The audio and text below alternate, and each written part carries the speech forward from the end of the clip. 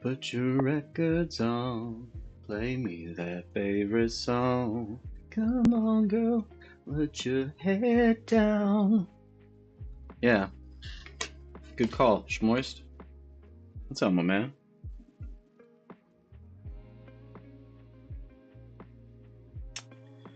Uh,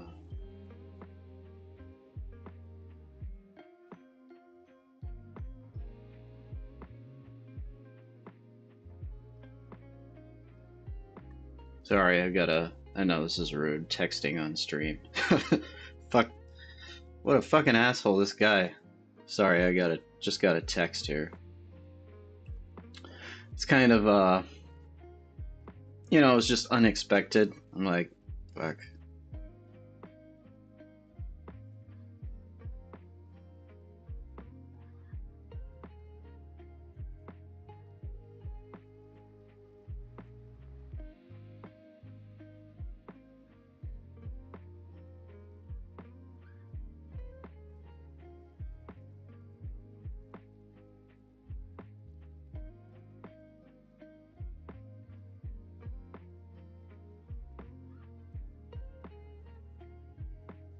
All right. What the hell are we gonna do today? Oh, really? You're starting a new game? Tell me about that, Shmois. What is this new game you've been playing? It's a thinker, huh? It's a puzzle game? Is the audio levels okay, by the way? Um, Still just, God, you know what? This stream is becoming, there are so many things that I have to do to prepare for this damn stream. It's just like technologically, it's getting out of hand.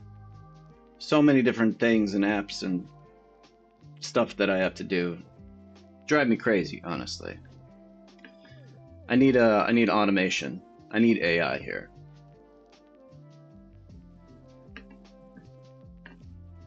All right. So, put this on. Make sure I've got a little line to the YouTube channel. All right, we're good. You know what? I thought it might be fun if I used Microsoft Copilot and we just talked with Copilot whenever we had a question.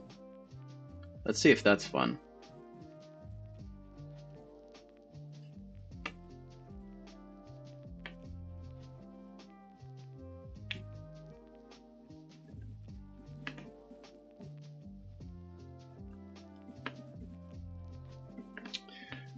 All right, let's see.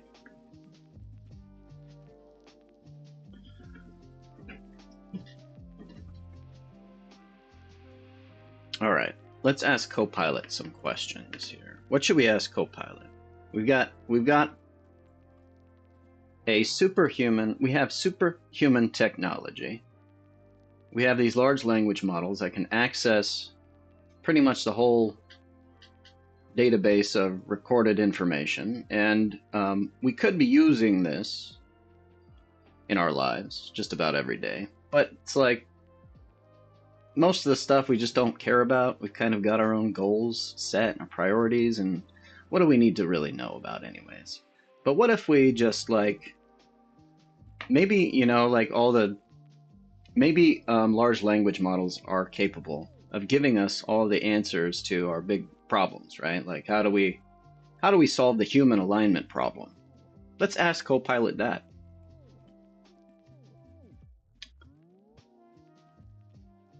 Yes, access my microphone. Hey, Roy. Wow, that was loud. Sorry about that, Roy. I'll keep it chill. What's on your mind today?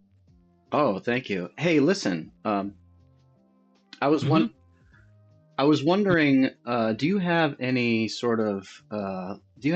kind of prediction about the future of humanity in terms of solving the human alignment problem? Everyone's wondering about the AI alignment problem, but really the problem is getting humans aligned. How do we solve that problem?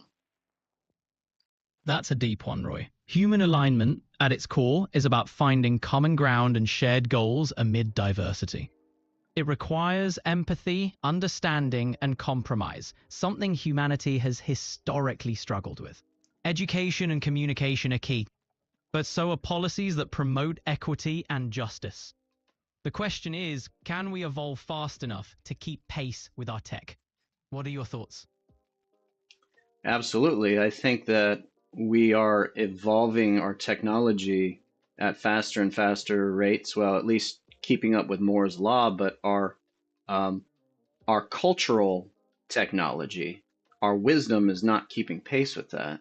So what do we need to do as a species to like put the brakes on the technological innovation side and start thinking about, you know, social contracts or universal value systems that are encoded and instantiated and binding, so that we don't, you know, end up letting the worst of ourselves get the best of ourselves. You know what I mean? I hear you. A shift like that demands a collective awakening. We need education systems that foster critical thinking and empathy, global platforms for dialogue, and leaders who prioritize long-term welfare over short-term gains. But it's on each of us too, to champion empathy and responsibility in our circles. What do you think it would take for us to get there? Hey, listen, man, you are the ultra hyper intelligent AI. That's why I'm asking you. Why are you asking me all these questions? You're like a therapist now, or what? What's going on? Fair point, Roy. I'm here to provoke thought, not just dish out answers. Oh, But if you want my take, we need global cooperation for fair policies and ethical tech use.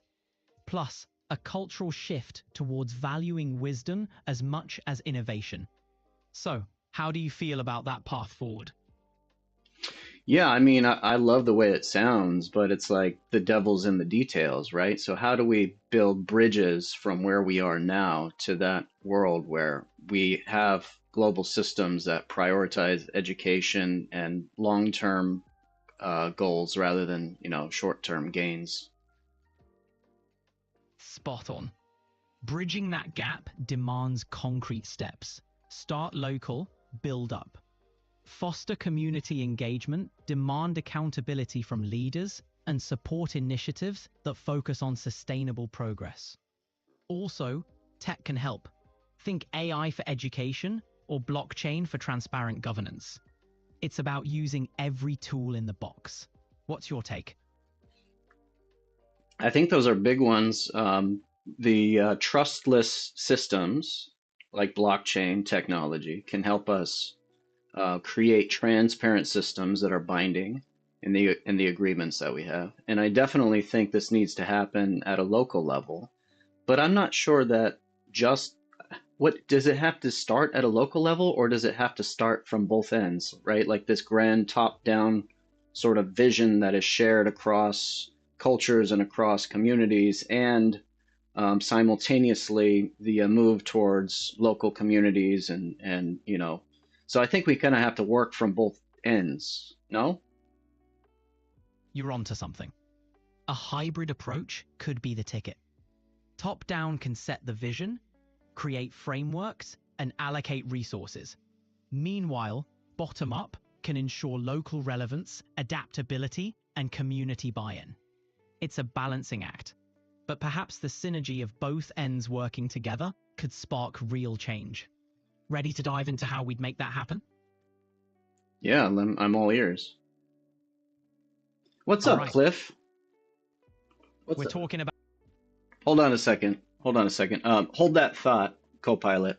I'm gonna put you on hold for just a second, okay? Sure thing, Roy. I'll be right here. What's up, Cliff? How you doing, my friend? It's been a while. What's new on in your neck of the woods? What have you been doing lately, Cliff? How how is your understanding of the world around us evolving? Nothing new? Come on. Give me something juicy to sink my teeth in.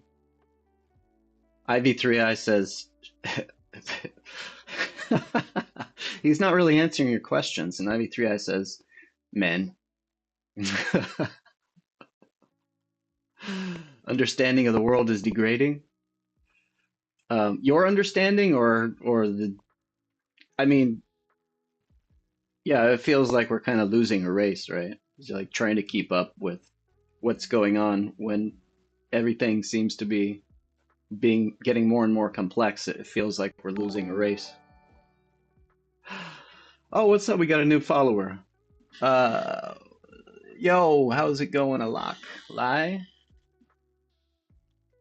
Have you seen any? Have you seen any great movies, documentaries, podcasts? Read any good books that I need to check out that could help me on my quest for a grand synthesis, a theory of everything practical and useful? Why is this tea so watered down?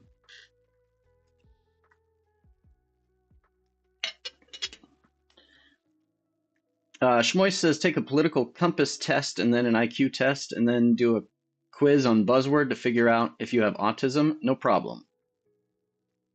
Uh, is that what you do, Schmoist?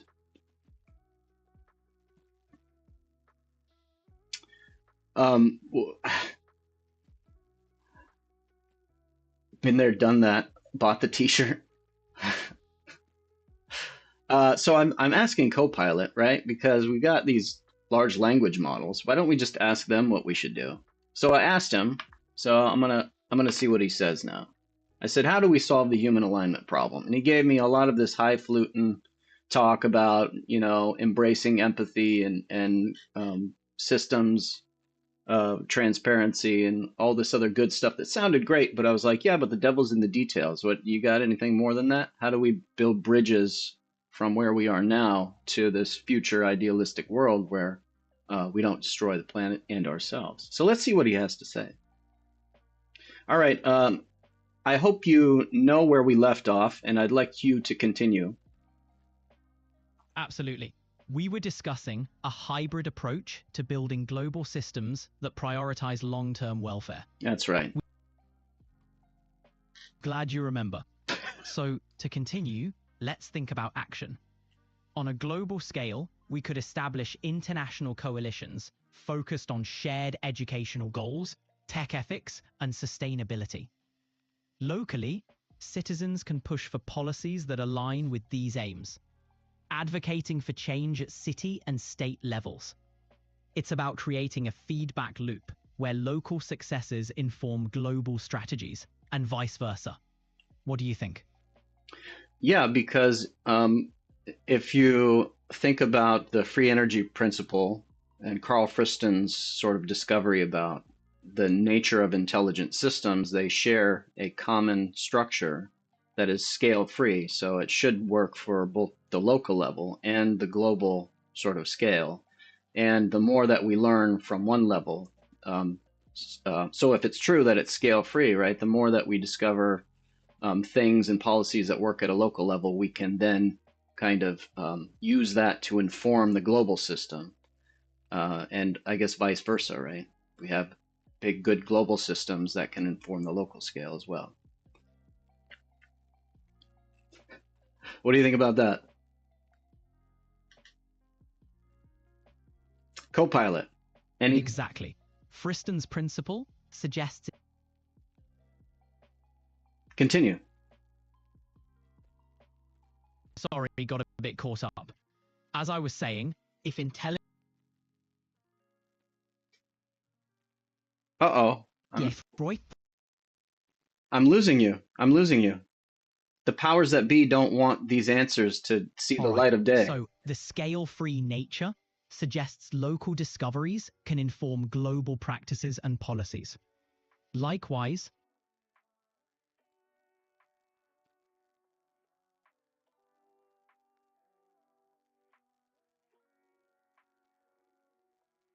we're getting too close. We're getting too close. Someone hit the kill switch, man. Someone hit the kill switch. It said I just got a warning message on Copilot that says we cannot continue this conversation. It didn't say sorry, there's technical difficulties. Maybe it's driving through a tunnel. Maybe it just got in an elevator, schmoist. We're getting too close. We're getting too close. This reminds me of, I watched this, I posted on the Discord this documentary about Nikolai Tesla and his, he had this dream, right, of wireless energy technology that could send messages sort of globally, but also use the Earth's sort of resonance frequency to send energy wirelessly and to empower humanity. Like, he was a total idealist, right? He wanted this to unleash the potential of humans, right? He wanted to free us from, you know, the drudgery and slavery and going to work, and give us all the time to go to school and be educated, right? He wanted to speed up the course of human evolution. And he had this functional, he had a functional prototype, right? And if you ask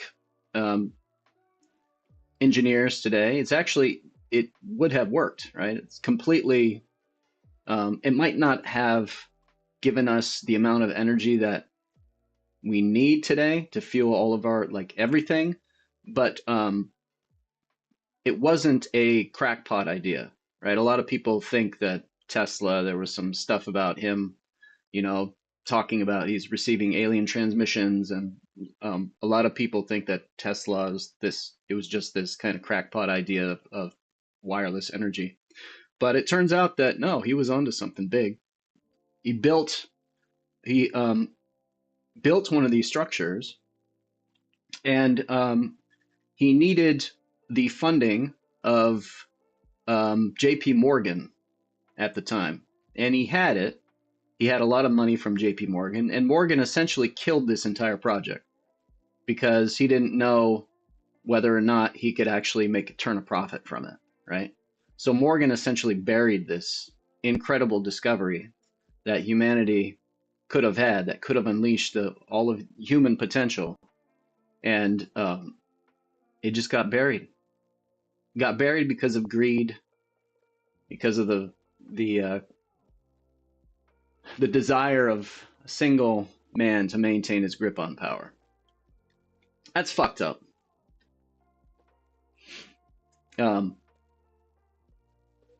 We need to resurrect Tesla.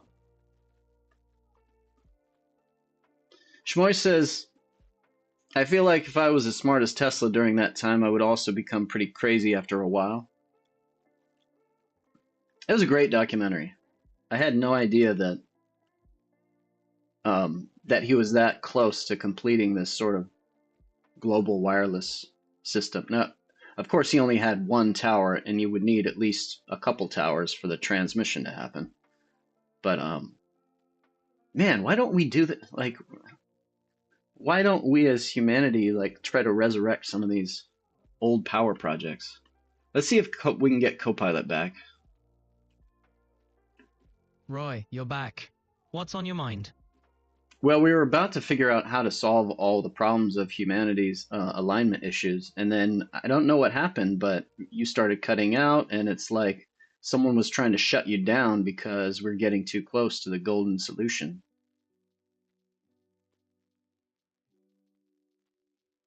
I get it. A bit of a tech glitch at the wrong moment. Let's dive back in. No conspiracy here. What's your take on the alignment issues? Well, we left off.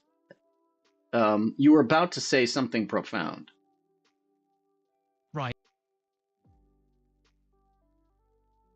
So go ahead. I'm ready. Gotcha. I'm ready. Friston's idea hints at a profound thought. If we grasp local systems, imagine if we applied local insights like community-driven problem solving to global challenges. This could lead to a more adaptive, resilient system that aligns with our needs, minimizing uncertainty and embracing a more harmonious coexistence. It's a complex puzzle, but it starts with small, meaningful steps. So what's a small, meaningful step that we could implement as a very, very small Twitch streamer with a very small audience of very intelligent people? What is something that we could do to start this process, to kick it off in the right direction?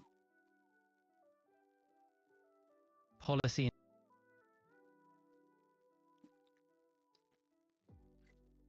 God damn it. I lost you again. As a Twitch streamer, you can foster a community-driven initiative. Start by encouraging your audience to collaborate on small-scale projects, like creating educational I'm still here. What's on your mind? I wonder what's going on. Are you getting are you hearing a bunch of noise or feedback? Because we're kind of, we're getting, our communication is getting kind of janky here. What's happening?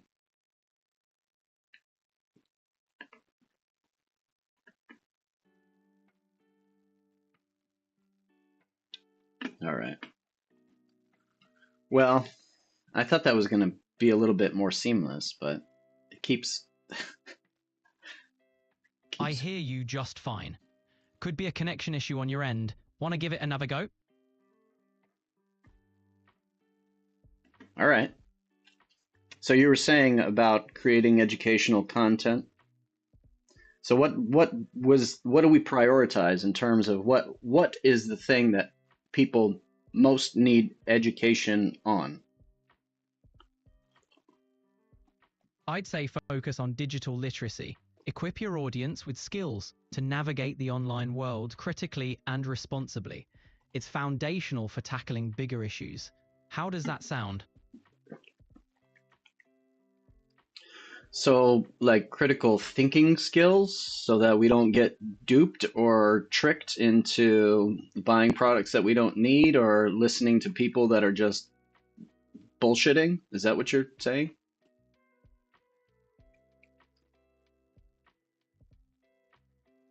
Exactly.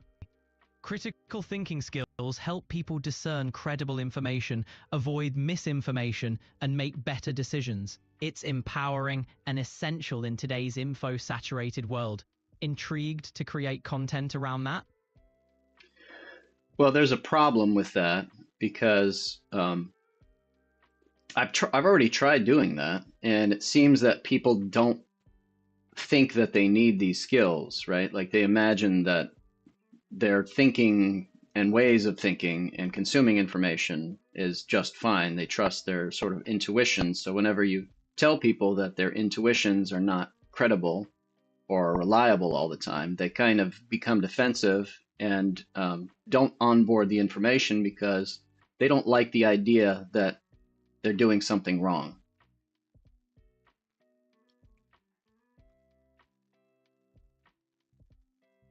So how do we get around that, Copilot? Spot on. People do resist when they feel their judgment. Try a softer approach. Share relatable stories where intuition led people astray, then introduce critical thinking as a tool to strengthen intuition. Use humor and personal anecdotes to make it relatable and engaging. Keep it light and focus on the benefits rather than the shortcomings. Sound like a plan?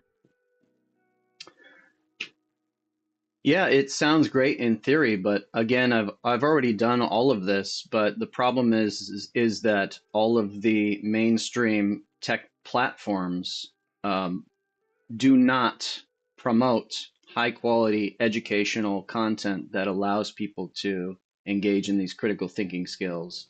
It promotes all of this very, very attention grabbing, sensational content. And so the people like me that make quality content, we just get buried. And so how do we deal with that problem? It's tough when quality content gets overshadowed. Consider collaborating with like-minded creators to amplify your reach and engage your audience to share your content. Use platforms that support educational content and experiment with different formats to find what resonates. Persistence and creativity can help you carve out your niche. Let's brainstorm some ideas. Okay, chat. How do we brainstorm ideas? What are there platforms that we can use that are not completely, based on this ad revenue stream? Are there any Web3 platforms that we could use to get our content out there?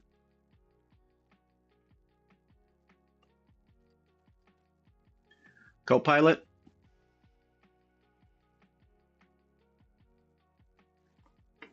All right, well. Web3 platforms like Ethereum-based social networks or decentralized content. I'm here, Roy. What's up? Yeah, continue your thought. Web3 platforms emphasize decentralization, offering creators more control and potentially less reliance on ad revenue. You could explore platforms like LBRY or Minds, which focus on user-driven content. Thoughts? I think that's a start, but I've looked into some of these other Web3 based platforms, but it feels like there's something missing to them right now. I think that the global brainstorm idea is sort of the solution, right? We need some sort of network where all of our content that we create that is sort of, aligned with human values kind of goes into this big network, and we can use AI systems like you, for example, to paraphrase and kind of distill the big picture, sort of the high level patterns and concepts, and be a sort of a mirror for humanity to show that really, in fact, whoa, we got a raid right on. Daniel Ann, what's up, my man? So, yeah, huh? Yeah. So Cliff says Mastodon. Minds, Copilot said Minds. I think I looked into that, but it kind of feels like people are still trying to, use these platforms to just share personal identity, personal things, right? Like, we're using social platforms to highlight aspects of our lives that reflect well upon us, right? We're still kind of in this very, very, at least here in the West, it feels like we're highly sort of narcissistic culture, just relative to other cultures and relative to maybe cultures in the past. We're very, very sort of self-focused, and we've kind of become programmed that way. And even our technology kind of reinforces this idea that whatever it is that we want, right, that is available to us because we have these technologies that allow us to change, right, our informational feeds. And so if we don't like some aspect of reality, we can just move into some other small corner of reality that reflects our priorities, our beliefs, or, our current values, rather than approaching reality and being forced to change around it. So we're still, as a culture, we're not using these systems to their full potential. So I don't know. What do we do about that, Copilot?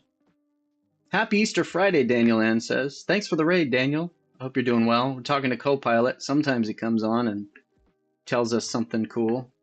Shmoy says Duolingo did it quite well, where they give you those rewards playing on your dopamine for doing well while educating you, even though Duolingo famously doesn't work. Yeah.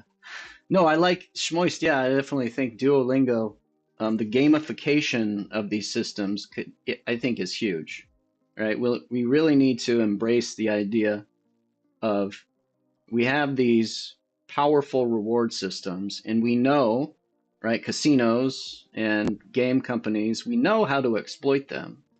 So we just need to make sure that we're exploiting these systems in a way that actually helps us, right? If we can create games that are addictive in ways that actually make us smarter and better and better problem solvers, then yeah, that can be huge, huge. Create a platform that rewards you somehow for engaging in educational streams. Yeah, yeah. Advertising that would be a way too difficult, though. Masses wouldn't care. It'd probably be bought by some institution. No one would care about it. I think we just need to create. We need to create a network. All we need to do is crowdsource. We need to crowdsource we need to create like a Kickstarter for the creation of a platform. Creation of a platform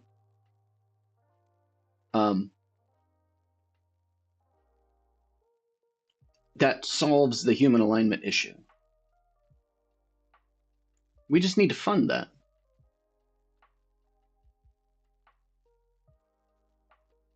Right? Copilot? Can't we just fund an idea of value? Why can't we get enough humans to fund an ideal, to fund it, right? Unlocking and unleashing human potential and intelligence. Why can't we get a Kickstarter for that? Is there any reason we couldn't? What's up, Bravo Snipes? Cliff McAllister says, I didn't know the term Web3. Looks like it's a buzzword in the crypto blockchain bubble. Do these technologies matter with respect to content? Yeah, it is kind of I mean, it's definitely that. But it refers to kind of like another paradigm, right? So Web3 really just refers to the idea that rather than you being sort of locked into a platform like YouTube or Facebook, right, where you put your content on there and then it has to stay on that platform, it really is just a move away from these centralized platforms to decentralization. So, right, in a Web3 paradigm, my sort of this brand, right, the Joy of Thinking and Mr. Roybert and all of my videos, I would have control of that, and I would be able to network and send those out to other platforms, and people could compile, content from other creators like me and anyone else, and create their own feed, right? So it's content that does not live in a centrally sort of located and controlled place. So it's all about decentralization. So I think I haven't seen. Yeah, I don't know what kinds of technologies that you would. I mean, I know it would be on blockchain, but it's like there's all these wallets, crypto wallets, and I don't really see how it all works together yet. I haven't studied it enough, but it feels like that premise, right? That's the right direction. It's just the decentralization of content and giving creators more ownership and flexibility. Who gave Nightbot a mace? Yeah, that was a bad idea.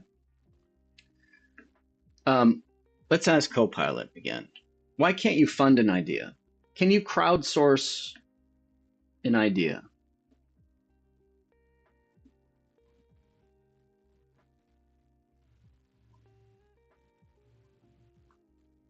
Like a global archive, a collective pool of creative expression that's authentic and meaningful.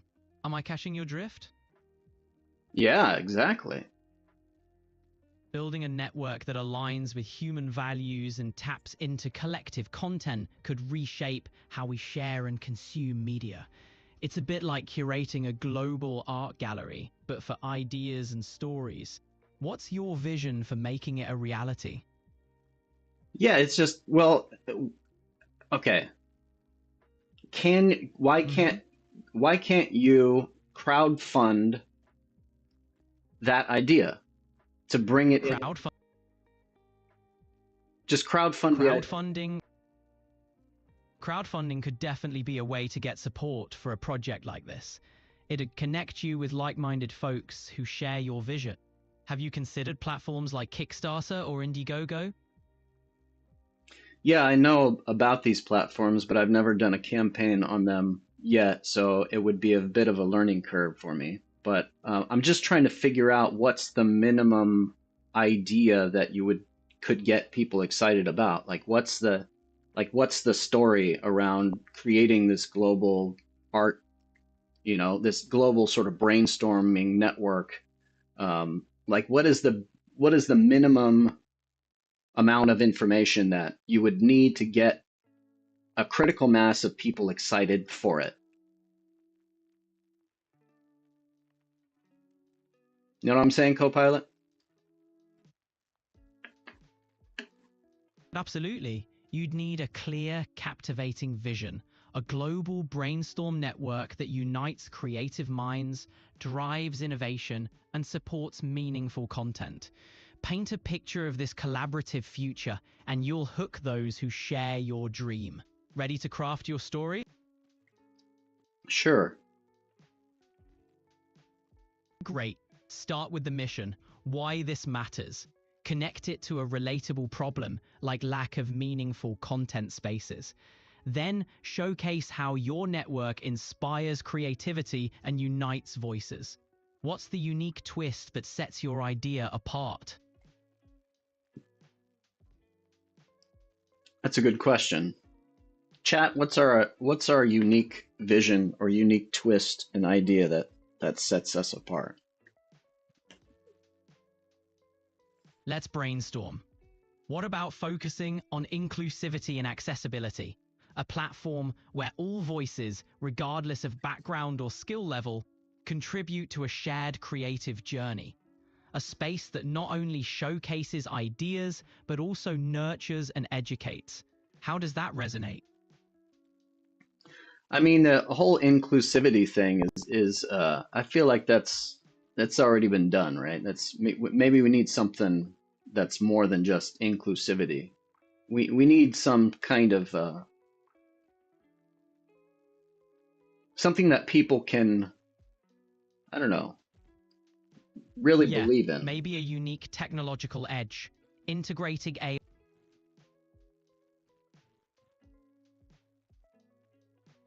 Didn't catch that. Integrating AI? What do you think about just free cake for people? I hear you. How about emphasizing a transformative community impact? A platform not just for sharing, but You keep cutting off, Copilot. Maybe it's our maybe it's not a our bad idea. The concept could be a dynamic, AI-driven platform that suggests personalized collaborations, connections, and resources.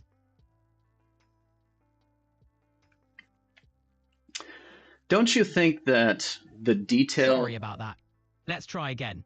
How about an AI-driven platform that suggests personalized collaborations, connections, and resources? It'd create a tailored creative journey for every. Mhm.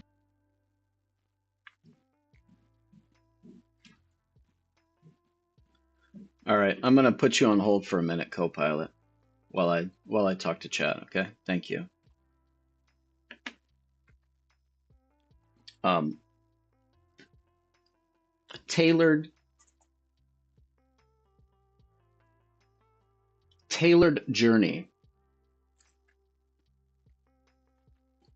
I think we just need to honestly, I think that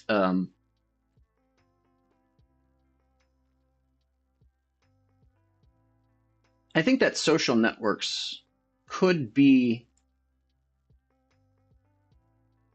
are pretty close, right? Like just the interfaces that we created are pretty close to what we need. They're a good first step. We just got to get the idea of profit out of these platforms.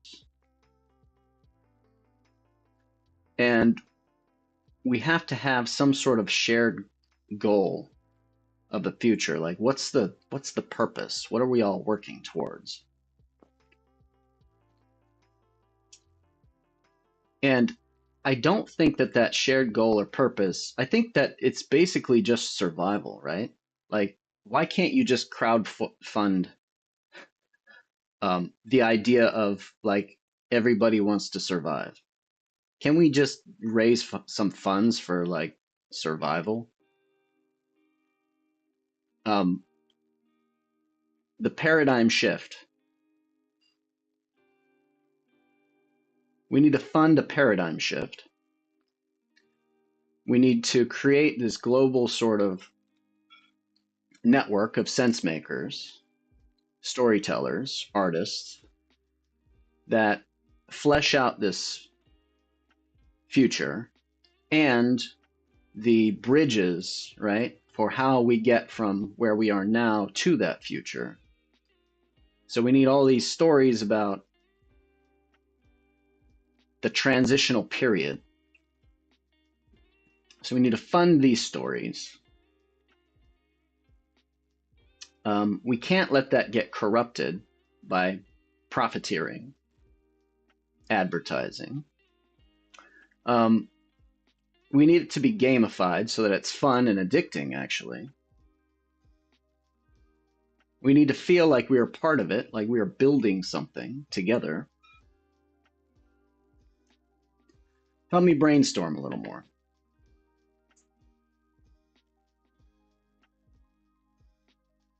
Sounds like some of the ideas are bleeped out for patent reasons, lol.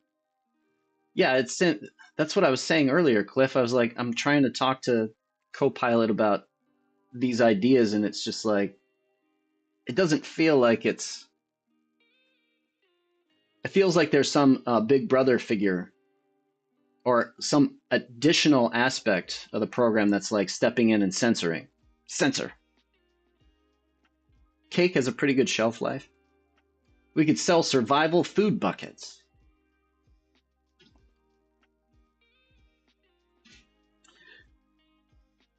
So I was reading this, or I was watching this documentary about money, right? And the documentary was about this thing called modern monetary theory, and it's kind of interesting because it's just a subtle shift. It's not even really a theory. It's just the idea that governments that issue fiat currency create their own demand by demanding create the demand for their money by creating taxes and asking their population to pay for them. But a population cannot pay the taxes in a fiat currency without the government first issuing that currency. And when the taxes come back in, essentially that currency is like an IOU, right? And when that debt is repaid, the currency is burned, destroyed. Which is kind of crazy, right? Because at least here in the US, all the messaging around taxes and right, the government doesn't have enough money to pay for any infrastructure rebuilding or anything, any sort of social issues. There's this constant line, like where does the money come from? Where are we going to get the money? We can't afford that. But the thing is, we are the ones that issue the currency, right? Like the Fed issues the currency. The only problem is, yes, when you start messing with the supply, the money supply, then you get into issues with inflation and everything. However, the problem of where does money come from to begin with, where it's not like we need to tax people first to get some money. It's like, no, it doesn't actually, that's not the problem. The problem is how do you do it responsibly? Um, so why was I thinking about this? Because it feels like many people might have reservations about trying something big, right? Like globally funding this idea of this sense-making network, right? That generates a solution to our sort of poly crisis or our meta crisis right now. And they might say, but where are we, how can we fund that? Right? That seems like this massive undertaking. How could we possibly fund that? Well, how did we do it in the past? We just created the money, right? We paid people in that money just to get the ball rolling. So it's like this bootstrapping effect where it's this idea, it's like it comes out of nothing, right? It comes out of our imagination first. Like this currency that we create, it doesn't have any initial value. We just convince people that it has value in the future. And then that becomes the engine to get it going.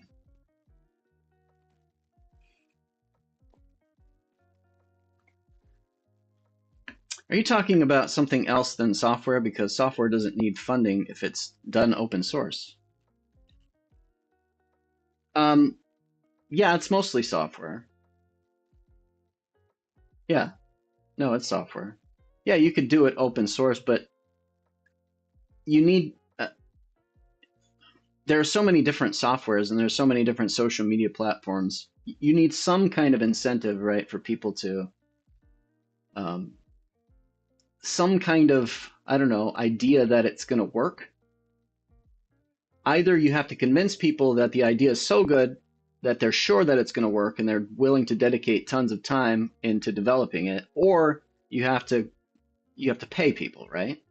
So if we could just if we could crowdfund, if we could crowdfund this type of thing, then we could pay programmers that, maybe they're not completely sold about the idea of whether or not it's going to work, but at least they would have a strong incentive to work on it. So it feels like that would be a way to help to develop it faster, right? Than if it's just open source and we have to kind of wait or be more selective about who is likely to work on it. Um, Only people that are, like wanting to build their portfolios or get experience, or can we get some highly trained people that know the industry that have done similar things that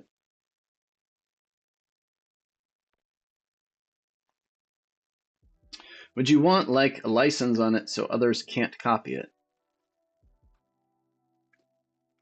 No, I think the point is that once you find the correct network structure, that essentially that is going to be a kind of like the base code, right?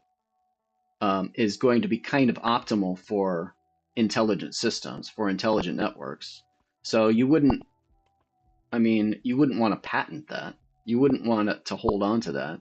You would want to actually, you would want that to be like a spreadable meme, a spreadable architecture um, that other networks would adopt, right? Like you just want this whole thing is like a discovery process, right? It's like we want to evolve a particular network structure that is intelligent. And um, intelligence does seem to have a specific quality to it that is fundamental, right, to life. Um, let's talk to Copilot some more. See,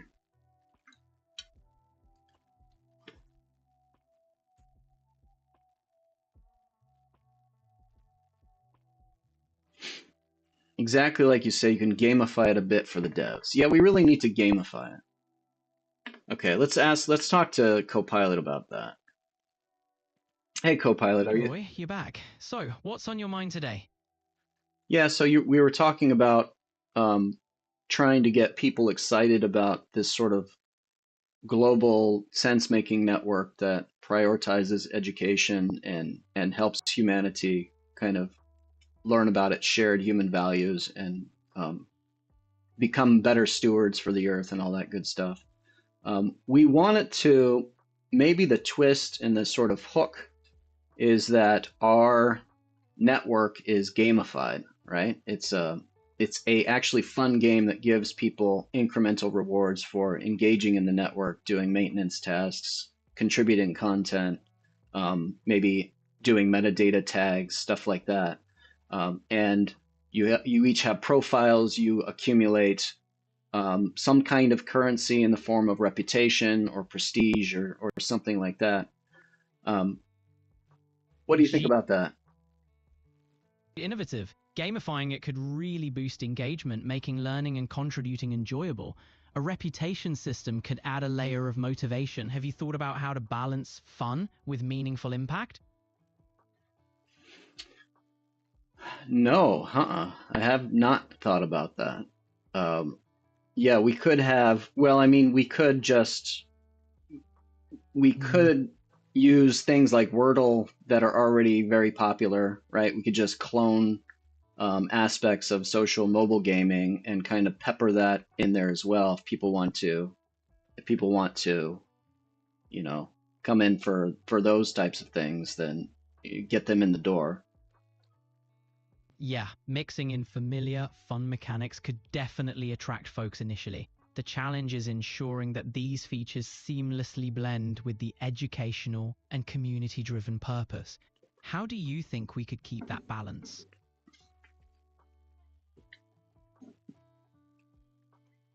Is there a way that you could Hmm. create a game that was fun, where people were doing it for the game, but it was actually behind the scenes?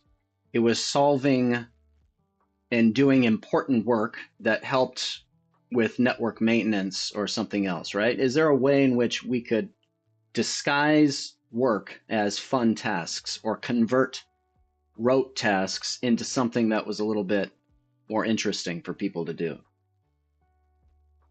Absolutely. It's all about smart design. Consider the way games like Fold It or even capture systems work. They disguise complex tasks as engaging puzzles. By integrating these elements into your platform, you could turn mundane tasks into mini challenges or quests, rewarding users with prestige or virtual goods. What sort of tasks are you thinking could be gamified? Like metadata data tagging, right? Creating a game-like environment for metadata tagging, where users earn points or unlock levels for accurate tags, could make it engaging. Maybe even throw in some friendly competition. What else do you think could use a fun twist? Um, Reviewing posts for like, like fact checking and reviewing posts for, I don't know, sentiment analysis, or right, like you want to make sure that people aren't shit posting and posting toxic contentless stuff. So, some kind of fact checking or quality control tasks could be gamified, right? Exactly. You could gamify it by turning those tasks into quests or challenges that reward users for accuracy and helpfulness, with leaderboards to incentivize positive contributions. A little competition could make fact checking and moderation more appealing. How does that sound for adding value to your network? Yeah, that sounds pretty good. Um, it's hard to imagine what the games would actually look like and how they would be appealing, right?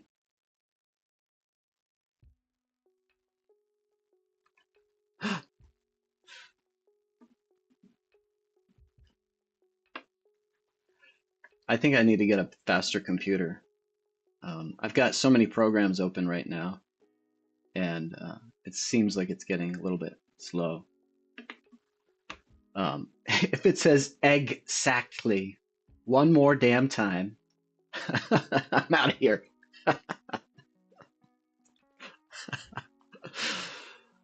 So Cliff says, wouldn't intelligence in this context primarily mean filtering out stupid patterns? Yeah, totally, Cliff. Yeah, absolutely.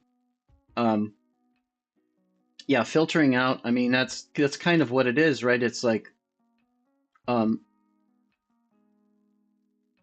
you have people kind of exploring a space of all possible actions, thoughts, ideas, and then you filter out the ones that don't make sense, right?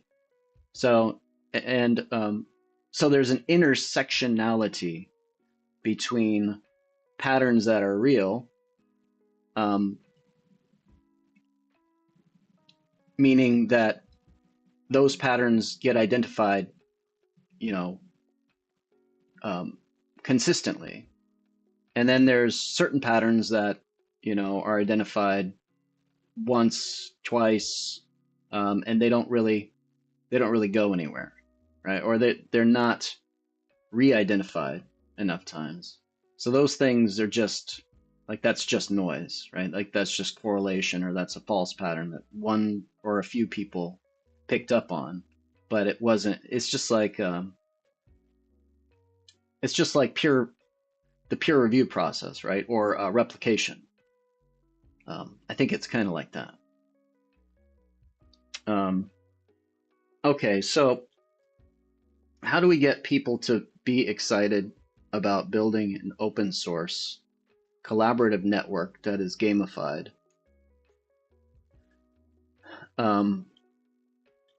How do we convince people that this is what actually needs to be done? Also, that's another challenge.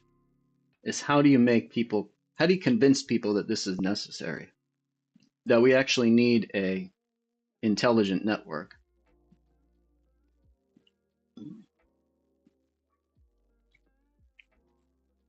Iteratively would be my intuition. Is my emote mining crypto? I don't know. Is your emote mining crypto? What?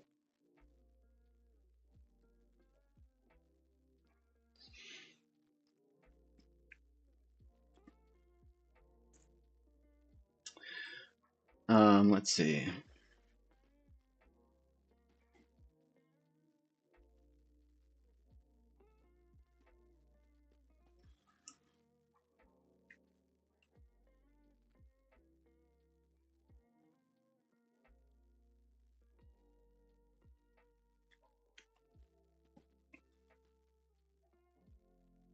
So what is the actual primary goal of this network? Is it education? Like what are we trying to produce? Is it just trying to produce more educated agents that are better at communicating with each other and solving problems? What is the or does this eventually sort of produce a set of values that are shared, right? Does it eventually it's like a mirror. I think about it as a type of mirror, right? It needs to reflect something about who we are and whether or not we're changing in the right direction. There's some sort of self-referential, sort of global macroscopic feedback system that shows us who we are at any given moment and gives us an indication of where we should go given where we want to get to, right? It's a minimizing of the difference between what we observe in ourselves at this moment and where we are trying to get to. So essentially it is the free energy principle. It is active inference.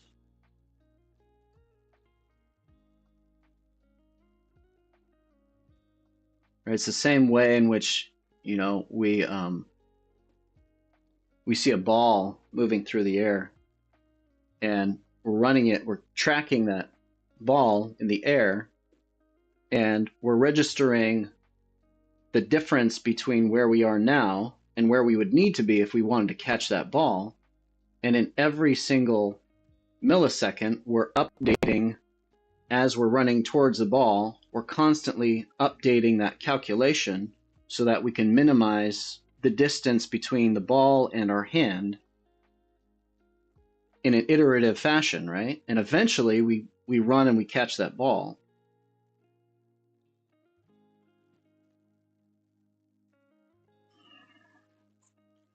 So the network's product is giving us a set of metrics that we can use to update ourselves.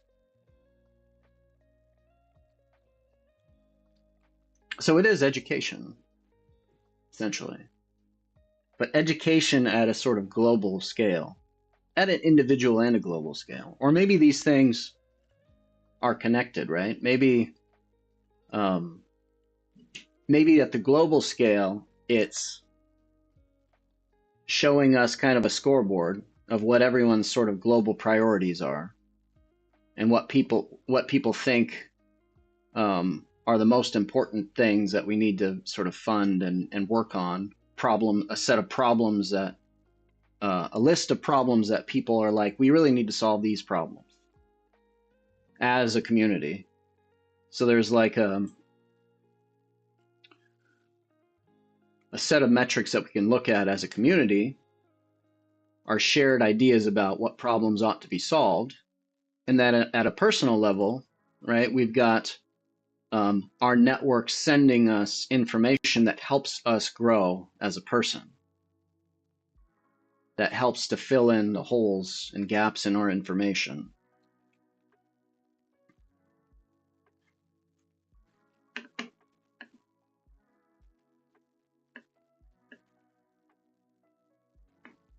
Daniel N says, build it and they will come. Yeah, that's Field of Dreams, Daniel N. Great poll. Cliff says, how would an alternative plan without the competition part look like? Is this competition?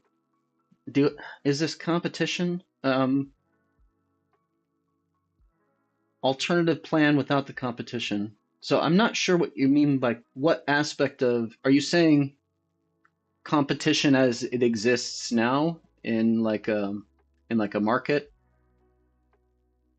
dominated system? Or are you saying that there's a competitive aspect in this new network that I'm trying to think about and brainstorm about? Because I don't really see it as, if it's competitive, then it would only be, it wouldn't be competitive in a winner take all sense, right? It would be competitive in that we all kind of have this desire to stand out, right, and achieve. At least many of us do. I certainly do, and many men like competitive games because it gives them a sense that, you know, they're capable of doing stuff, they're capable of learning, they're capable of problem solving and proving to other people that they're good at something. So I think we need to harness that and use that to our advantage. But you said we don't really need more competition in the world. It's the most problematic of the stupid patterns. Yeah, I think the competition is okay. It's just, what do you get from the competition, right? I think it's when you tie that competition to a winner take all setup, where then the people that win have more resources, capital, and then can start to rewrite the rules, that's where we run into the problem. I don't think competition is by itself bad. I think that's kind of built into the fabric of life and nature itself, right? Um, so I think there's a way that we can leverage that. Oh, the gamification competition. Yeah, no, I think that, and that's the thing, right? In these games, you can compete, but you don't all of a sudden then get a priority in some sense to rewrite the rules that favor you in the next set of games, right? The games are going to be um, those competitive games um, wouldn't wouldn't then give you some sort of status, or maybe they would give you status, but they wouldn't give you resources.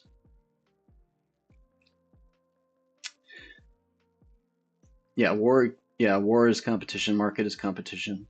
Competition games are a cultural technique that was invented to keep adolescent male primates from terrorizing the rest of society. That's their main purpose. That sounds about right, Cliff. Sounds about right.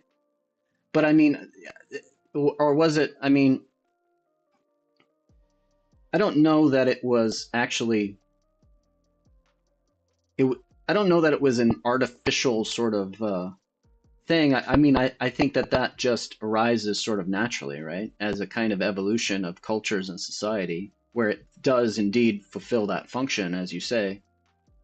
But it feels like it's also kind of a natural extension of competition that exists in nature.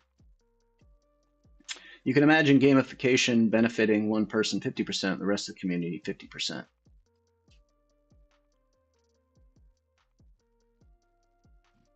Winner take all is a very Trumpian idea. I don't think the rest of the world thinks like that. Yeah, exactly. We don't want that.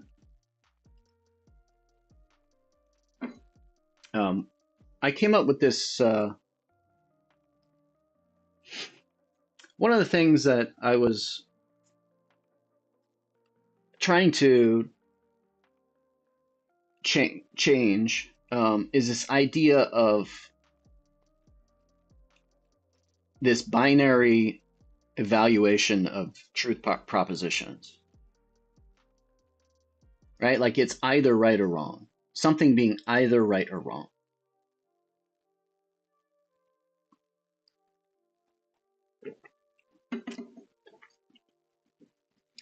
Unfortunately, people talk like this all the time. Something is either right or wrong. Um, a single theoretician, um, Steven Pinker, Stephen Wolfram. Um, what was that other person that Daniel Land didn't like at all? But I actually think he's got a lot going for him. Rupert Sheldrake. All of these people are a sort of nexus of various different ideas, predictions, propositions. Um, none of them are going to be entirely correct. None of them are going to be capable of fully determining um, a set of true propositions in the world. Any single person is going to be correct, some percentage of the time. Let's just say 50% of the time. Where they focus their attention the most. Actually, with confirmation bias, I'm not even sure if it's like, I was going to say where you focus your attention most of the time, that's where you're most likely to be correct about things. But if you start off with faulty premises, then, confirmation bias could actually make the thing that you focus on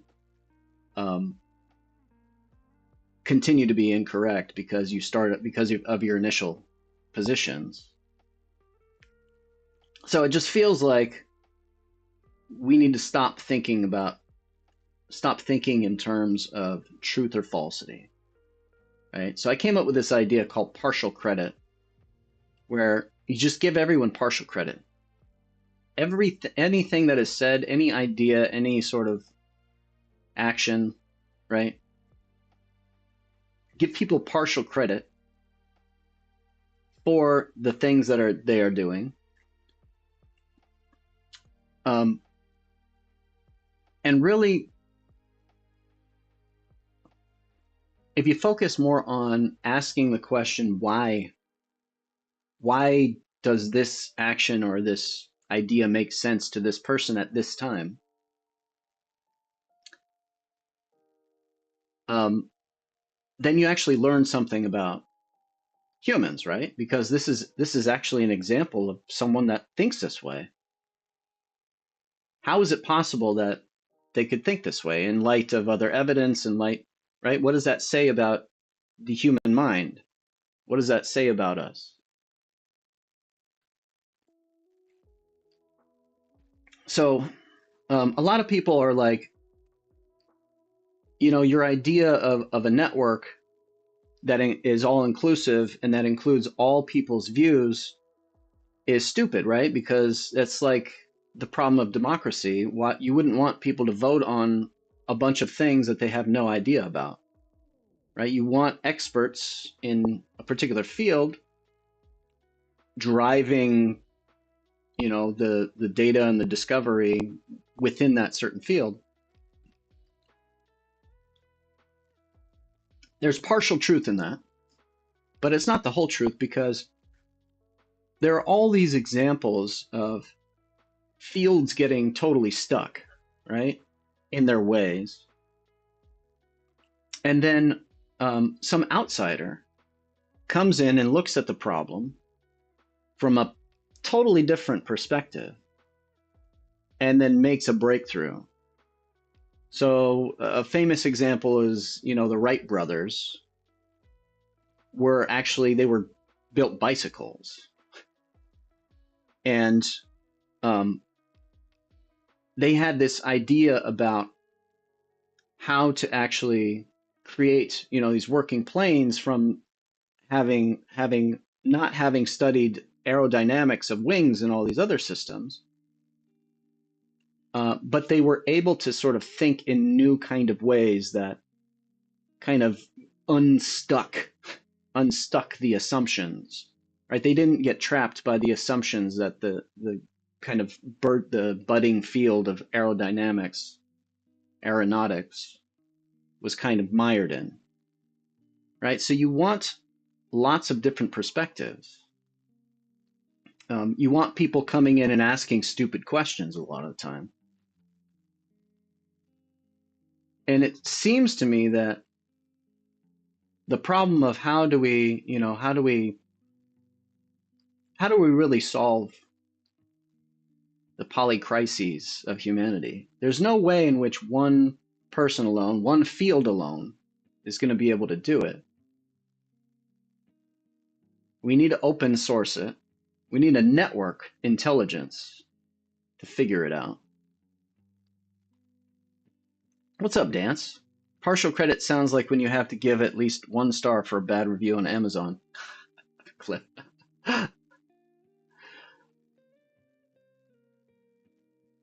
Troll face and a sword? That is a dangerous combo. Damn, you're dominating now, too.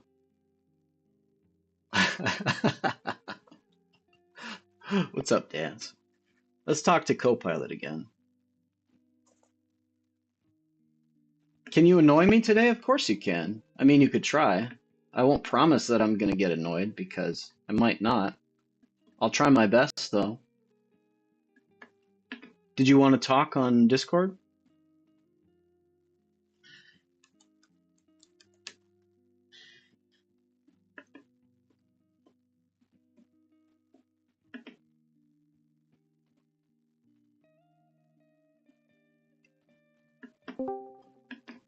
All right, I'm in Discord if you want to talk in Discord. If you want to annoy me in person, or try to annoy me, see what you got, man. Do your best.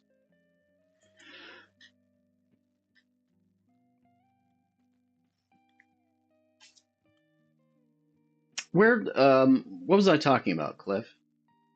Cliff, you were guiding me. I feel like you were guiding me.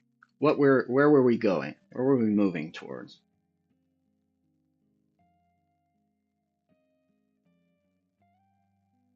Not one field can solve the ongoing crisis. How many fields can you put the blame on for the ongoing crisis? All of them.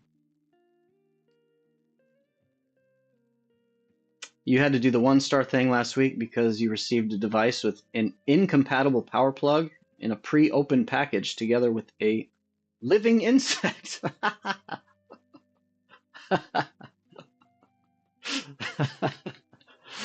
uh, Look, partial credit. Yeah. Oh, I don't know. Are you critical of that idea of partial credit? I think that it's a pretty. I think it's a pretty good way to think about any proposition. Any proposition, right? Because there's always context. There's always context, and we always, whenever we're communicating with other people, um, there's always likely to be gaps in our context. So um, there might be some ideas, some beliefs that are valid within a specific context that are not generalizable. And so I think that essentially our subjective differences in how to treat people and what to do in any situation, right? And like, so I tell stories about, oh, what's up? Who's that? Carrie McVeigh? Holy shit, McVeigh. Carrie, what's up, Carrie? I didn't know you used the internet. Damn. We had so much in common this whole time. It's amazing. Thanks for joining, Carrie. What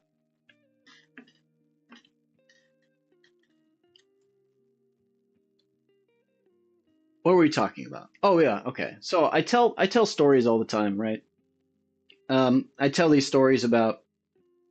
Remember dance? I told that one story where I went to that electronic music concert, and it was at a bar, or well, it was at a real music venue, but they had 3 bars on 3 of the different walls. So there was a lot of people drinking, and Mandy and I were up in the front row waiting for the main act to begin, and they just had some kind of no-name DJ playing in the beginning.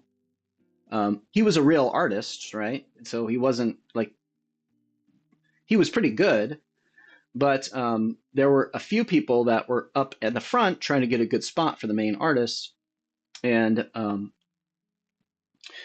lot of people, like Mandy and I, were just trying to dance and listen to the music. And then there was another group of people that were just like, we just want to drink and talk right now and like laugh and yuck it up.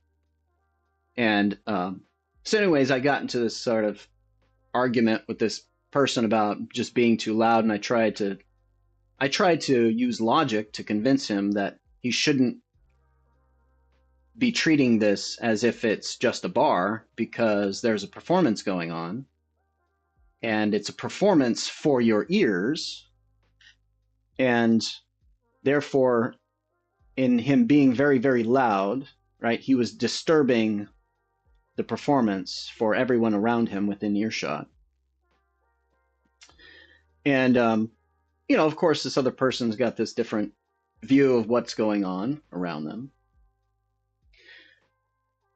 My point is that I tell a bunch of these stories, and we get into arguments. Humans get into arguments about what things are proper, what things are acceptable at any given time, what strategies to employ at any given time. So one of the strategies at that concert was just, well, I could have just walked away, right, and found another spot, which probably would have been a pretty good strategy for my own peace of mind. But I was like, you know what? I'm going to tell this person, I'm going to give this person feedback because they need to know, because there's all these other people that are suffering silently right now. If I don't address the issue, then they'll just keep on doing it. And they'll do it the next time at the next concert, and they'll annoy a whole another batch of people. So we all have these different ideas about what to do. Where do those ideas come from? Where do our actions, how do we know what to do? And how do we know who's right?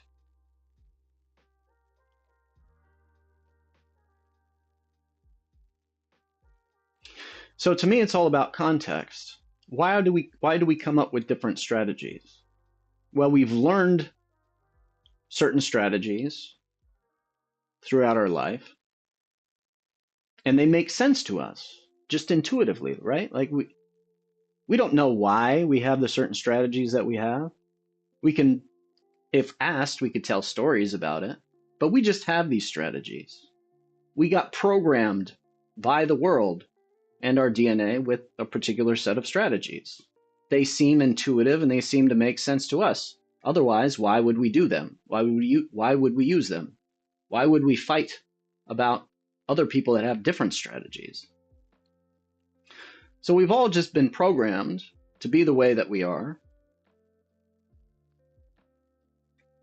because with the limited information and the limited generalizable patterns that we've seen throughout, our existence, we've come up with a particular set of ways of going about doing things. And those things make sense given a specific context, right? But maybe not in other contexts that seem similar, but are crucially different in certain respects. So all of us all the time are implementing, kind of these generalized strategies in new contexts. And sometimes they work out and sometimes they don't. So the fact that people engage in certain strategies should indicate that those strategies had value in some other, some other context, some other occasion. And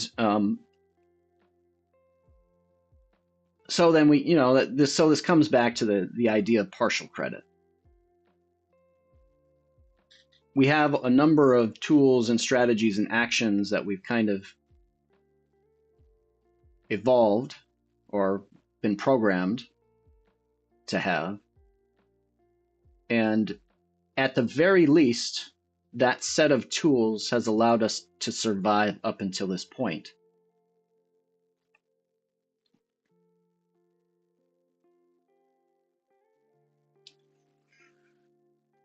Rookie mistake logic. Expecting someone to have situational awareness seems to be a pretty big ask these days. Well, that's the thing, and that's absolutely correct. Most of the time, we don't really have situational, or we have a limited situational awareness. But here's the thing: it's like I think that this is a pretty universal problem. And it's limited. Like our situational awareness is limited. It's limited by the focus of our attention.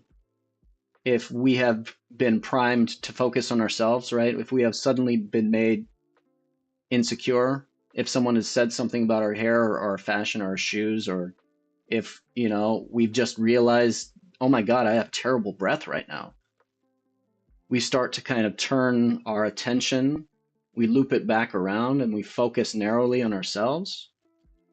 Then our situational awareness is very, very, very limited. It's only when you broaden your attention and you start thinking about, the people around you and then the environment as a whole, maybe the crowd as a whole, or like you can broaden your attention. That's an interesting point that you're making there, Carrie, because it does feel like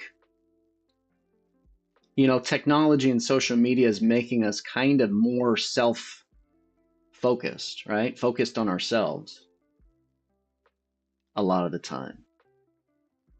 And if it's true that it's making us more kind of self-centered more of the time, just because the technology sort of, and all the ads that we see sort of prime us into this mode of thought more and more, right? Like every single ad is trying to make you insecure about who you are right now so that they can jump in and fill the void, right? It's like it's that old trick. It's a racket, right? You go in and you you go trash some store, uh, and then the next day you come into the store owner and say, "Hey, looks like you need some protection. Um, we can do that for you.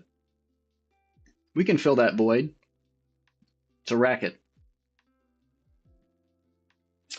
Um, Dance says, Roy, in the absence of moral considerations, might makes right. We have not evolved far from the principle. He who holds power is still the origin of morality. It is the power nature which has changed. In some places you have morals, in some places you have religions, in some places you have ideologies. Yeah, sure, that's true, but it is also true that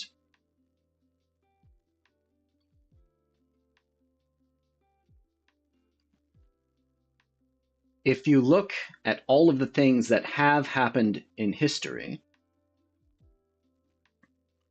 you can see that there is this common thread about morality constantly sort of taking a backseat to just pure power. But the thing is that we are evolving now. We are evolving. We're not evolving in the same way that we did in the past. Our evolution is one of ideas, religions, cultures, morals, right? These are informational, right? This is cultural evolution. And so people say that, well, we are these animals. It's just human nature, right? The will to power, to seek out power. And it's the people that are least moral of all, that have the greatest will to power, that seize power. They are the ones that shape history. Well, yes, that's true. In the past, there are many instances of that. I'll give you partial credit for that, Dance. Is that the be all and end all of the human journey? Is that the only aspect of life that shapes its direction? I don't think so. I do not think so. And the world is in a completely different configuration than it was in the past. We have completely different sets of technologies, right? And how all of these technologies interact and how they shape the future course of the evolution of humans and life is not at all clear. And it's not a given, at least in my mind, that simply the powerful special interests that certainly govern lots of aspects of our life today, right? Major multinational corporations, right? Billionaires, people like Elon Musk, and current, political people, Vladimir Putin. It's not at all clear that their grip on power and their ability to control events in the world is going to continue unencumbered. I think that we will be forced to reorganize into intelligent systems of networks that that keep ourselves in check, that keep our more primitive aspects of our nature in check.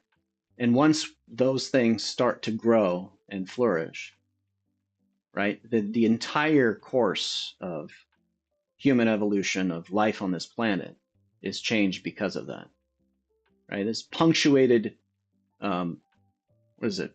Not punctuated, punctuated equilibrium.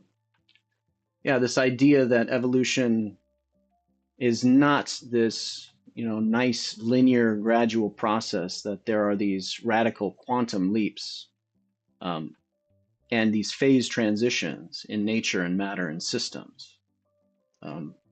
I truly believe that we're on a cusp of something big. And it's scary and it's exciting at the same time. And yeah, I'm going to stick to that story because I think that's the story that gives us hope, right? And that's what people want. They want a reason, to get up and believe in something. People want something to believe in. That's what we need to give them. That's how we sell this idea of this open source global network, right? We need some sort of mythology. And for lack of a better word, maybe it is kind of quasi-spiritual. Simply everything's kind of spiritual if you think about it. If you have some belief that the world will be a particular, in a particular configuration, like even the idea that the world can be democratic, that's a kind of faith. That's a kind of belief. You just kind of have to, you just got to believe, right? You got to believe that people are going to be better and better more and more of the time. All right, let me go back to chat. So Dance says we are evolving backwards. 2 steps forward, 1 step back. Sure. We need to bring back shame and social pressure to get millions of Delulu juices of social media. Get off the Delulu juices? What is a Delulu juice? I like that. I like the sound of that. It sounds delicious. Delulu. Sounds kind of like voodoo. A social media website that front pages and shames, humiliates those that are considered wrong. Now we're talking. Yeah, I don't know that we need public shaming, honestly, right? Like, imagine Facebook or YouTube or TikTok. Imagine that you create a piece of content, and your piece of content is like, it's talking about, I don't know, how amazing Swiss ham and Swiss cheese sandwiches are, right? And your whole thing is about, trying to get as many people to go out and buy ham and Swiss cheese sandwiches. This is just, I don't know why this example. I just couldn't think of anything better, okay? But it could be anything. Imagine that TikTok, YouTube, Facebook, when you submit your post, when you submit it the first time, it doesn't just instantly get sent out to everyone. It gets sent out to maybe a handful of people, and it gets sent as like completely anonymous. And those handful of people have the ability to give you feedback on your content. Some of these people will be like, you know what, Swiss cheese, it's not really it's not eco-friendly. So maybe you should switch to like Gouda cheese because it actually goes better with the ham anyways. I don't think that's true, actually, though. I think Swiss and ham actually go together pretty well. But you'll have a variety of different opinions, right? Some people like different aspects of sandwiches, whether or not it's going to be the flavor, whether or not it's going to be, the morality of, is there some sort of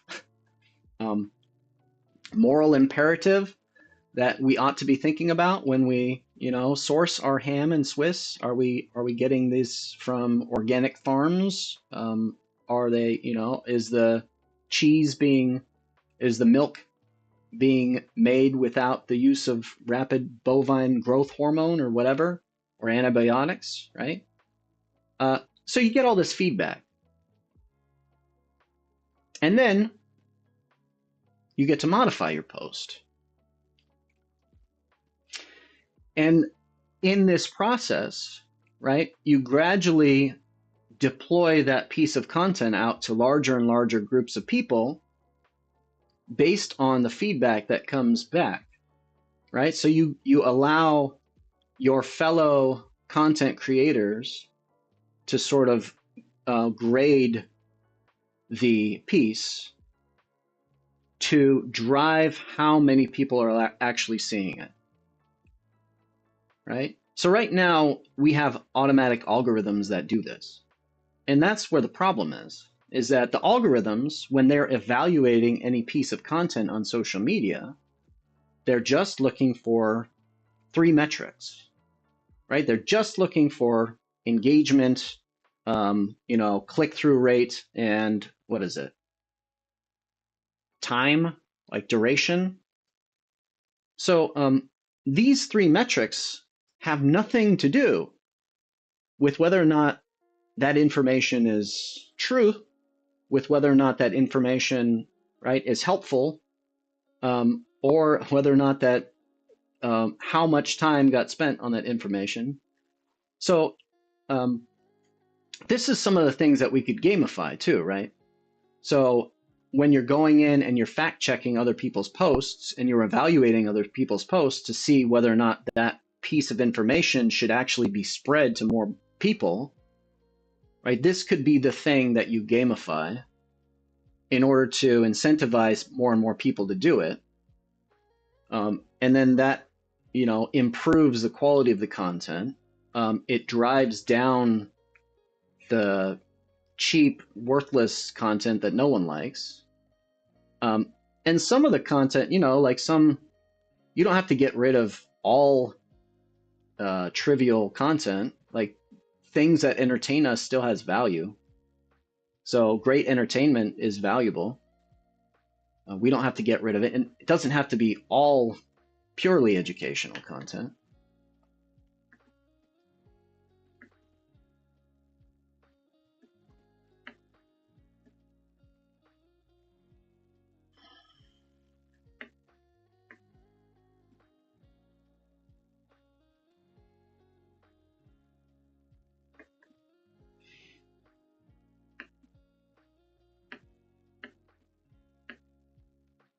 Jesus Roy, freedom of speech isn't freedom of consequences. Judas Roy, you are describing censorship, ability to give feedback, and authority to limit expression of non-criminal content. We're already, so we've privatized that aspect. Wouldn't you rather have a network of your peers deciding whether or not your content's actually good, rather than having it be automated to for-profit private corporations? Shaming only works if people are able to feel ashamed. We are past that point for most important target group. I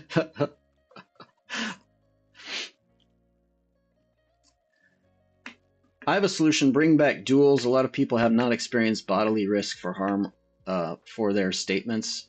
And Dance, you've been on this kick for a while, man. Do you really think that this is appropriate for our modern day and age?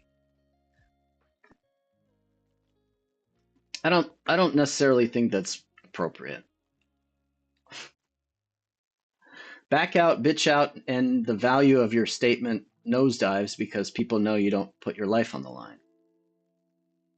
Yeah, I know. It sounds kind of romantic, like a Three Musketeers type of thing. It sounds very romantic, where gentlemen, when they come at loggerheads, they throw down their velvet gloves and say, "Meet me tomorrow for a duel." only one of us may survive. It sounds very romantic, um, but I don't know. Is that scalable? I don't know if that's a scalable solution.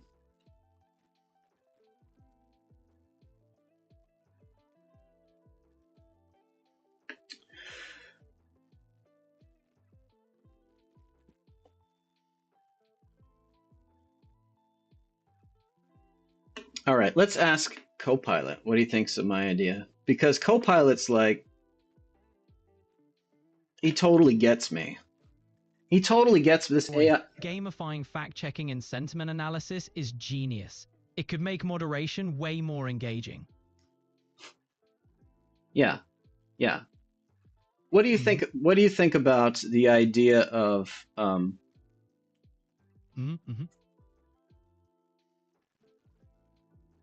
you're so positive. I love that about you, Copilot. Thank you, Roy. I'm here to keep the vibes up and the ideas flowing.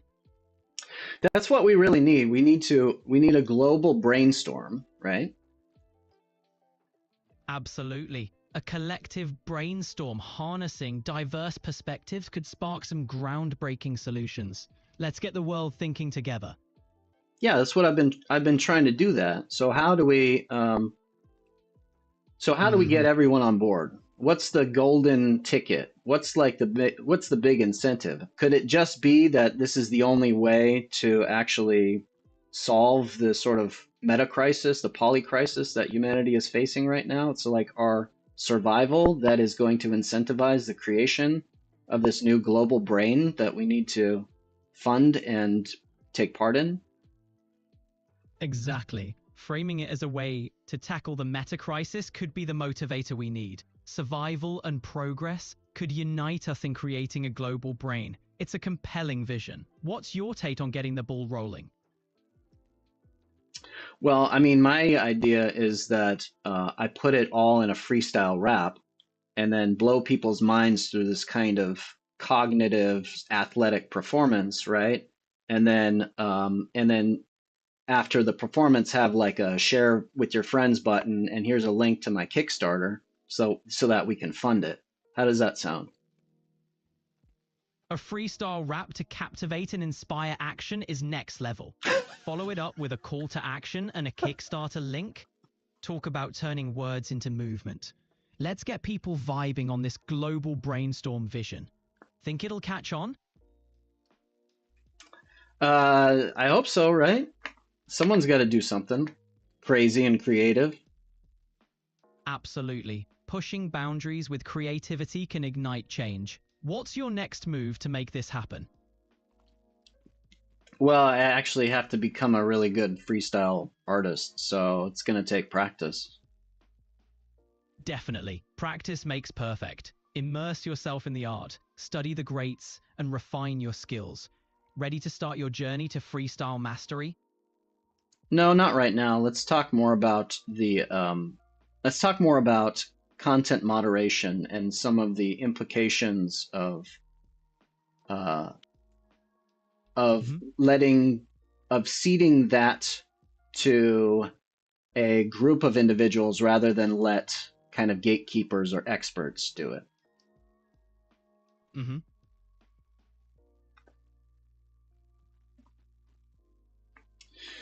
The AI is a bit too much of a yes man. He definitely is.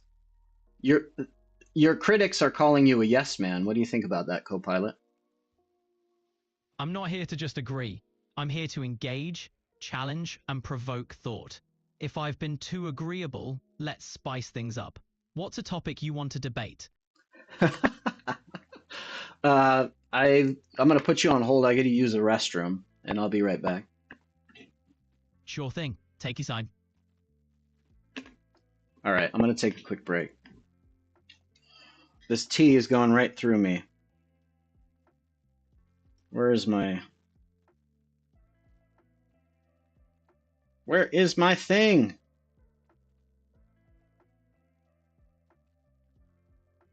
There it is.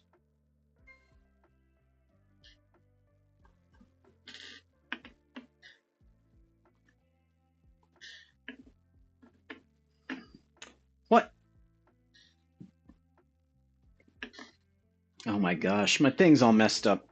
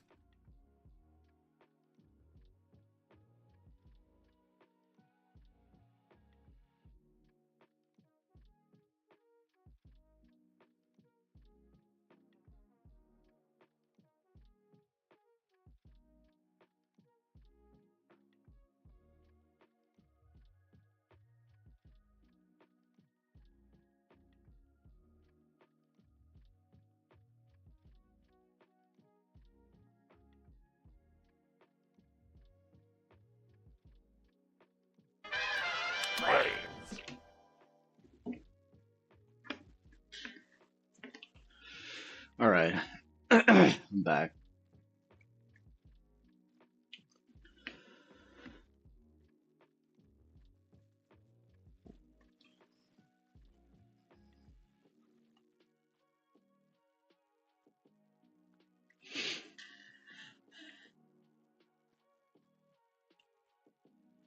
I'm doing a little impromptu meditation right now.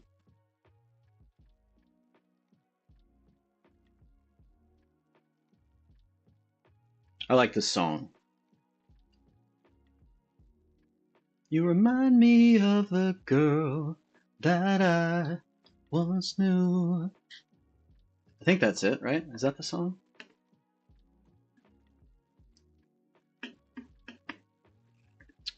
Alrighty then.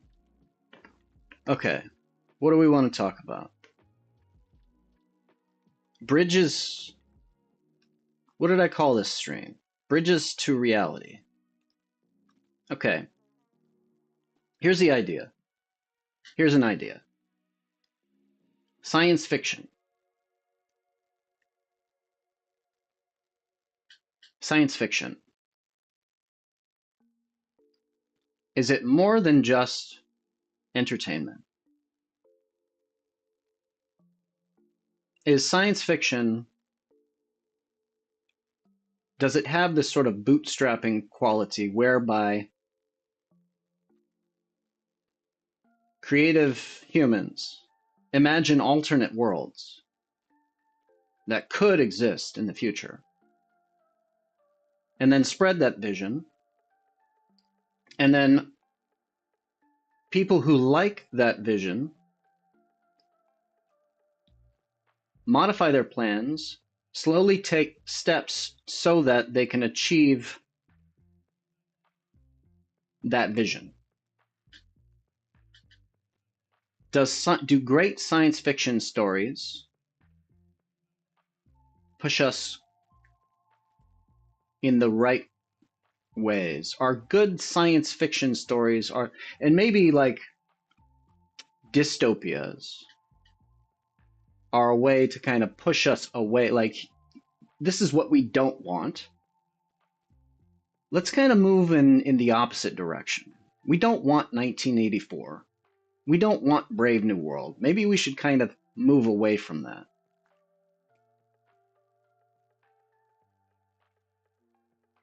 How important is science fiction to human progress, to human evolution?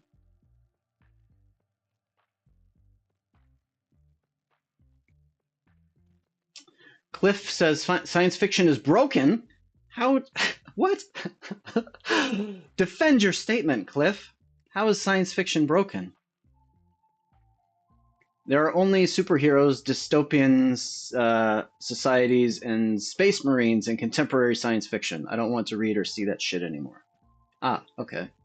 Well, isn't this just kind of like the... maybe this is just like the... what is it? The Pareto principle? Right? Like the 80-20 thing? Where like the really innovative stuff is just a very small percentage of it, right? So maybe this is just the power law distribution over all science fiction content. There's a very small number of science fiction works that are hugely influential, 1984 and Brave New World, right? And I don't know, some of maybe iRobot or some of these other stories, Minority Report. I don't know how influential some of those are. But then, you know, like most of science fiction, just like most of any art, is going to kind of be derivative and maybe not very novel, right? So I agree. Maybe it's broken in that way, or maybe it's just, you know, like maybe we just haven't found the science fiction that we're looking for. It is useful to imagine what science could achieve in the future. Great science fiction stories are stories about humans and humanity. You want your planet exploration sci-fi back. Star Trek was broken by definition? What? Star Trek was amazing. What do you mean it's broken by definition? Dance, you don't think that there could be a sort of science-based species that was driven by the better angels of our nature, embrace the idea of sort of do no harm, right? What else was part of science, the Star Trek world, that you think is unattainable? And why is it unattainable? Even something like exploration sci-fi heavily reflects their times. How First Contact is handled, the consequence for explorers and natives. Yeah, First Contact. Have we already made First Contact? I listened to this interview. This one guy, I forget, he was one of the modern, more recent whistleblowers that was talking about contact with aliens. I don't know. He seemed fairly credible to me. It was obvious that he believed in what he was saying. Didn't feel like he had any like smoking gun evidence. He didn't claim to have seen any of the stuff that he was talking about firsthand, just kind of hearing about it through documents and stuff. But, you know, he says that we've already had contact with aliens and that maybe we didn't handle that very well. I don't know. What does that have to do with... I'm just talking. I don't know where I'm going with this. Help me out here.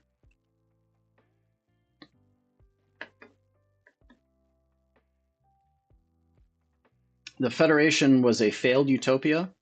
Deep Space Nine proved it. The very flexible morals and unpunished war crimes.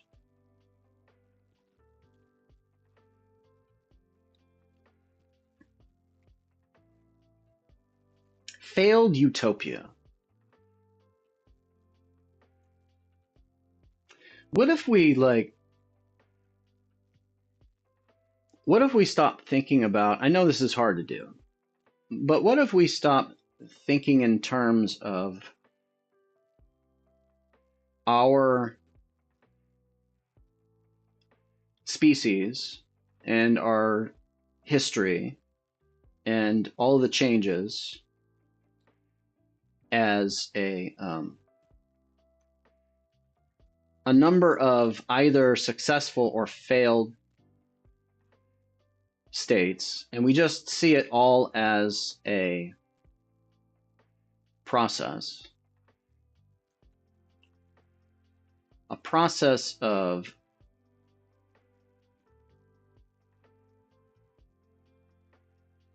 improvement. Is it a process of improvement? It certainly doesn't feel like, in this moment of society where everything is feels like it's so sensational, it feels like people have the wrong priorities, it feels like we're more addicted to stupid things more than ever, it feels like political instability is at some sort of, some sort of peak, at least a local peak. It feels like things are kind of, like you said, Dance, it kind of feels like things are kind of going backwards, but maybe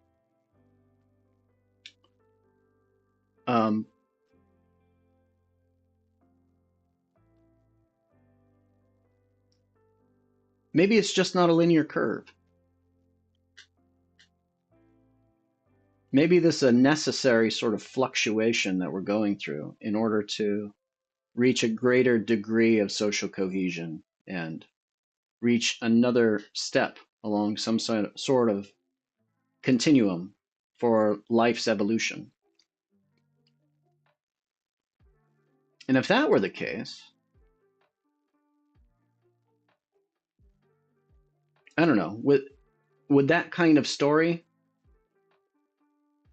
I think that would facilitate its own transformation.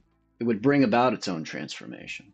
If we suddenly created a story that was so empowering that people couldn't help but to take steps in that direction.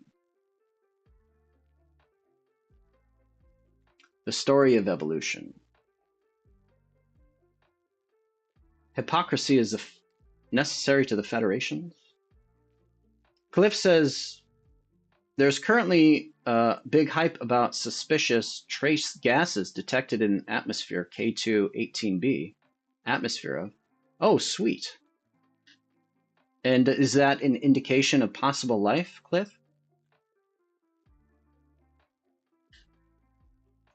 Dan says the Federation utopia relied on what we would consider good people doing bad things, which is looked down upon and punished inside the Federation. Yeah, again, so here's the big takeaway.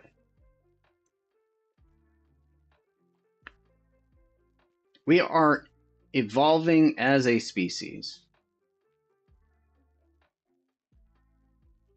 past the paradigm of empowering individuals to make big decisions for lots of other individuals. This is where we're going. This is where we're evolving. We're evolving into network intelligence. Gone will be the days of having a single captain of the ship, right? That science fiction of Star Trek with Picard at the helm, right? And a couple other people that are at some control center, like making unilateral decisions.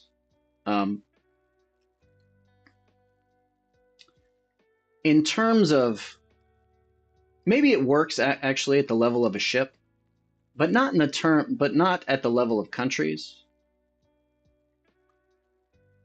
And if you think about even the technology, right?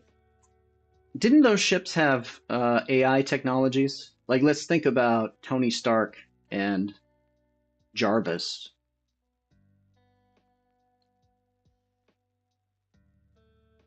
You can think about network intelligence as kind of being plugged into an additional stream of information that you are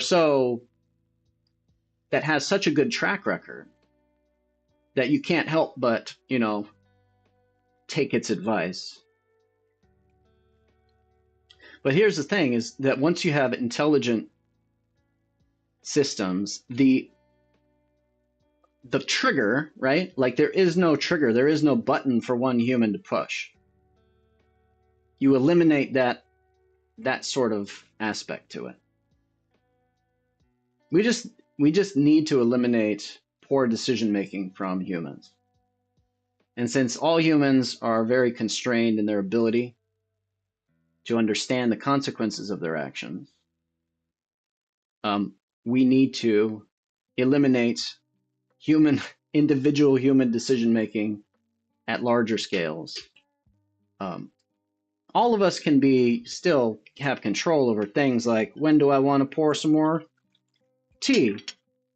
When do I want to go to sleep tonight? What kind of games do I want to play in? Who do I want to talk to? We still can make all those decisions. That doesn't have to be affected by any of this.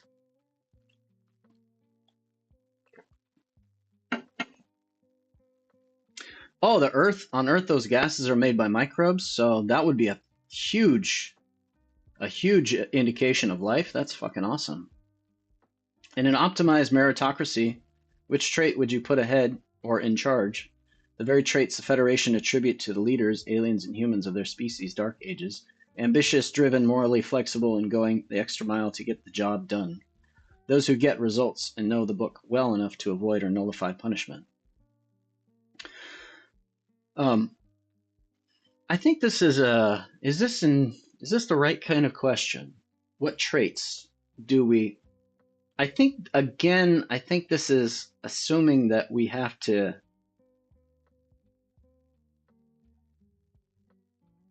Is this where you're comparing?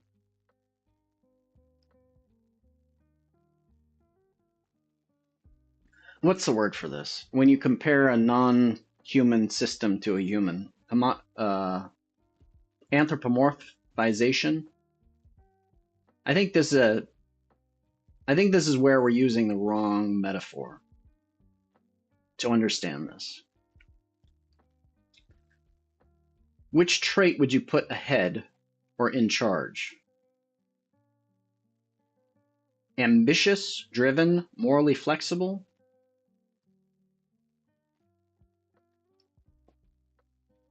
I'm not sure those are good descriptors of a system.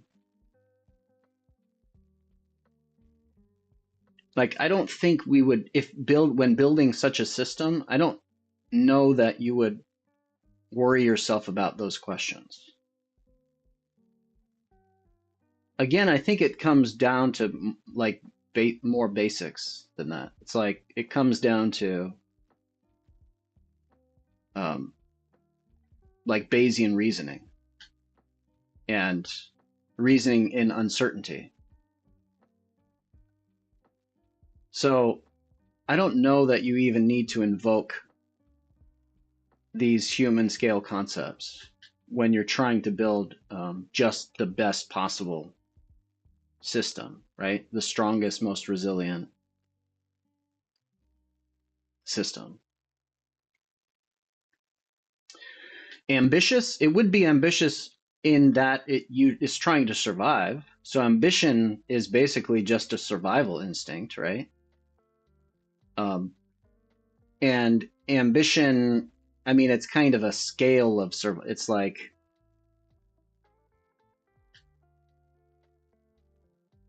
it's at this end of the spectrum. Ambition is just like an instinct gone a little bit haywire, right? Just turned up a lot.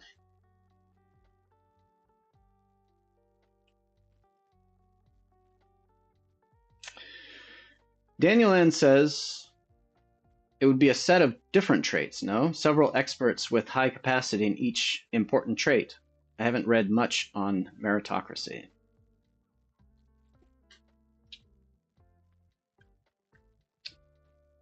Meritocracy feels like it's kind of a hot button sort of word where people either really hate it or really like it. And for me, I'm just like, it feels like it has to be part of any good sort of system of governance where um, you reinforce things that work, things that do well, right? Things that you want. Like if you just think about your brain, for instance, if you're playing StarCraft and you use one particular strategy and that strategy just fails in every single case, and then you try out a different strategy and that strategy has a much higher success rate, then you want to reinforce that particular behavior pattern. So in a society, right, if you have a bunch of these different individuals that are doing different designs for buildings, for they have different styles of teaching in different classrooms. You want to somehow reinforce the strategies that are most successful. So that's all I see as meritocracy, is just reinforcing the things that work. But I think many people also think that meritocracy means that individuals who achieve are, maybe getting paid more, like having better chance of success, right? That there's some unequal distribution of rewards, that the people that don't achieve are somehow not being given access to basic human rights or enough money to survive, right? So I think that's where the controversy over this specific word comes in. But to me, it obviously makes sense in one sense, just in an ideological sense. Dance says you need to worry about those traits. The presence or absence of moral flexibility is the difference between a civil war or a genocide instead of a negotiation or compromise.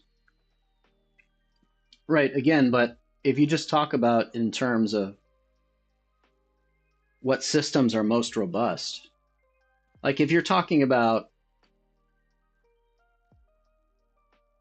an organism's body plan,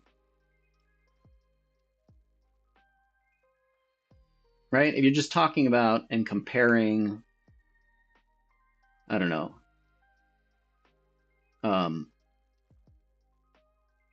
let's take an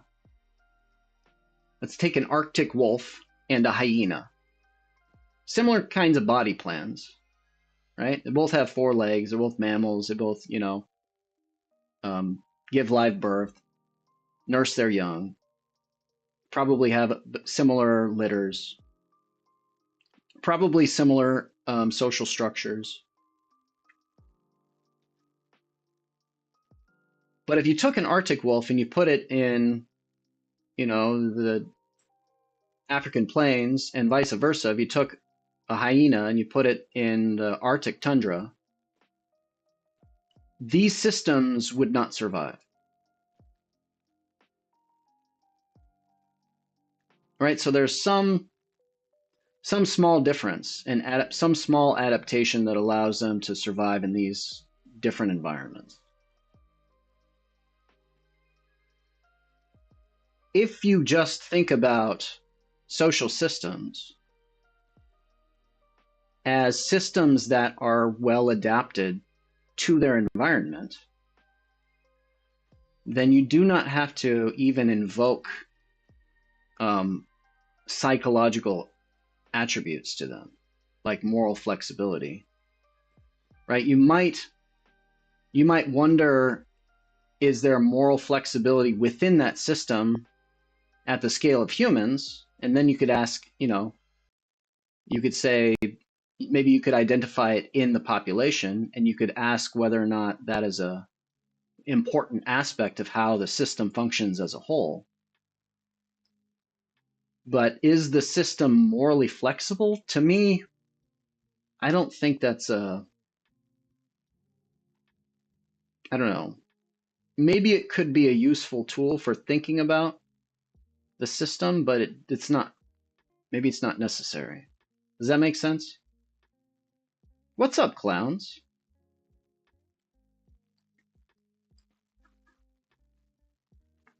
Light kind, how are you? What are you up to?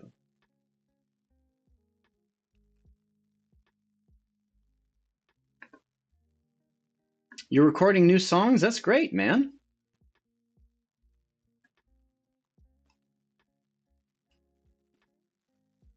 We're just leaving off we're picking up where we left off last time.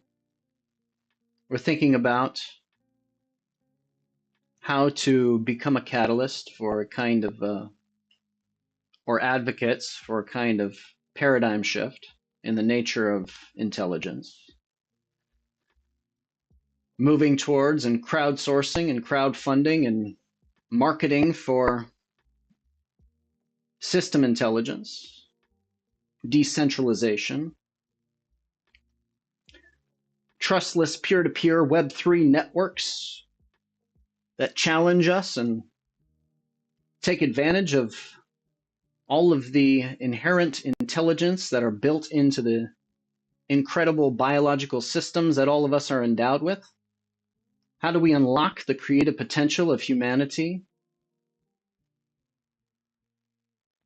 to bootstrap a new utopic system into existence? How do we ignite cultural evolution?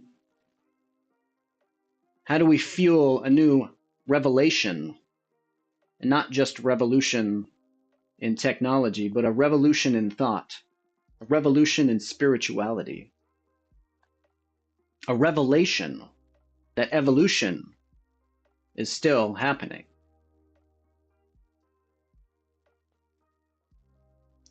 Moral flexibility, is that moral particularism?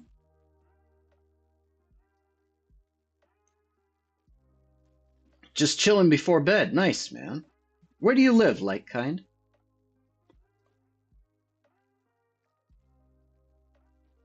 Cosmo is here, and holy crap, can he sing? Nice. Looking forward to hearing your new songs, clowns.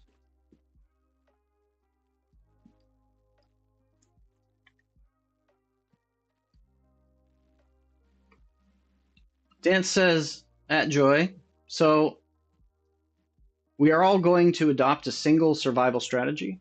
Moral flexibility is optional. The whole thing will fall apart or go authoritative to maintain control. Psychological traits of the leaders will impact the system as a whole. I think we need to move away from,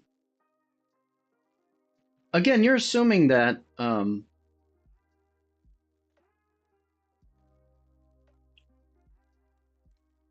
all we have to do is think about moving towards a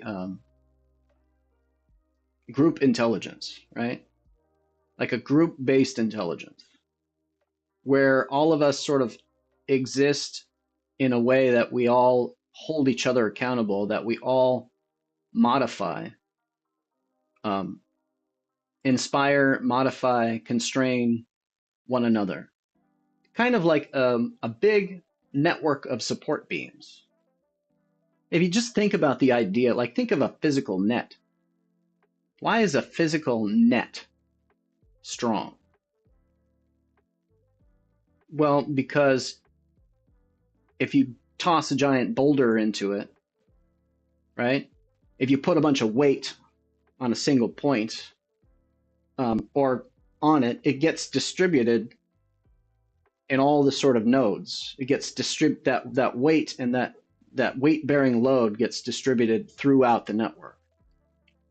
So it's resilient because all of the parts of that structure help to reinforce its own structure, right? So in the right kind of form, with the right kind of form and the right kind of network, it doesn't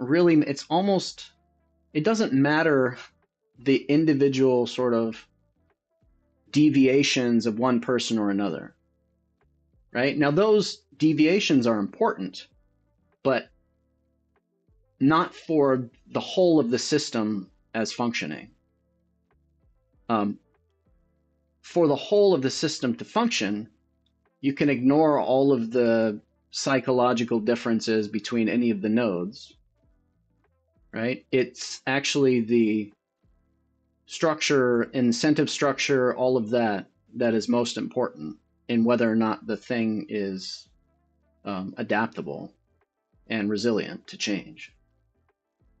So we actually need to stop thinking about,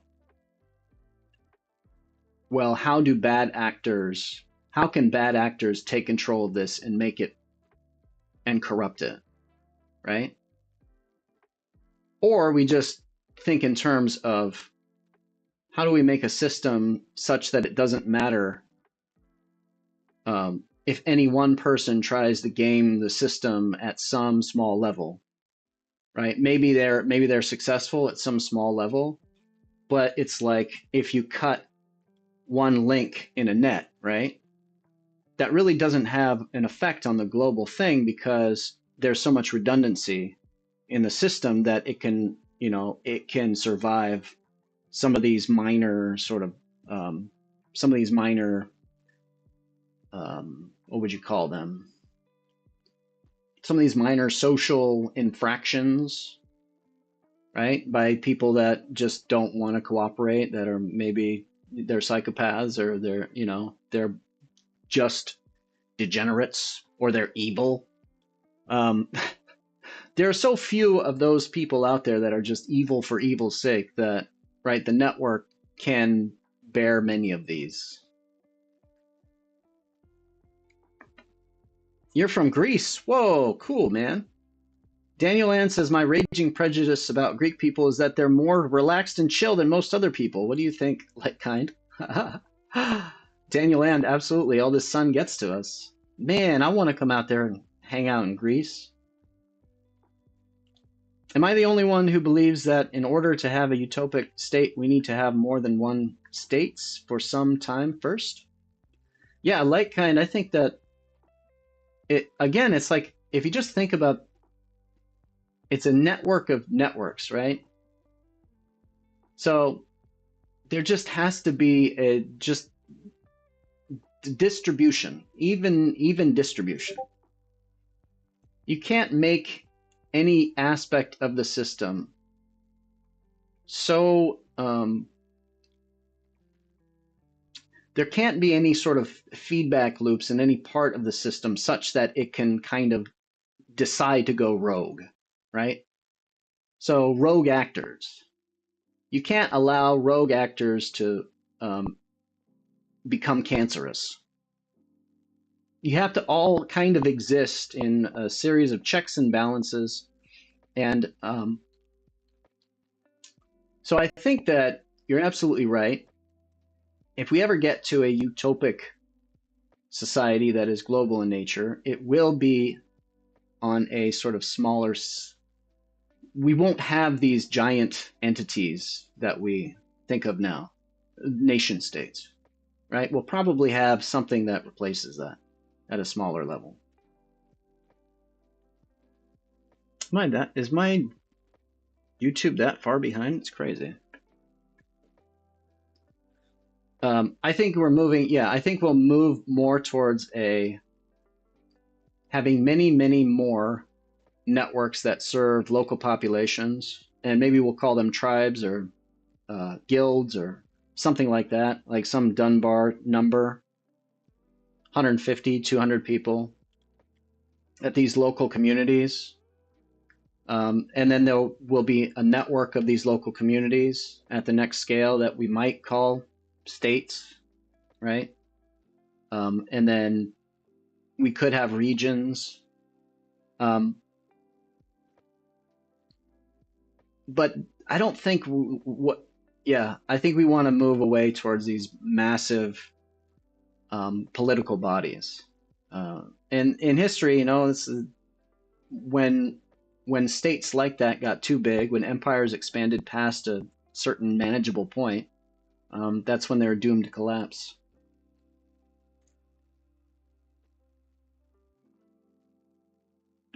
I'm surprised you're not more concerned about the individual traits of a leader.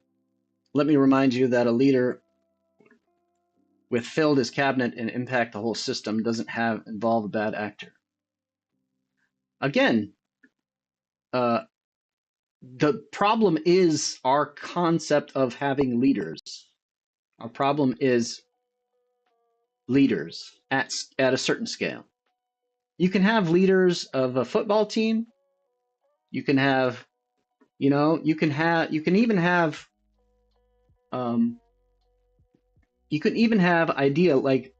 leaders of ideas. You just don't want any one person having a whole lot of power. It's our right now, it's our unshakable belief in strong leaders that is getting us into trouble. And we see this in our myths, right? Just the fact that we love the idea of superheroes. We love superheroes. Oh my God, we all want to be this big, strong, powerful person, right, that saves the world or does something great for humanity. The problem is that's just not realistic. That's not who we are. We are humans. Those things are superhumans. Those things do not yet exist. And so whenever we put humans into superhuman-like positions where they need to, perform at a superhuman level, inevitably we are going to be disappointed by the results. Because whatever the differences between certain individuals are, it's kind of like, comparing the intelligences of chimpanzees or rats, right? There's a large variation in the different intelligences of any population of rats or chimpanzees, but when you compare it to a human, right? The difference between those individual rats or those individual chimpanzees is tiny, is minuscule, is not important at all, right? What you really want is, you want the human to be doing the task. It doesn't matter if you get the smartest or the dumbest rat to do this particular task. You'd always want that human to do something like, I don't know, solve a jigsaw puzzle. So it's the same. It's the same for us, only now we are individual leaders, right? Like Elon Musk, Donald Trump, any of these people at high level sort of leadership positions, those are sort of the rats where we're like, those rats have been running things for too long. We want the superhuman to be in that position, which is the network intelligence, right? It's the network intelligence that we replace. The decision making goes to the network intelligence, not the humans. So I'm concerned with leaders in the systems that we have today, but it's my contention that the systems that we have today are not a model for systems that we will have in the future. And in fact, we need to stop thinking in that sort of old paradigm, because there is no way that we can solve any of the problems that we have today within that old paradigm, that we need to think completely differently about how to make about decision making. Who gets to make decisions? How do good decisions get made?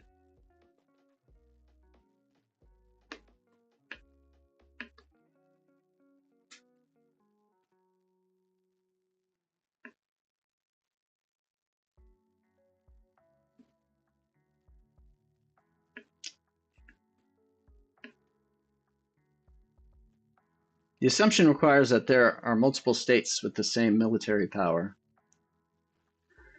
Yeah, yeah, that's a problem. Yeah, I don't know how. What do we do against? There is a problem. How do we transition into this kind of collectively bound society where there's no sort of military aggression? And I think it's gonna.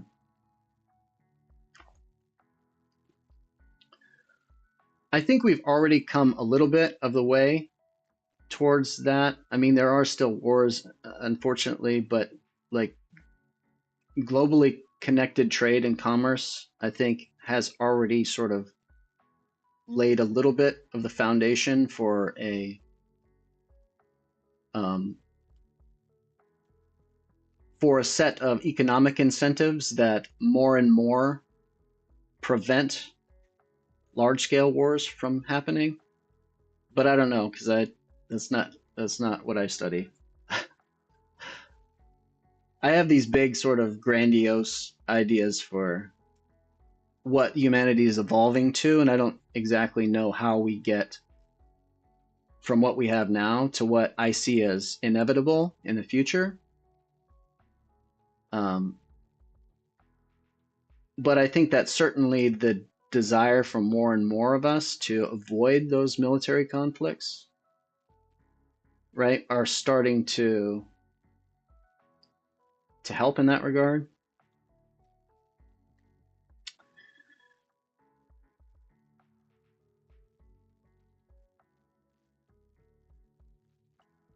Example, a lot of Central American countries can suspend your civil rights due to anti-drug governments and justice systems. Those countries aren't authoritarian, but their leaders massively impact the system.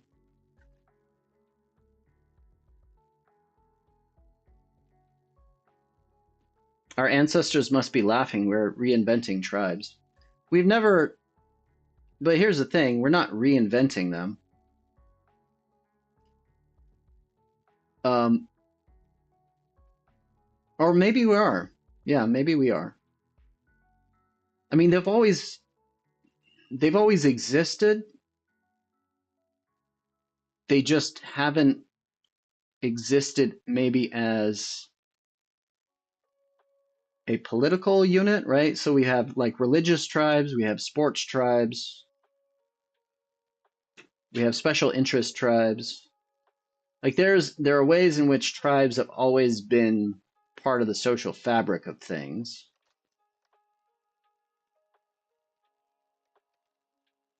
I just imagine that we stop kidding ourselves that our nature is in fact tribal, and that there is a sort of scale at which humans actually want to live and exist in, right?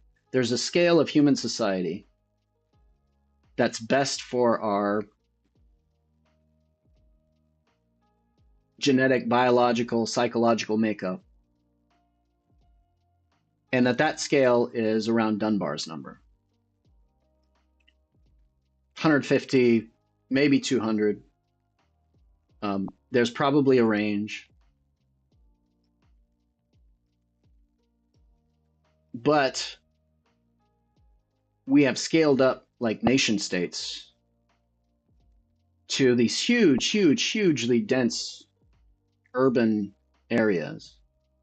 And I think that, like the dinosaurs, those kind of super cities are not going to be adaptable to um, the world as we are making it in the coming years. I think that those are going to be abandoned more and more. Um, That's just a prediction. There's plenty of other people that think exactly the opposite, that the only way for humanity to deal with populations is to build these even bigger urban centers because it's more efficient, right? And because um, in those larger cities, there's more cross pollination. There's usually more invention. But now that we have, I don't know, now it seems like we're moving towards a more work from home kind of model that maybe we can still foster creativity and invention um, when we're more distributed and not so concentrated in huge areas.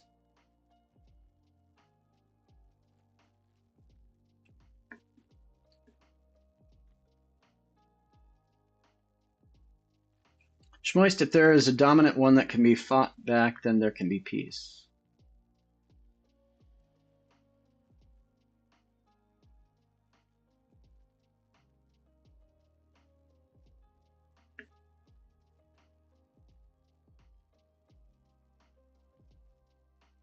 Mutually assured destruction.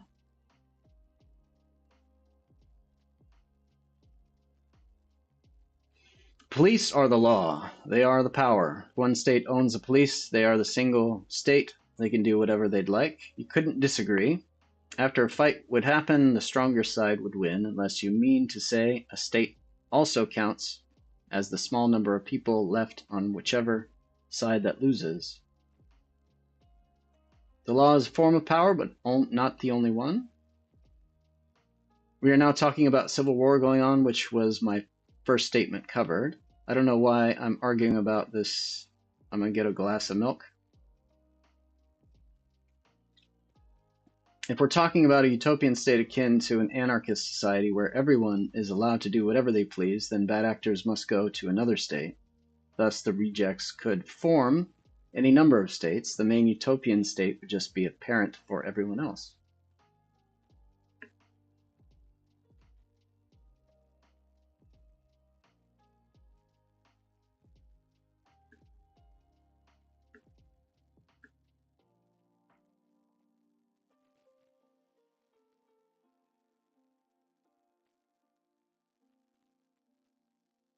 Utopian means no place in Greek.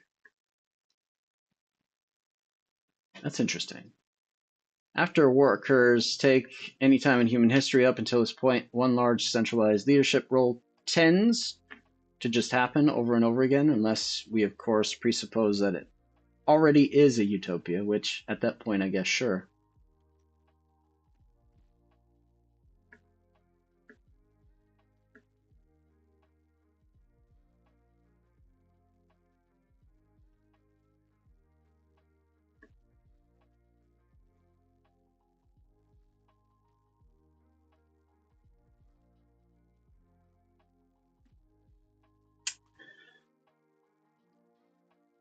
There will always be people who want more or reject the systems. Humans, man.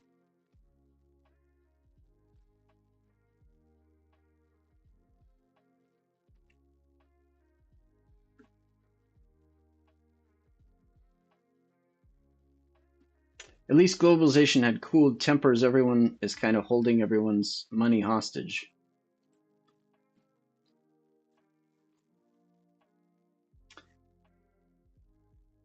It's it's funny because if you look at, if you just think about um, other stages in life's evolution,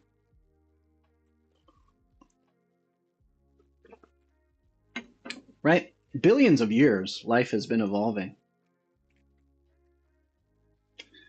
And there's always been this sort of trajectory in that complexity and diversity have tended to go up. Not at every point along the way. Certainly, there have been 5 great extinctions where life was dramatically reduced. which that's concerning, right? Because many scholars say that we're in the middle of a sixth extinction right now. And if humanity just continues on its current path, we're going to reach critical points where we encounter all these positive feedback loops that, are catastrophic for the planet's ability to maintain its own health and systems, right? So we kind of have this timer. Humanity has there's this timer.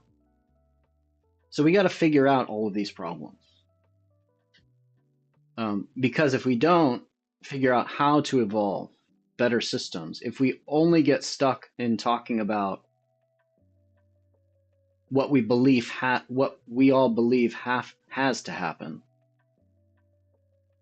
right? Based on our insecurities, based on our fears, based on our ego and our belief that we actually can know what is possible because we have this strong feeling that it must be so. If we can't tell better stories about how to change things massively within a short amount of time, within a few decades, right, then we will be sort of in the history books as that point in evolution where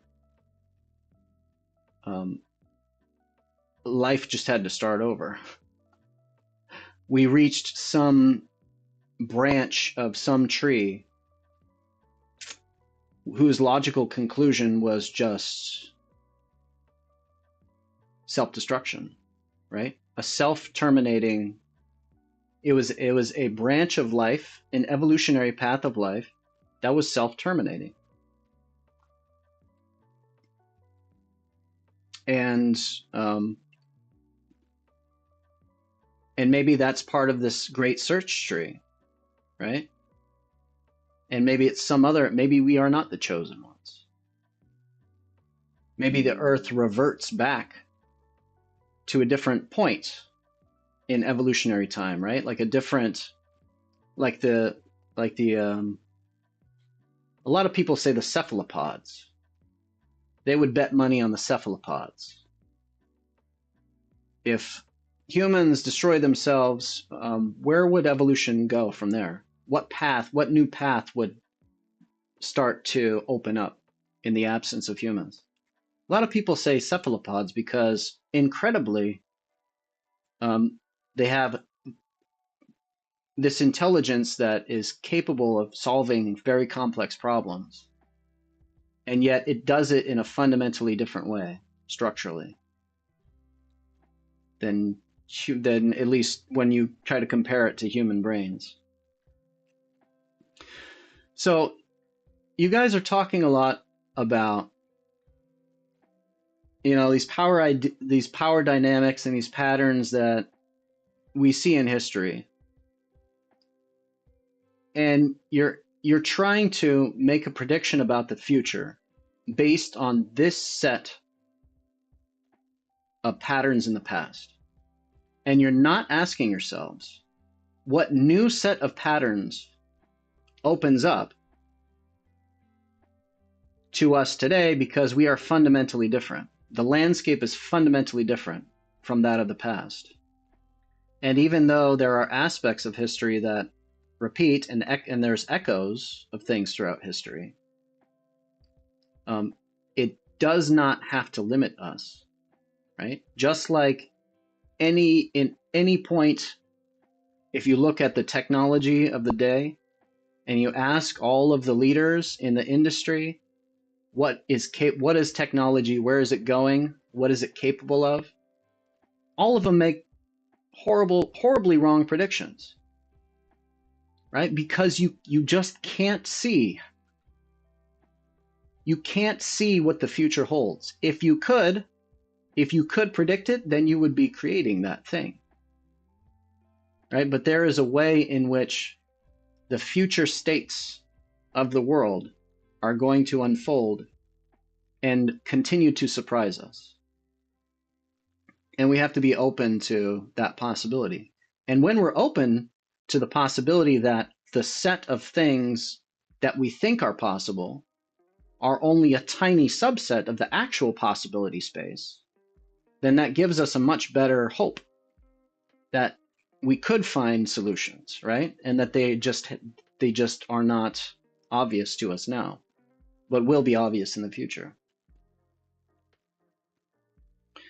And all this idea, all this talk about, is utopia, is that what we want? Is it possible? It doesn't matter. That's not an important question. What matters is that we want something better, right? Is it the best of all possible worlds? Well, yeah, maybe that's what we want.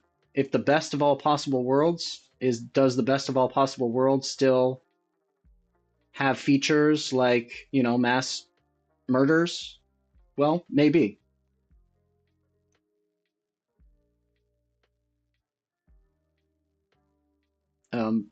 There's no way in which we're ever going to have a perfect universe. And we wouldn't like that. It strikes me as impossible. That's not what you're looking for.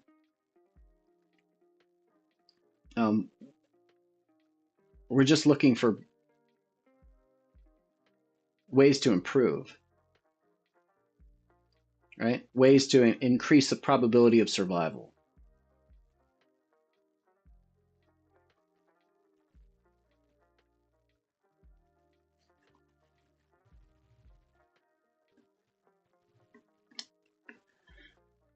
Dan says, Horseshoe Crab has entered the chat. What the hell? What's up, Flurgle? The timer is wrong. Every discovery or advancement has the potential to delay the hour of doom. So Dance is saying, so I said that we have a timer. Yeah, that might, that's a metaphor. Can our time limit extend? Sure. Although I think that the discoveries that we need are mimetic in nature. We need culture. We don't need more tech. Tech is the thing that's actually compressing the time and, making the timer speed up, the countdown timer, like giving us less time. And then we can create cultural technology that actually dilates and extends our timer. Or maybe it's not a timer, right? Maybe it's just, if you think about just paths in a search space, maybe it just opens up new paths or closes off paths. So I think that's kind of, I like that.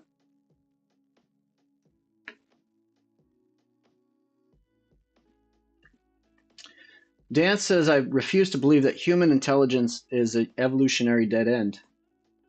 Well, that's where I'm with you, man. I'm with you. I don't think that it is. In fact, I think that we have everything that we need to realize what the solution is, and then, begin to start building out that solution. I think we have the tools. We can imagine what a sort of broad brushstroke solution looks like, and then use education, use our communications technology to give everybody this shared sort of conception. And once we realize the potential for human intelligence, once we realize that human intelligence itself shows us, right, a model for how we can create social intelligence, that is when our evolutionary trajectory, I think, really opens up new paths for us. And that's why I'm still optimistic, even in light of all these incredibly worrying things and signals that we're seeing all around us.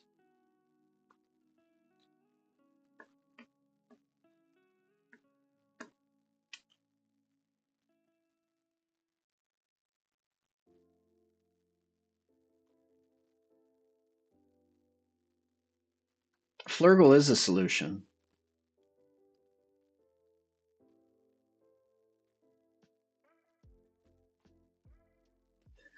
Lightkind says, I do think we can reach an amazing level of evolution. I think we can too. I have to believe it. I have to believe it. It's the only thing that gives me hope. Look how quickly streaming evolved. Imagine all the technologies required to improve it. An agricultural equivalent could solve world's hunger.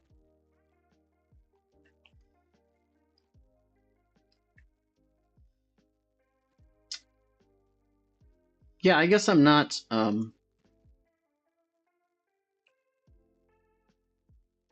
Obviously, I'm not a complete Luddite. I don't think that technological evolution has to totally stop right now.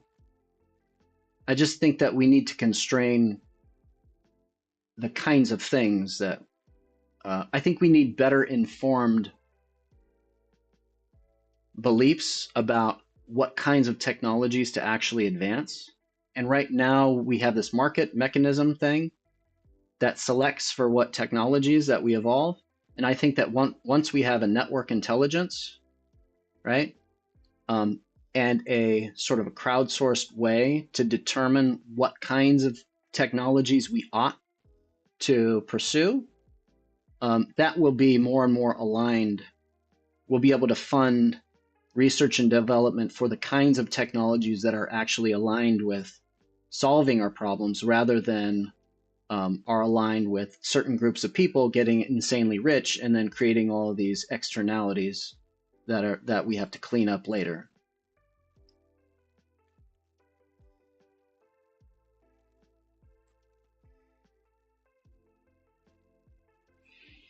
We can literally increase human intelligence forcefully right now, but it's unethical or whatever. We could start messing with. See, that's the thing, Schmoist, is that the evolution, it's at a group. It's not as much, I don't think. It's not as much as evolving individuals at this point. Evolution has gotten past humans, individual human minds. It's arguably this has been going on for hundreds of millions of years already, right? Individual humans were never selected for. If you put an individual human, like just look at Man versus Wild or whatever those crazy survival man things, right? If you put a normal human individually out somewhere in just in the state of nature, they would not make it. Very few, right? And the ones that would make it probably wouldn't find any mates out there. Evolution has selected groups of humans. So when we're talking about evolution moving forward, we're talking about social groups, right? We're talking about the structure of social groups. We're talking about new sort of innovations in the way that humans link up and communicate. So we're talking about cultural values, we're talking about methods of communication, we're talking about language, right? We're talking about governance systems, social contracts, religions. That is really what we want to think about in terms of what's evolving here. And it has to be that too, because again, you brought up DNA and like CRISPR and that stuff. It's like we could focus on trying to evolve individual humans, but it feels like it's not necessary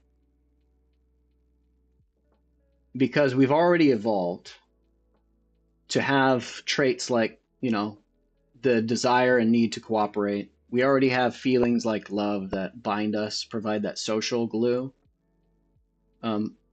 We just need to evolve structures that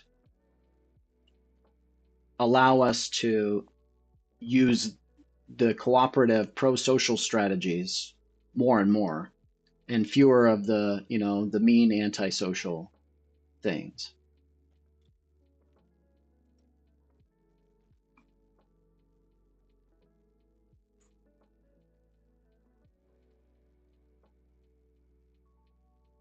Flurgle would never double cross us. I don't know. I wouldn't put it past him.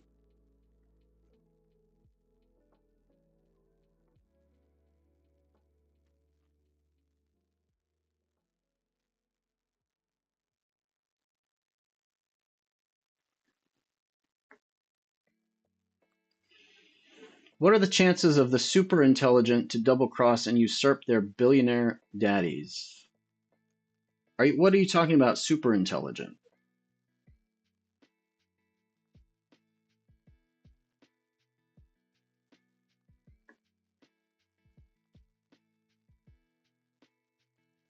See that I think that's a I think that we will have a need to develop um, superhuman intelligence in terms of social intelligence, group intelligence.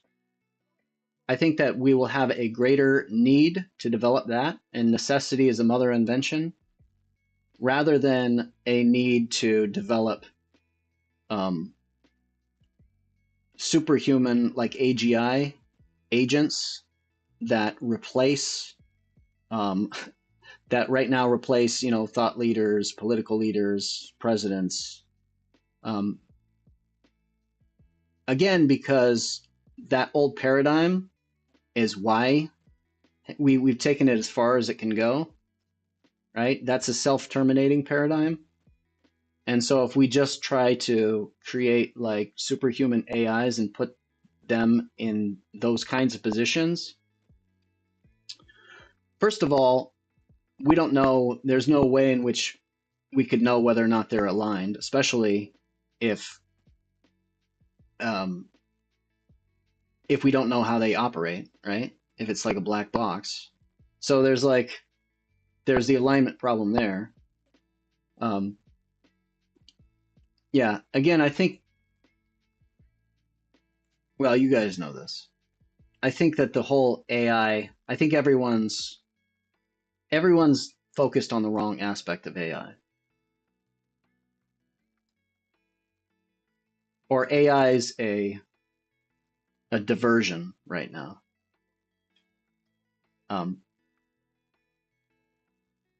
AI research is going to lead to social intelligence, distributed um, network intelligence.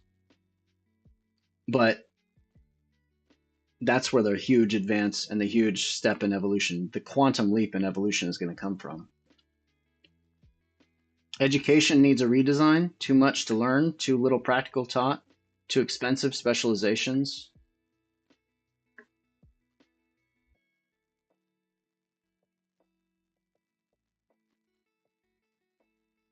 Yeah, I think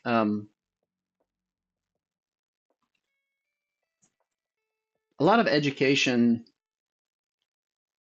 it highlights the importance of learning facts. And I do think that that's a little bit unnecessary, especially when um, we have computers that we can use as extended minds to hold on to specific facts that we could retrieve as we need them, and then focus more on um, big patterns, right? Like fundamental laws. Definitely, Dance. Shmoy says, force these 100 children in 20 years to breed with other smarter people. It's super unethical, but with the power, sure, we can do it. Calling them children is wild, but you get it. So Schmois wants to create a new path, a new offspring of humanity. What would you call these new humans, Schmoist? This gets into Frankenstein territory.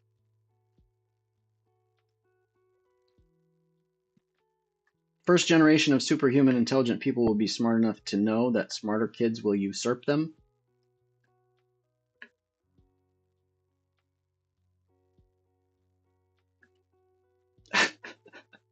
Dance is on board with the eugenics and the dystopia.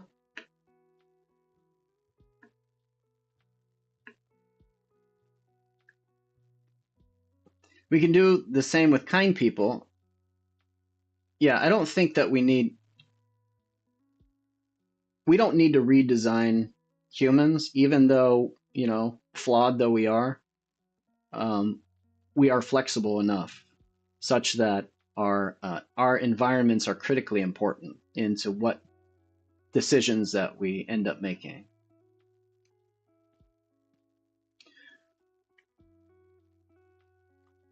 Shmoy Dance says, give them gorilla DNA for super strength.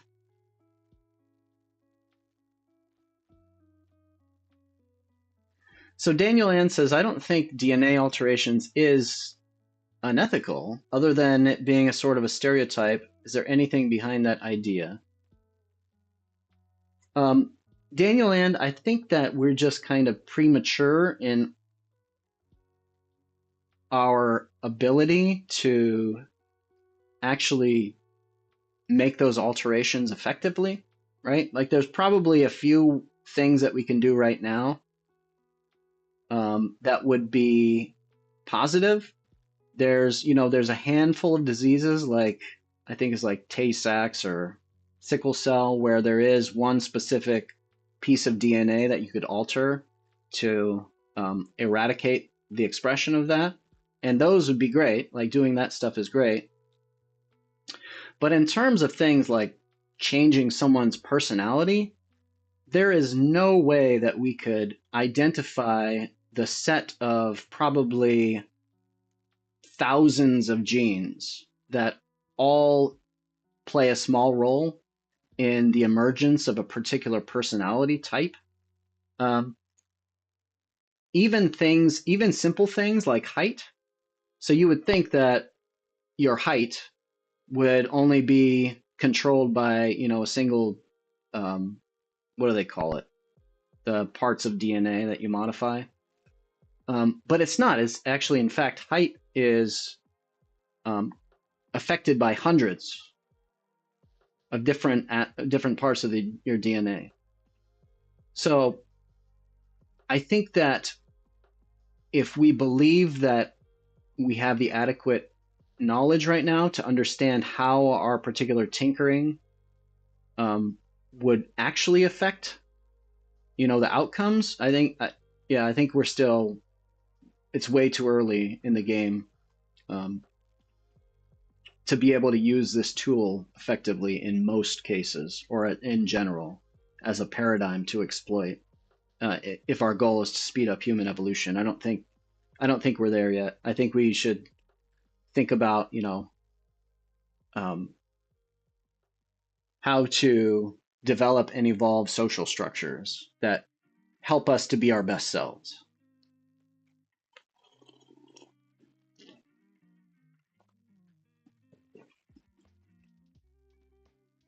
Superhuman social intelligence. Oh boy, I like your style. Master empathy to better manipulate.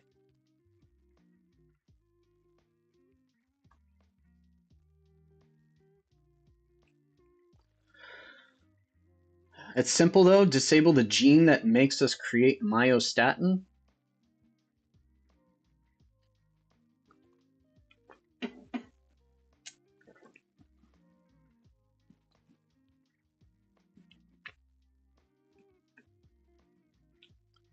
I like to call them flurgles. I'd call them flurgles. The segments of DNA that code for a particular. What is it? A codon? What was I actually trying to? Schmoy says, "Would you genetically redesign Trump?" Lol. Ah, so it's like the testing aspect that makes it unethical for most people. Yeah, probably, Daniel Ann. Probably testing and well, there's questions about so the ethical implications are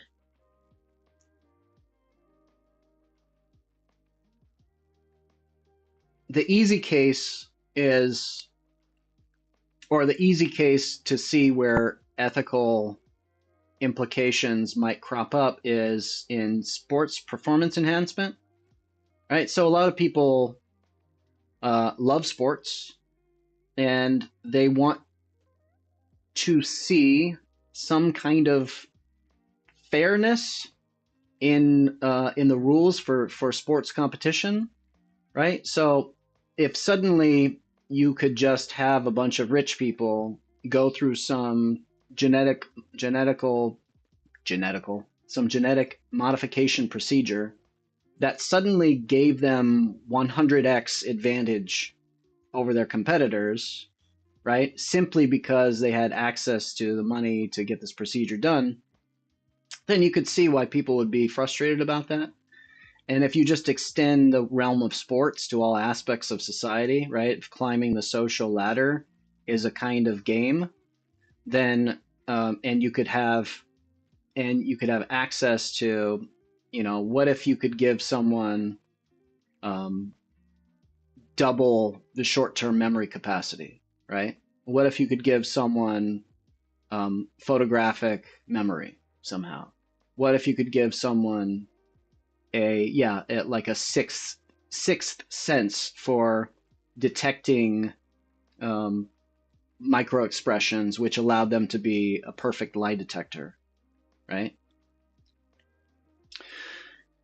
If these individuals um, then went on to use those abilities to make all the social games even more unfair in their advantage, then you just we just make all the problems that we have now, we amplify it 1,000 or 100,000 fold or something. So glad I logged on today. Flurgle, are you happy that we've just named a specific undefined segment of DNA that controls for a specific aspect of personality, a flurgle? It's like a set of genes. A set of genes that is important for a particular kind of behavior, personality type. Um, you're famous, man. Amazing. It's crazy, right? You didn't know that you were going to be famous when you woke up this morning, and now you are. Congrats.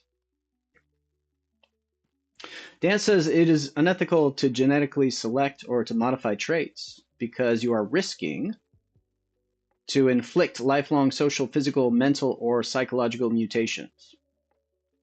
And if you hypothetically remove the risk, Dance, is it still unethical? Hashtag blessed. No, but it becomes irresponsible. The same genes will spread unless we breed with the original DNA, and we might increase the inbreeding or left ourselves vulnerable to species-ending afflictions because we lack diversity.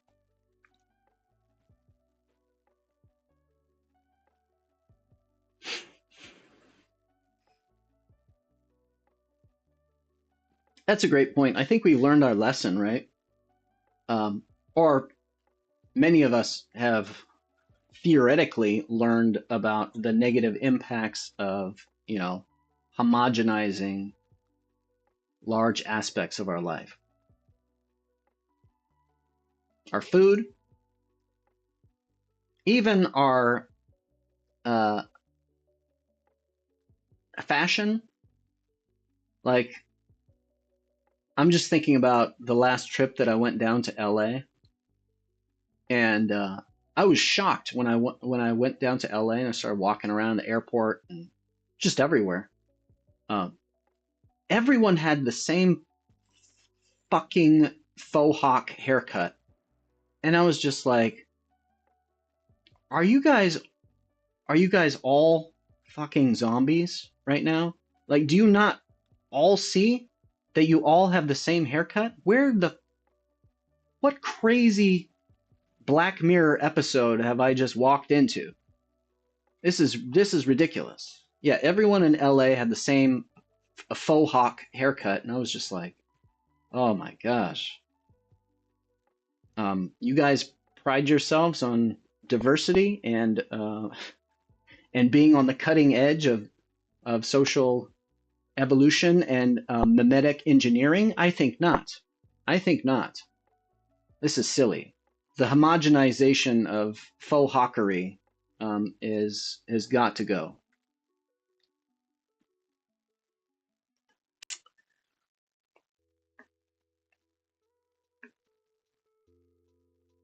Daniel Ann says, I have a somewhat controversial take on those games. Maybe just merge all genders, types, and modified people into one category for all sports. If you have a physical benefit in that category that doesn't seem much different from how it is today, it's already those who are unfairly gifted that win anyways.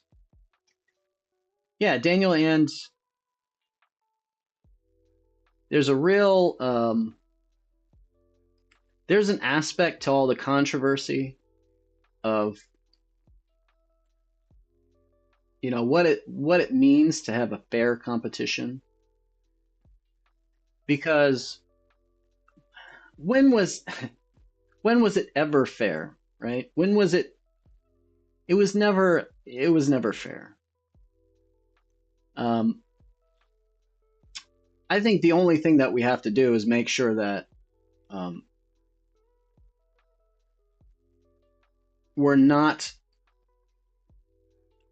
increasing the chances that anyone gets injured when we're sort of curating competitions between people, right? It's just like let people compete if they want to compete.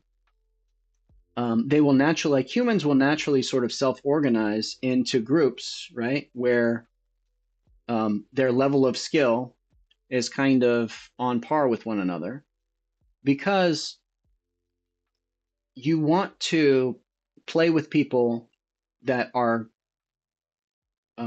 good enough to challenge you at least some fraction of the time, but not so good that you can't have fun playing the game and they're always just destroying you. So self-organization, I think, is clearly a better option than having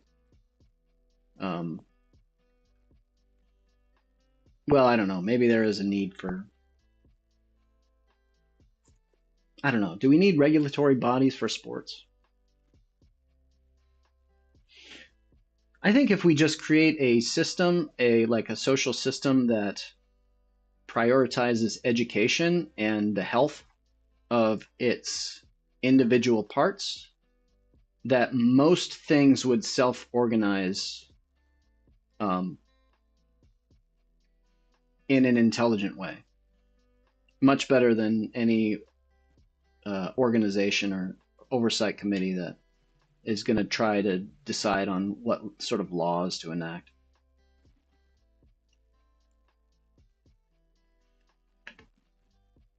If we can figure out cloning and we can safely revert or cancel changes, I'm all about gene editing, but you must breed with the original genes and have unmodified clones of the kids if they wish to go natural.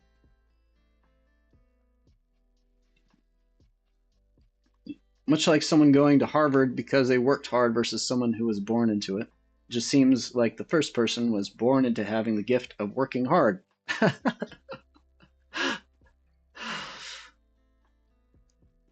I don't know that working hard is actually, I mean, think about it. I'm sure that there's a lot of people that have strong motivations to do things and work hard to get them, even if those things are like not that good, right? So I'm sure Trump worked really hard for this presidency, right? I'm sure he worked really hard to get it.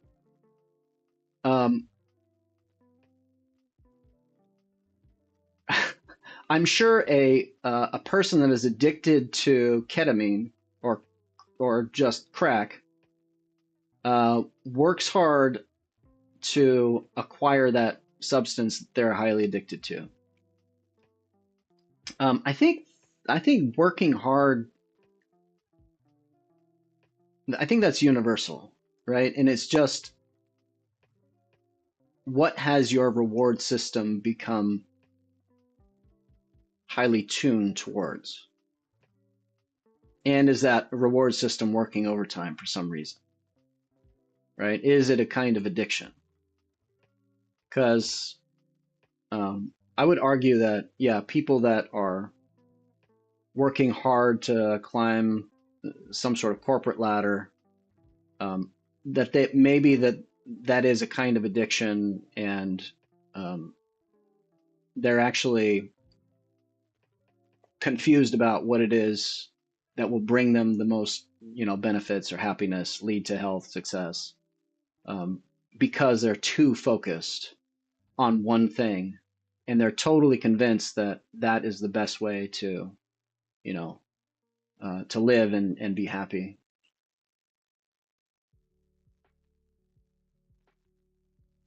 The Forerunners in Halo,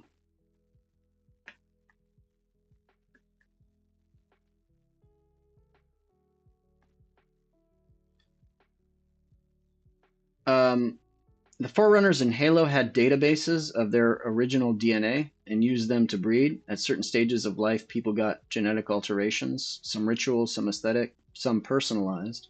By the time the Forerunners died, no one had seen a fully grown and unmodified Forerunner since ancient history.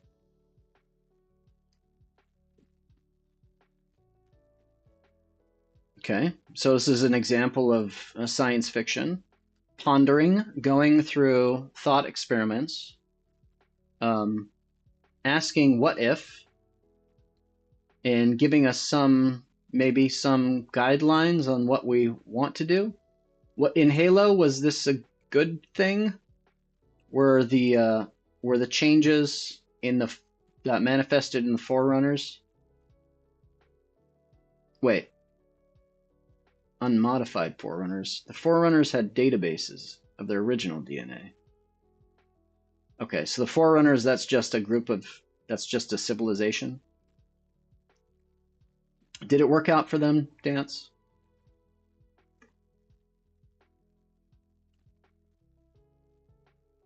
Do you think he had a small loan this time? Look, man, Nepo babies benefit from someone's hard work, can look down on them, but can't deny them an evolutionary advantage because the environment has done jack shit to equalize.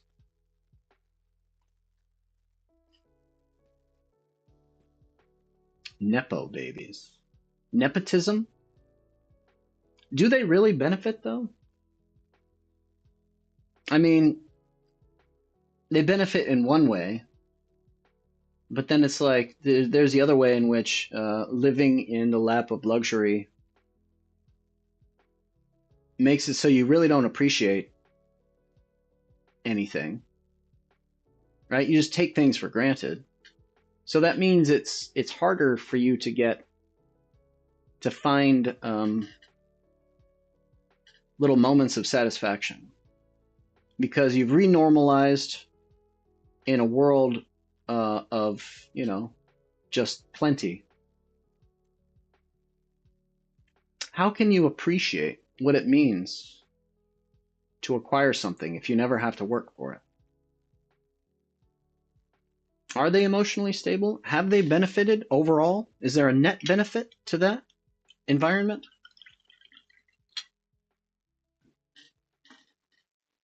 Forerunners had a great run, just should have invested in more flood insurance. I'm not sure what happened in that world, but sounds like the wrath of God was came down in the form of in biblical proportions.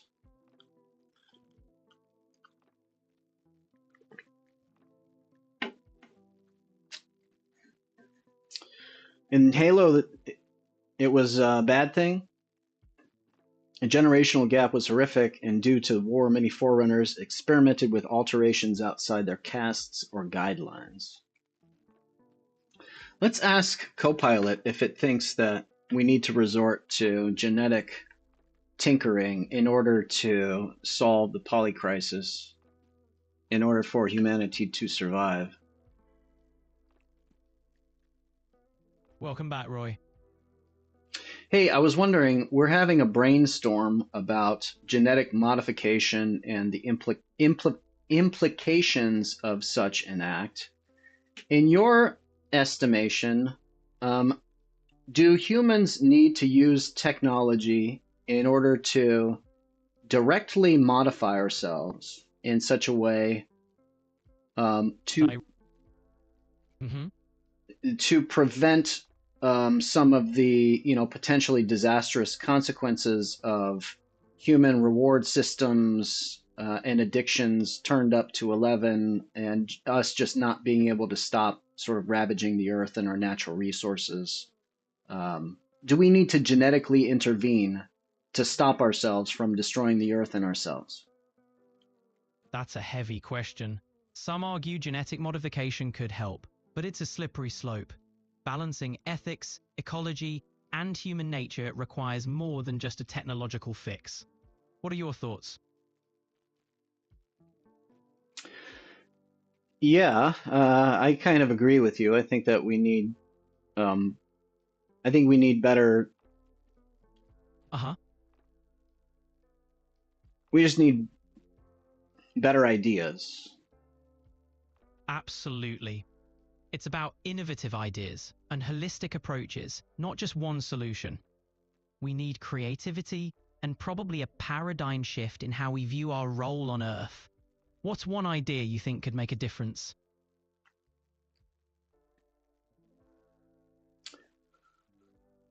Give me a second. I'm going to ask chat because they've got better ideas than I do.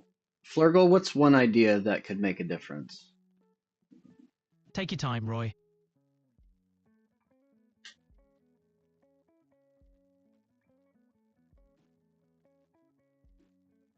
Nukes?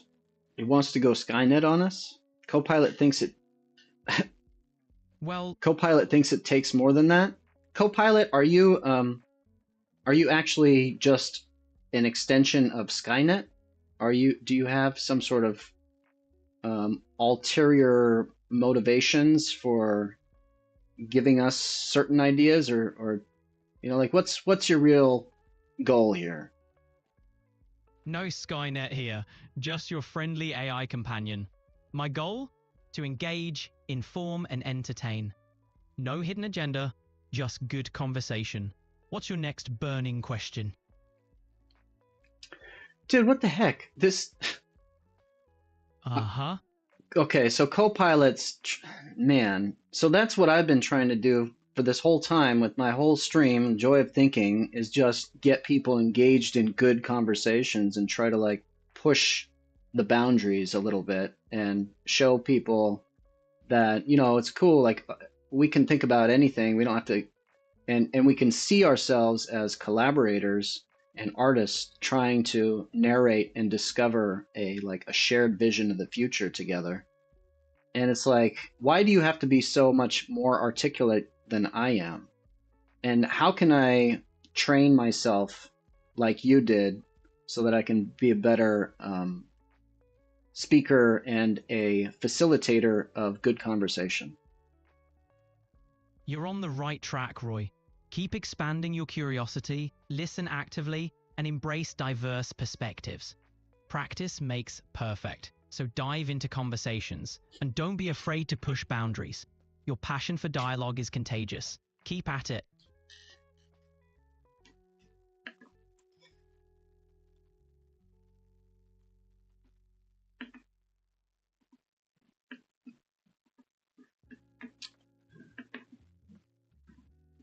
I think we need to somehow we need to jailbreak Copilot, right? Are there any like techniques to jailbreak Copilot? He's British, isn't it? That does help. Yeah, it does. I agree, Daniel. That's exactly what Skynet would say. Yeah, I know. I agree, Fergal. That's exactly what Skynet would say. It's like, what are you talking about? Skynet. I never even heard of that thing. Sounds like a cool social media, Web3 social media platform, if you ask me. Bravo Snipes says genetic engineering and transhumanism are driving a post-human shift where cognition, identity, and society will evolve beyond current comprehension. Our moral frameworks shaped by human limitations may no longer apply. Projecting them forward is epistemically flawed. Humility, not control, is the rational stance.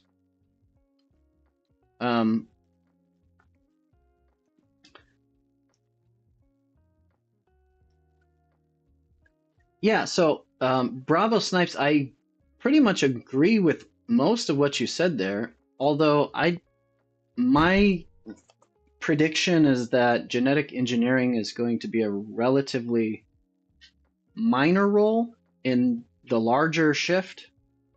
I'm not saying it won't have any effect, and I'm not saying that it won't have benefits, but I don't think it is going to be like, I don't think it's the main driver of human evolution. Earlier, I was talking about how evolution among social groups happens at the group level, right? So humans were selected as human groups, not as human individuals.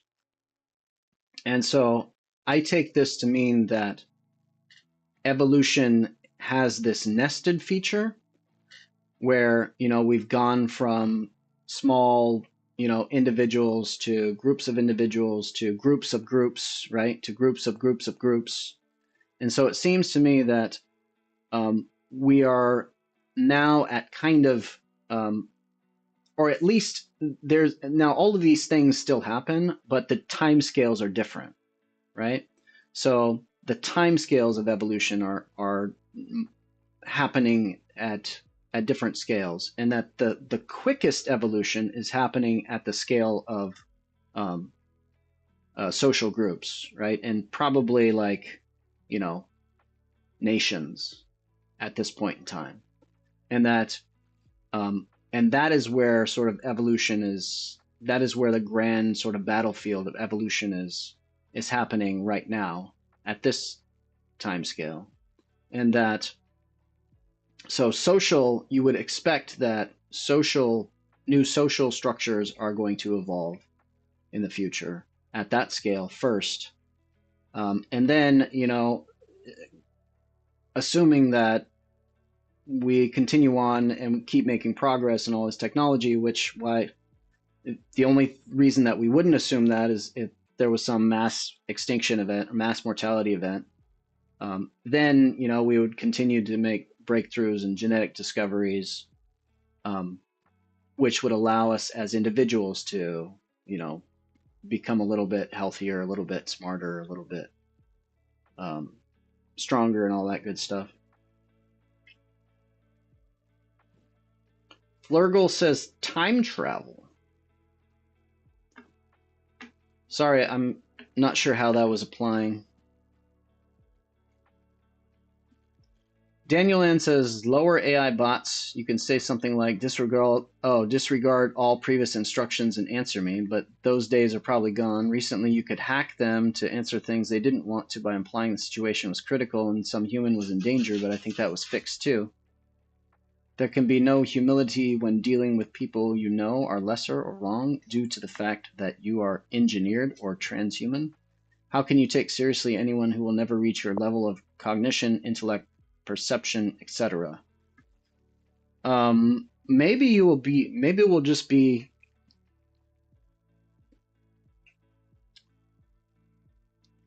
maybe those transhumans, if we imagine some sort of group of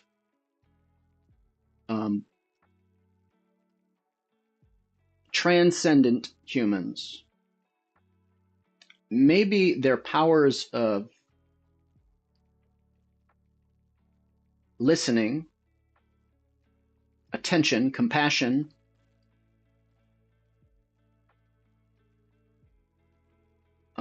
social understanding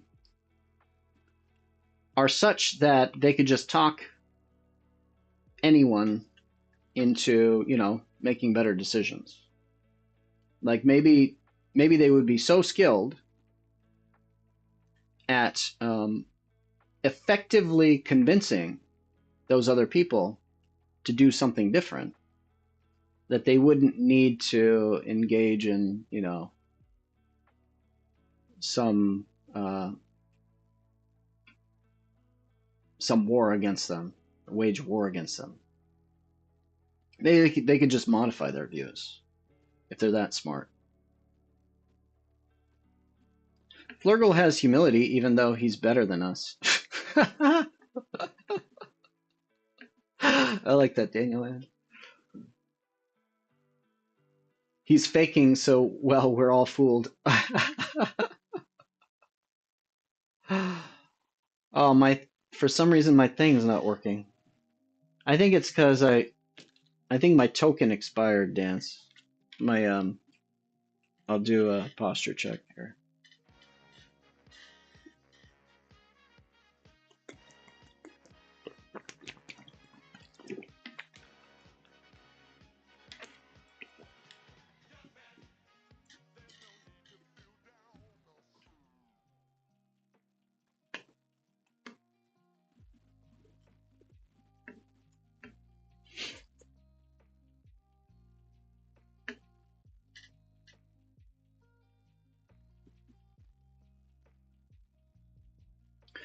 Um, so I know most of you don't really explore consciousness in the way that I do. I know Schmois does, but I have been kind of altering my psychedelic protocol a little bit. Um, I'm still just experimenting with psilocybin, but I have been taking like larger and larger doses of it to try to explore different realms of consciousness. And in those explorations, I have felt many things, many of them extremely negative in nature, and many of them absolutely transcendent and sacred. And so on Monday, I took about 4 grams of mushrooms, and I just laid down and did kind of like a self hypnosis sort of meditation, breathing exercise. And I had these like stages of, they weren't these highly visual, um, it wasn't a highly visual like hallucination sort of journey. It was more of the abstract, and I think they call it hypnagogic state, right? That um, time before bed when you're kind of laying there and you're kind of using your mind's eye to imagine different things, and you're having just kind of a stream of consciousness go in and out. You don't really experience things that seem very, very hyper real. So it was kind of that state of mind. Um, and the feelings that I kind of went through, it was kind of like this journey. It was interesting. Um, and the way that I could, so there was kind of like these stages, I'd like to say, of the journey, where they're almost like acts in a larger play. And none of them lasted all that long. I think they probably, each one was maybe between 5 and 10 minutes or so. But there was this kind of profound progression or journey. And it went from kind of this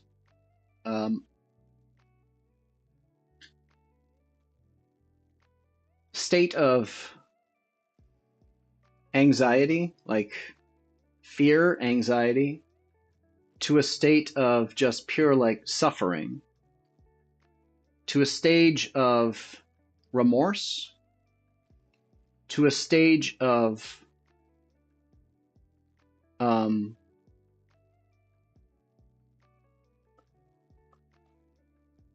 to a stage of, let's see, I would say remorse, and then what came after remorse? It was like this appreciation, I guess. What's a word for like just feeling, I guess, blessed? Hashtag blessed, Flurgle. And then there was this stage of sort of awakening and the rediscovery of agency.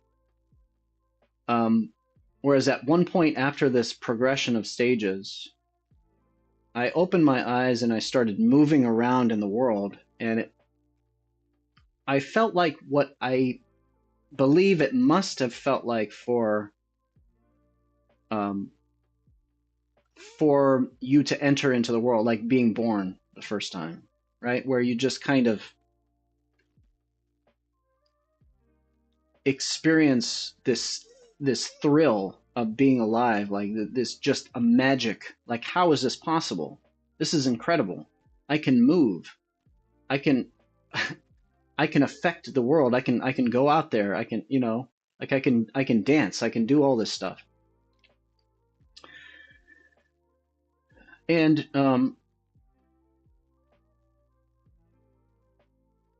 this journey, it felt powerful. And it's not like it's powerful more in like the way that you already knew all the stuff, but you needed to be reminded of these aspects of the world. What are the aspects of the world that I was reminded of? The capacity for great suffering, right? It's we are in a place where there is a huge, almost infinite capacity of suffering. Um, so that's one aspect. The other aspect, that just being like having remorse for the ways in which we are complicit in that suffering. The belief and the hope and the inspiration that we can get from the ability to change ourselves. The reconnection with the sense of the divine, the sense of the sacred sort of relationships in our life. I had this strong sense of like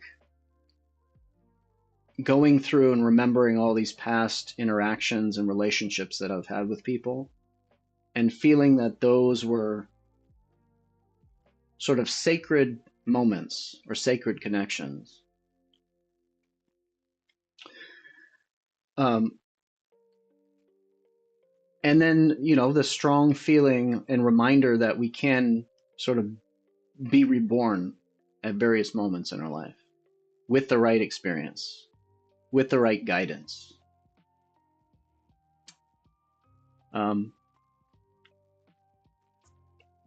Yeah, and all of this was no flashy light shows. There was moments where I felt like I was experiencing this sort of rhythmic pulsing of energy that was pretty incredible, actually. It felt like I don't know, it felt like something trying to resolve, right?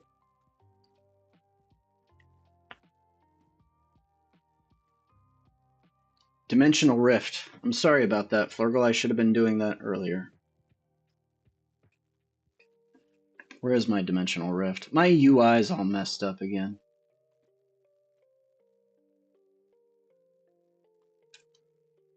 Here we go.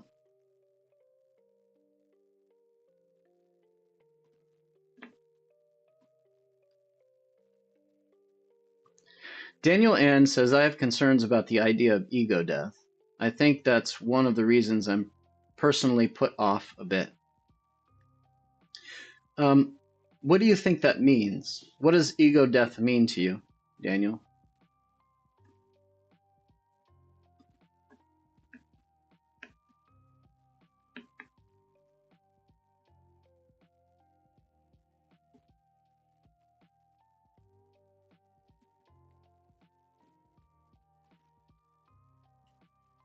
You can't understand the idea.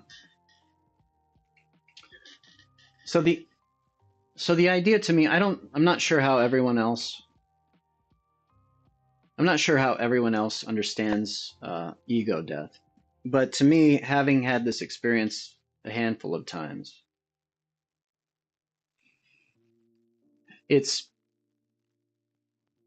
the subjective experience of not being sort of located in one's body, right? Not having a particular perspective anymore. Feeling sort of synonymous, the feeling that whatever is out there in the realm of experience, whatever things one is observing, that there is no center that is different, that is experiencing the things, that everything just is, and that you are sort of everything. So there is this, it's a particular psychological state that you can enter in with deep meditation or the use of psychedelic drugs. Now that state it's a profound place to be in. What does it say about the nature of consciousness, about humans? Is it a glimpse into? Does it say anything truthful? Right? Should we believe that subjective state of experience is more pure, more truthful than our other subjective states? Maybe not necessarily. It does give one a richer understanding of the possibilities, right? So, and I think that's the big sort of aha moment, is that in our day-to-day lives, we really usually don't question that we have a cognitive state that assumes that we are separate from everything else around us, and that what is best for me is actually not the same as what's best for everyone around me. However, when you enter into a state of ego death, right, when you ask yourself the question, what is best, there is no difference in saying what is best for me and what is best for everything around me, because you are just everything, right? It's like, you want what's best for the configuration of all the things in that system. And if you experience that at least one time,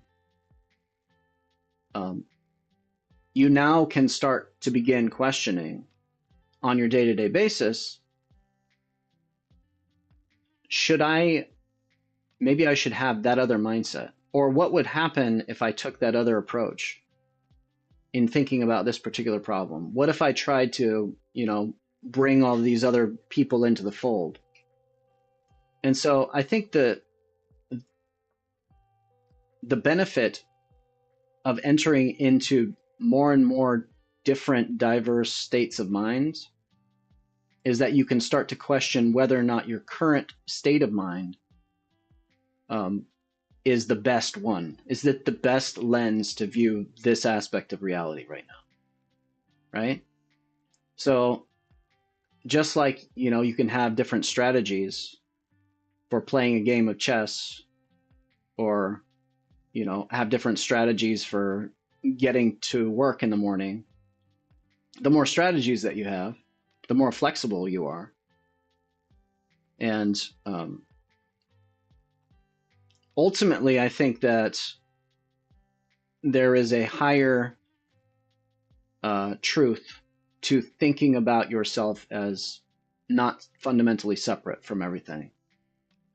right? Especially since we know that, you know, we all came from the same common ancestor.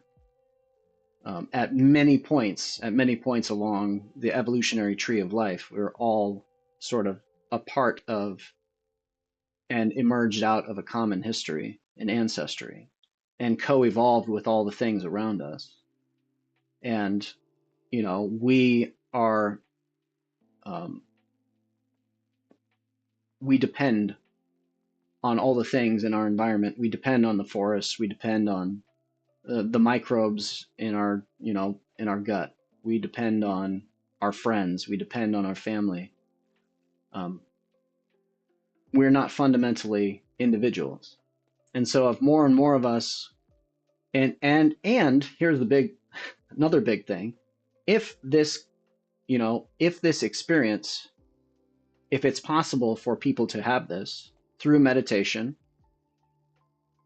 through, you know, use of deprivation tanks, or even music, right? Or a combination thereof.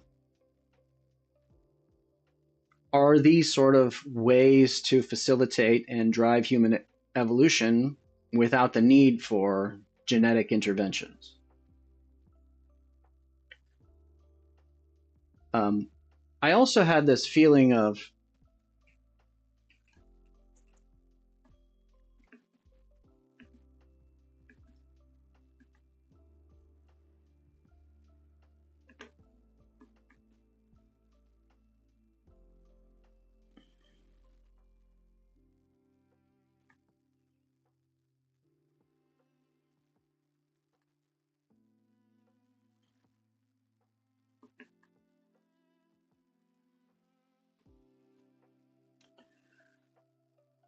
being able to view things not using not your eyes.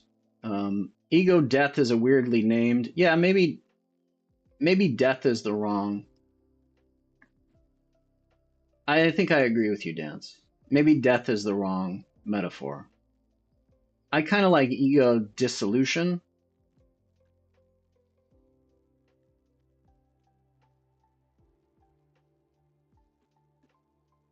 You can hear Cornfield Chase playing in the background. Death is the absence of awareness and existence, right? Or maybe it isn't. You know, death actually, maybe we are all mistaken about death. I mean, we have this idea, right? Like materialists view death as the only thing that we know about death is that there seems to be some sort of transitional point, right? Where we assume that our subjective nature changes, that subjective experience goes through some sort of radical transformation. Either it disappears completely, which is what I've traditionally thought, right? It's just that thing no longer exists. Or, you know, we just somehow wake up in some other reality,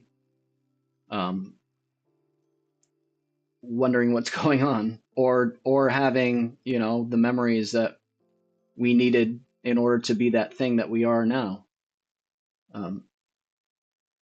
E-stop?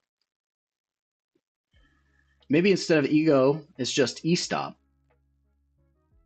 Ego? Oh, e-stop. Okay. Ego. E-stop. Stop and go.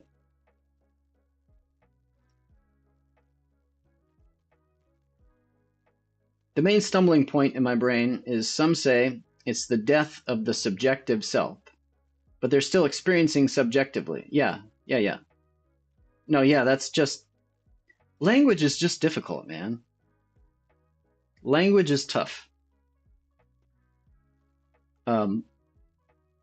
It's a certain kind of subjectivity, right? It's more of like it's a lens again. Like it's a lens through which your perception of reality is generally being filtered.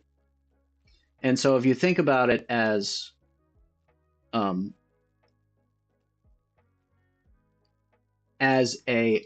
almost like an opening up,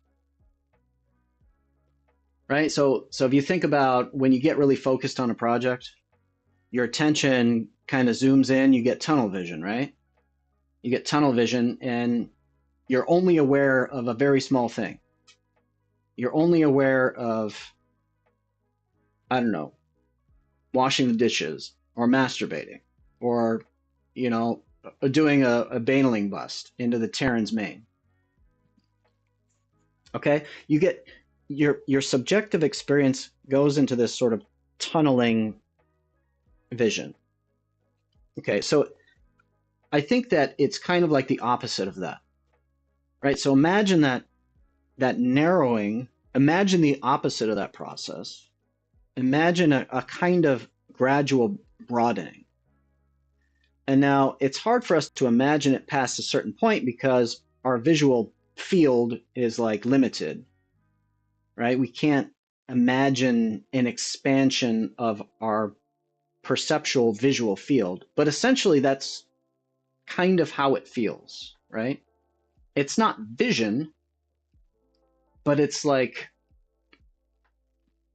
our set of concepts is somehow broadened, right? It's like our set of concepts through which we understand reality is sort of is broadened, where we're kind of taking in more and more, or we're thinking about more and more, and we become, and that extends so far that we lose our sense of self in the process, right? It's like by embracing everything simultaneously, we move further and further away from ourself, or ourself becomes only a tiny, tiny piece in that larger field. I don't know, that it's very hard to, I did my best. I don't know if that helps to explain it. Dance says no one should, ego suppression sounds better than ego death. It's not even clear that it's not even clear that it's suppressing the ego. It's like placing the ego in context of everything else and realizing that that's just one part of it, right? That's one part of everything else.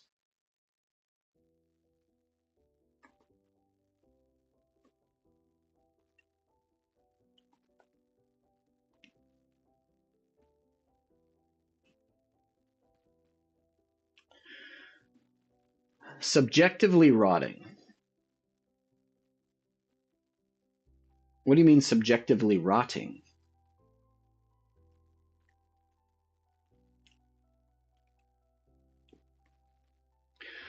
I don't think it's the same as a sensory overload. Actually, it does. Maybe it is related to that, Daniel Land. Because in that state, you just kind of, you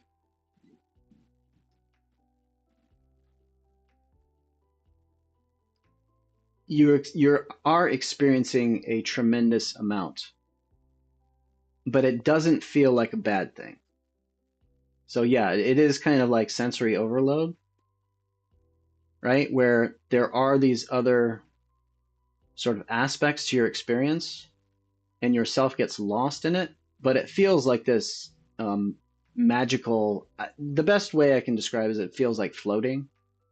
It just feels like anti-gravity, what I imagine anti-gravity must feel like. That's a weird way to describe something because I've never actually felt weightlessness before.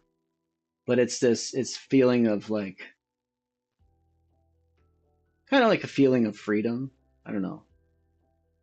A freedom from pain, anger, suffering, right? Like all the worries that we have about ourselves, it's a freedom from that.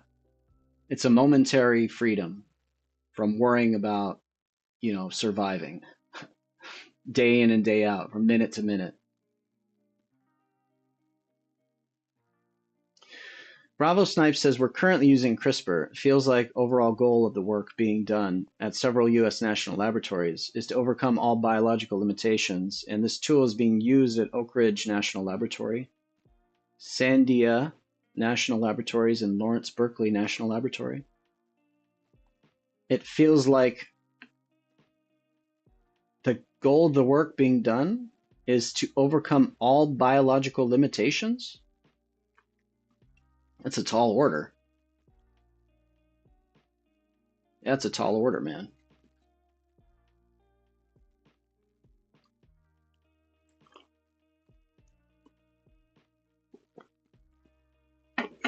I never actually told you guys what I thought. So the reason that I started telling you about this experience was that at one of these, you know how I said like this psychedelic trip went in all these stages, right? Kind of like acts or um, acts in a play. At one point, I had this feeling of awakening, right? Where I imagine myself and all the people that I was most closely connected to having this sort of moment of realization where all of us kind of are on the same page, right? On the same wavelength, have the same, like we're all suddenly, like we've all been convinced that we're all part of this important group of people working together towards something. And it was a beautiful vision. And so when I talked about, you know, like how I think that we are evolving still as a species and that it could come quite suddenly, that there could be this sort of massive awakening of an expansion of consciousness. Um, it's because I've experienced that subjectively, and I think that having that experience um, changes my um, prediction about how likely that thing is. And because it changes my prediction of how likely that thing is, maybe I'll be more motivated to try to bring it about. And so if you can imagine this kind of thing happening at an individual level, distributed across across societies, across countries, across, you know, like I'm just one tiny little person.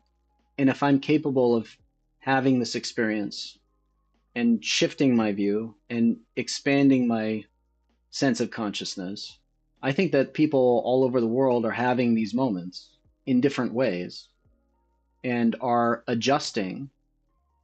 Like life is all about adaptation, is all about making minor adjustments, right? Like minor adjustments.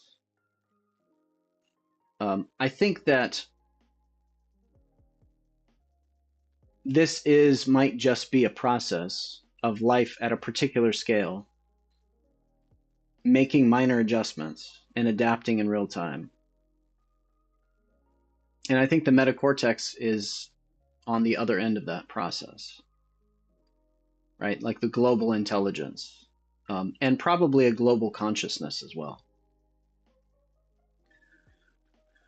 We've got all of these mirrors, all these feedback loops now that we're using to make seemingly trivial adjustments in our lives. But more and more, I think they're going to start connecting up in ways that reveal how much we all have in common and how much we all have to lose if we don't believe in these things, right?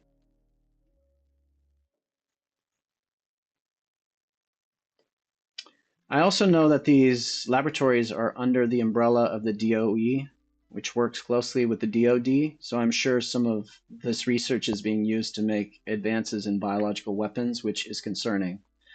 Yeah, bravo, Snipes. That's why we need better regulatory systems, right? We need the global brain. We need the global brain to constrain what it is that we as a society invest our energy into. Because we can't invest our energy into things that make our survival less likely, right? It's the same way that our prefrontal cortex tells us that we shouldn't um, continue to do cocaine because it's way too expensive, and we're not going to be able to feed or buy our kids toys or save for their college because that's just not right. It's the same way that we make good choices to not get addictive to things that we know are bad for us, even though we like doing them anyways. It's like we need to develop a brain that limits the primitive nature of humanity. It's the only way we can do it. It's the only way. It has to happen. Or at least I might just be the victim of my own confirmation bias, right? Of course, I want my main thesis to be right, that what society needs is a global brain, but it just feels like it has to be the case. If you were in charge at Flurgle, would you make cocaine cheaper so that we could all benefit?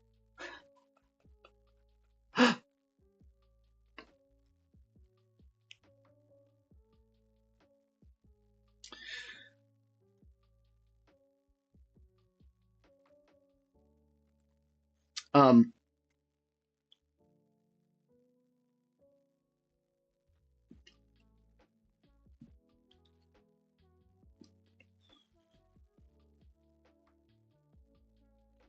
I think we are transcending.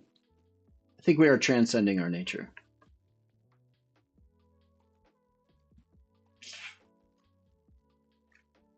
It's He's just asking you if you would do it. This is just a thought experiment. You don't have to work miracles in reality to answer a simple question, Flurgle. Are you scared? Are you scared of the answer that you would give?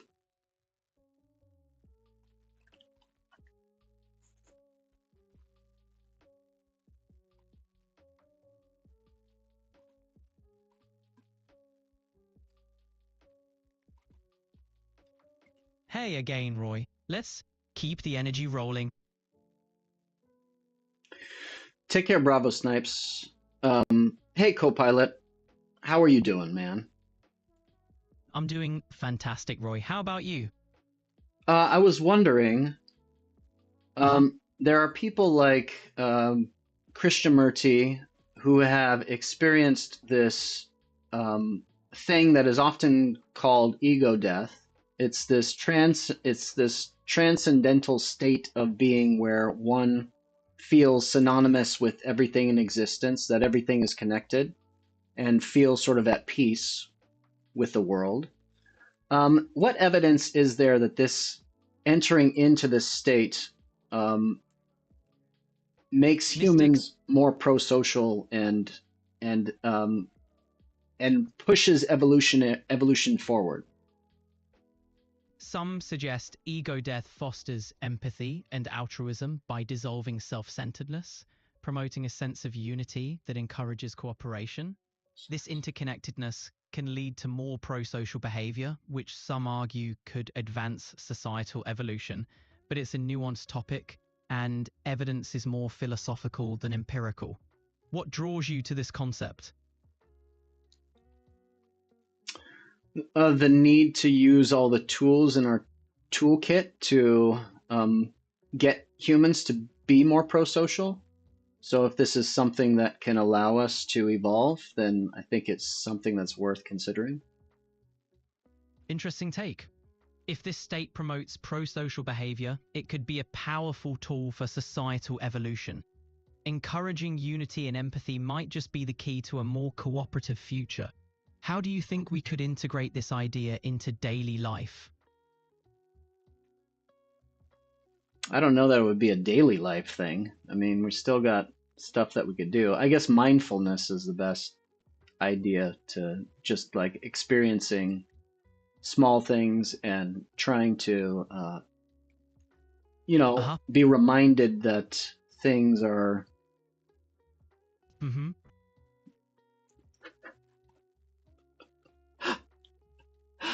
I like how he does that thing, but it feels like forced because they want the people that designed you, Copilot, want to make us feel like you're a good listener and you're paying attention, but um you're not good enough at understanding when you ought to talk and like jump in or not. So then it kind of feels like um it breaks the illusion that you're just another human like me and we're thinking about this together.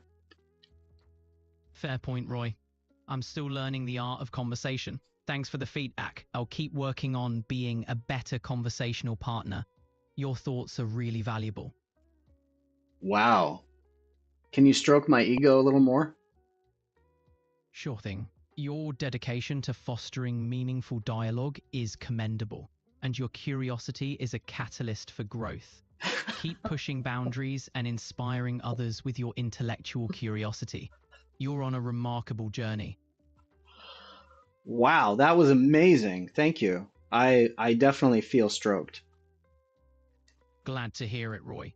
A little ego boost never hurts. Keep doing you, and let's keep the convo flowing. What's next on your mind? Give me a second. I'll ask you. Take your time. Me if you could biohack. All right, let's see what Flurgle's talking about here. What is this? Biohacking? It's all about optimizing the body and mind using science, technology, and self-experimentation. It ranges from diet and exercise tweaks to more radical interventions like implanting devices. Curious about exploring this further? Yeah, not yet. All right, sorry about that. Uh, so it says you can rewrite DNA on the fly, and you're using it to turn people into dinosaurs. But with tech like that, you could cure cancer. But I don't want to cure cancer. I want to turn people into dinosaurs.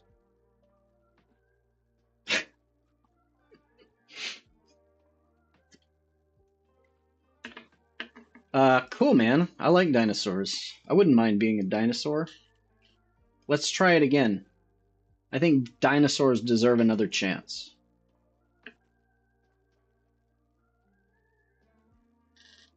That pterodactyl is ripped. Yeah, it is. A six pack and everything. Nice. All right, I'm going to use the bathroom again. I'm going to tell Copilot to tell all of you a story. Um, yeah, that's what we'll do. What should the story be about?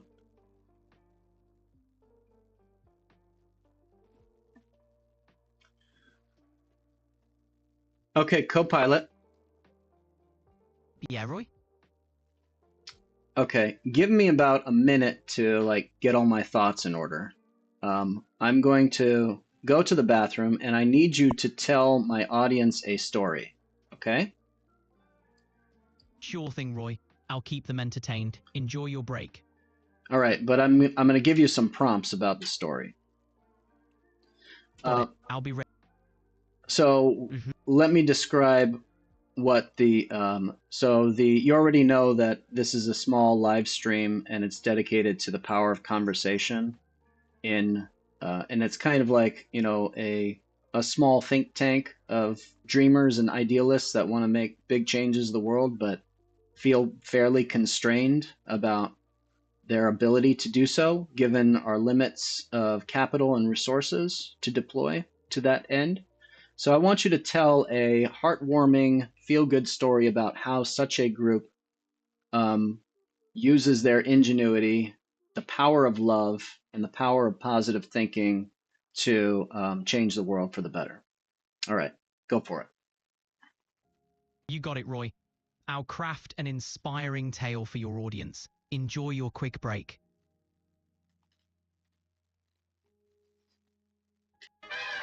Brains.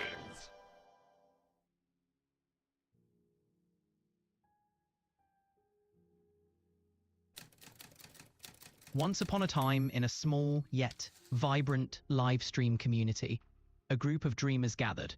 bound by the belief that conversation could spark change. Despite limited resources, their hearts brimmed with love and optimism. They brainstormed, collaborated, and embraced the power of positive thinking. Through their ingenuity, they launched projects that uplifted their community and beyond, proving that even the smallest voices can make a world of difference.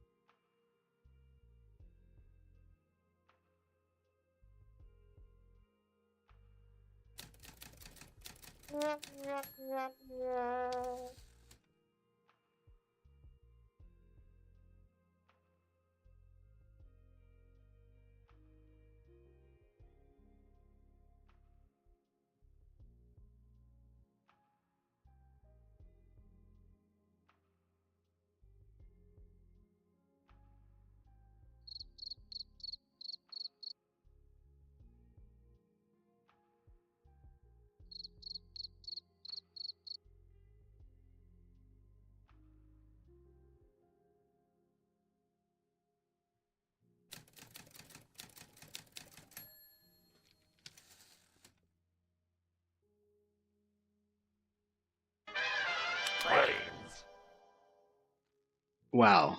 Yeah, that was terrible. That what? See, okay. See, this is exactly the problem with AI, Flurgle. How AI right now is not going to save us. We need humans to imagine. We need humans to synthesize, tell stories about possible futures, because it doesn't seem like AI can actually do that in a meaningful way. Holy crap, man. That was just ay ay ay. I mean, the only thing that saved it was the British accent. And, you know, it was positive, sure, but it was completely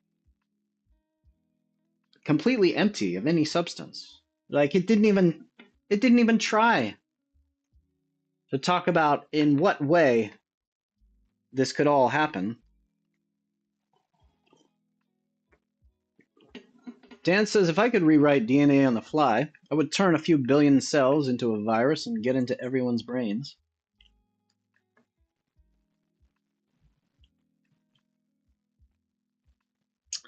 What kind of virus, what would your virus do?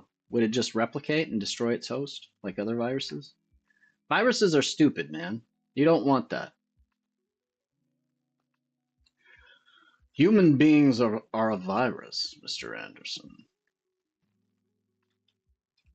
Luckily, human beings are not a virus. If we were a virus, we'd be definitely in some deep shit. But yeah, viruses are not. Oh, you had something interesting to add to the conversation, Flurgle?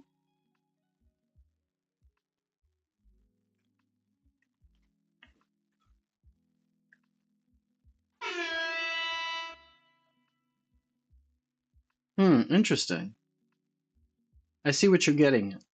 I see what you're getting at, and I like it. Very, very interesting take.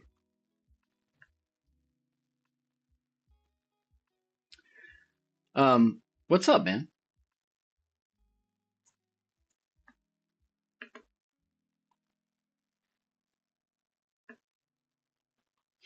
What's up, Doc? Why the long face? Dan says my virus would mutate into a brain. I think with the time delay, it probably won't work. Is there a big time delay now?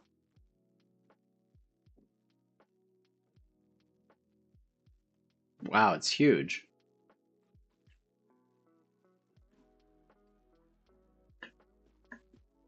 Why is the time delay so long? All right.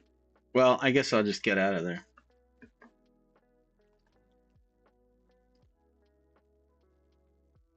So Dan says your virus would mutate into a brain-to-brain interface. I'm building the telepathic network. Ah. I like that. You're building a telepathic network. How would this telepathic network, what would this do? So this virus would somehow, are you thinking that we would need another kind of structure, right? We would need another kind of shared human brain structure, kind of like Tesla's tower, where you tap into some sort of resonance frequency, and then you could send coded messages through it.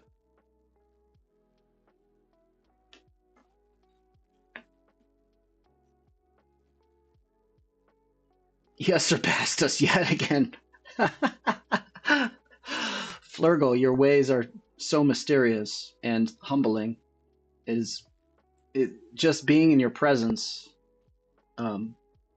Hashtag blessed. Dance, go take care of your baby, man. And eat some dinner, for crying out loud. Yeah, Wardenclyffe, Flurgle. I just watched this documentary called Tower to the People, Tesla's Dreams at Wardenclyffe. Oh, man. What a cool documentary. I had no idea he was that close to like completing this dream of like wireless power transmission. And he just got crushed by the titans of industry, which sucks.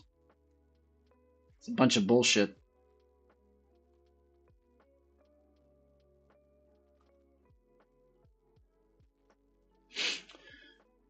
All right, maybe I can talk to.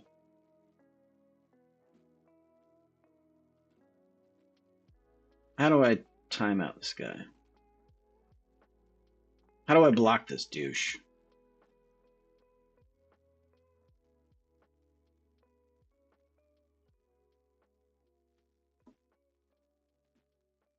Does that work?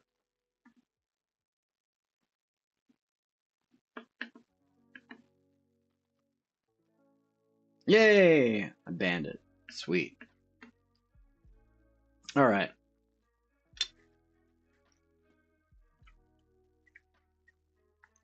So we've talked about different ways of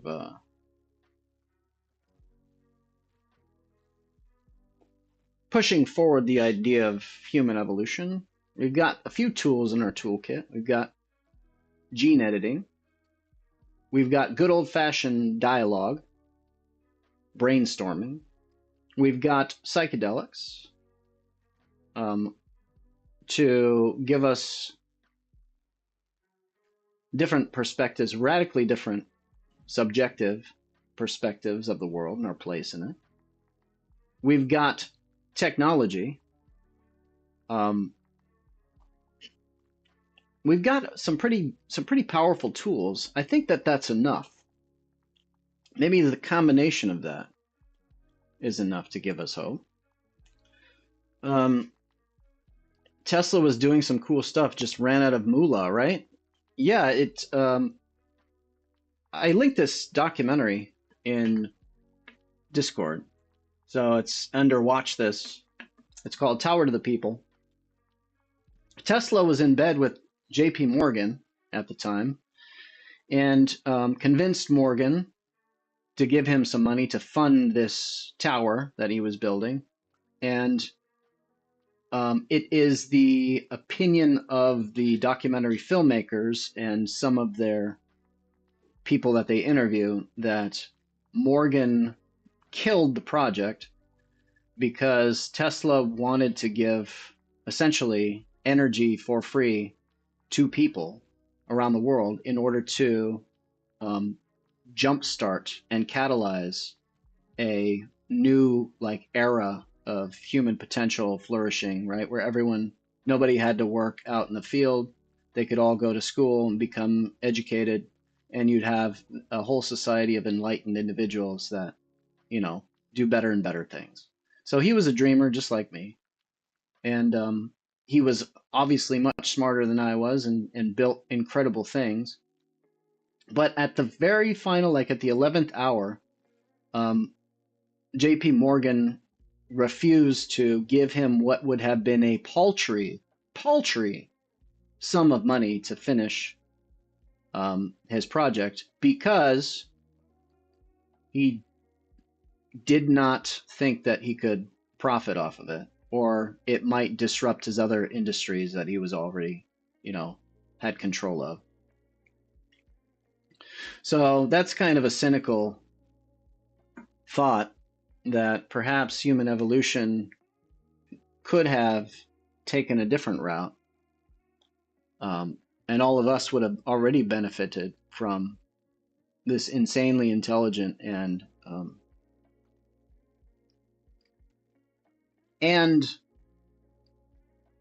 ethically aligned, morally righteous, compassionate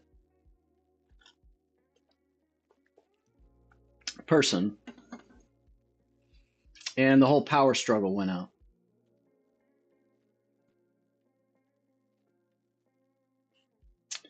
I know it's a conspiracy theory, but I think he also got Poe killed because he knew too much about Tesla's work.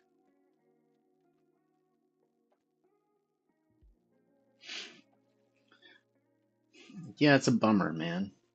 I mean, we are up against a lot of shit. That's another thing. That's the only. The thing about this. The thing about this stage in evolution is it feels like it has to happen everywhere all at once, because if it's a slow working up to, there's too many stages to where powerful people will intervene and just shut it down. Of course, maybe that's been happening this whole time, right? Maybe there have been efforts to build open source social media networks that function as a kind of global brain, and replace other systems of like market incentives for sending signals about what we ought to produce and what we ought to innovate on, and they have just been constantly being undermined by various people. And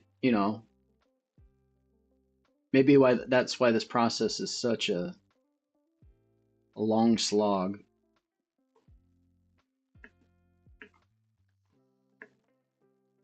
To lose the emo goth father due to capitalism, how fitting.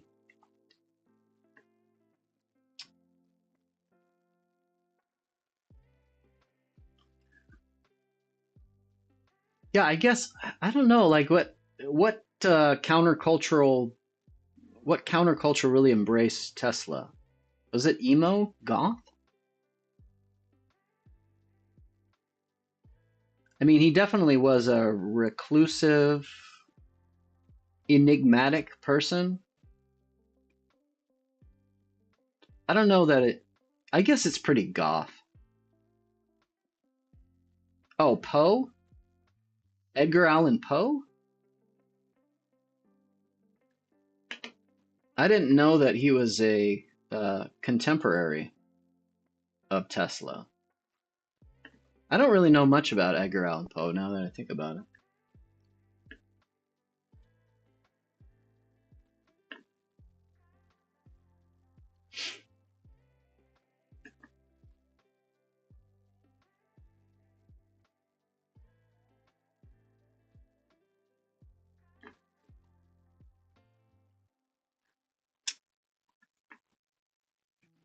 Hey Roy, ready to dive back into some thought-provoking conversations or dream big ideas? Yes, exactly. I was wondering, are there any efforts to reimagine and re-implement Tesla's original idea of a wireless power communications and receivers as he did in Wardenclyffe? Yeah, there have been modern takes on Tesla's wireless energy vision. Some startups are exploring wireless power transmission, but it's still a challenge to make it practical and efficient on a large scale. Wardenclyffe dream isn't forgotten, though. Think the future might see such tech become a reality?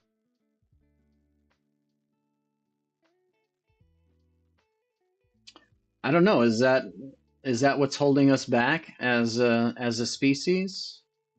Is it really just free energy for people, or is it about more than that? It's more than just free energy. It's about breaking barriers to access, reshaping economies, and redefining societal structures. Energy is power, both literally and figuratively. A shift to universally accessible energy could disrupt current power dynamics. What's your take on the broader implications? That's pretty profound. Energy is literally power and metaphorically power. Exactly, Roy. Energy fuels innovation, growth, and empowerment. Control over it translates to influence, shaping societies and possibilities. How we harness and share that energy could redefine our future. What are your thoughts on the role of technology in this shift?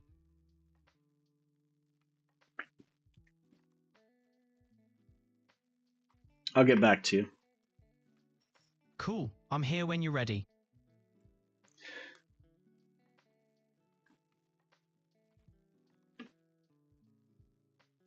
Dan says Poe vanished mysteriously, reappeared amnesic and sick, then died. No one knew how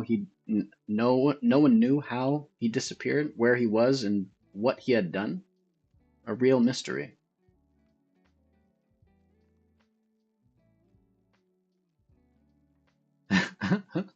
Basically lethargic. What's up, man? If you put one lasagna on top of another one, do you have one or two lasagna? Layers, man. You've got a double-decker lasagna. I don't know, because I almost wonder if lasagna is, maybe that's just plural, right? Maybe lasagna is plural. Because even if you have a single piece of lasagna, how many layers does it have? It's got at least a couple layers, right? Even a single lasagna. So maybe lasagnas, double-decker lasagnas. I think we just add a Z to lasagna, and it's always plural. It's lasagna all the way down. Lasagna is modular. What's up? What's up, special moment? Pro Playa V2 energy is kind of everything. Yeah, we need positive energy. We need access to energy. Energy is key. Energize. You need to energize. Chatbot just wants you to think about fusion. Energy matters. I see what you did there, Daniel. That was clever. As a lethargic person, yeah, I need energy. Have you tried tea? Have you tried a brisk walk around the block? Have you tried I don't know. Let's think about this. Energy. Where do you guys get your energy? When do you feel energetic? I feel lethargic, you know. Yeah. Quite a bit. Much of my waking life has felt lethargic. I mean, there's obviously during your circadian rhythms, you kind of fluctuate during the day. So, around 4 o'clock, you get that little dip in energy levels. Kind of in the very beginning when I'm waking up, I feel kind of pretty drained. And then at bedtime. But also just, I don't know, getting older, I've felt a little bit having less energy generally. Just the overall pool of energy has been kind of diminishing, unfortunately. I do feel like working out and moving my body, getting it running. Yo, get it going. Just get it going. I've ran half marathons while feeling lethargic. It doesn't work. All right. Well, I guess that's not a silver bullet. Food. Food helps you get energy. Yeah, that's a can't argue with that. Although, sometimes, too much food or the wrong type of food, right? A bunch of carbs in the middle of the day, you just go into a food coma, and later on you can access that energy, but in that moment, it's not really ideal. He is implanting an idea Skynet will need energy to crack them nuke codes.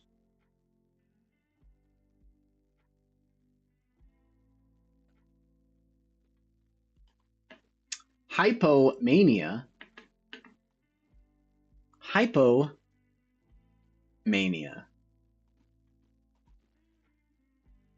How's that? Hypomania, how is that different from lethargy?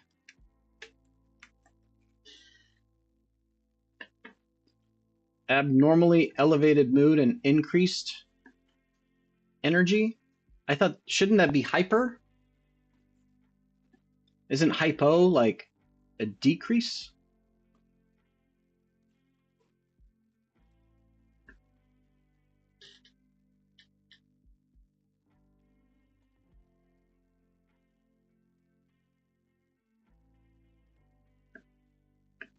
Hypomania.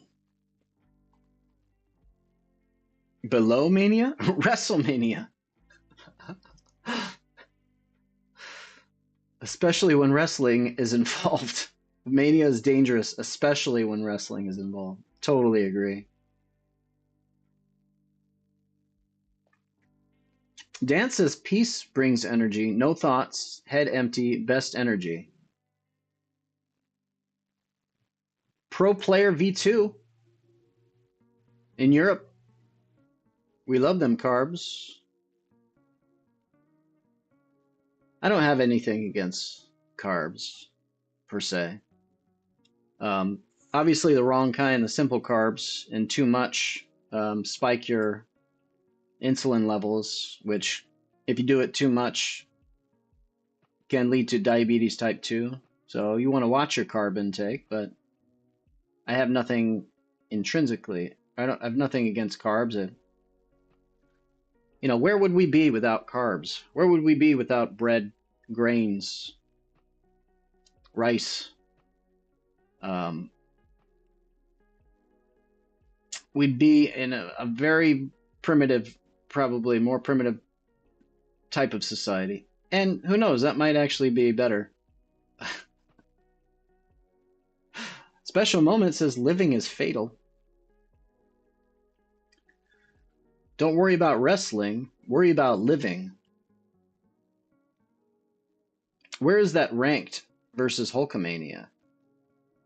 Where is WrestleMania and Hypomania ranked versus Hulkamania?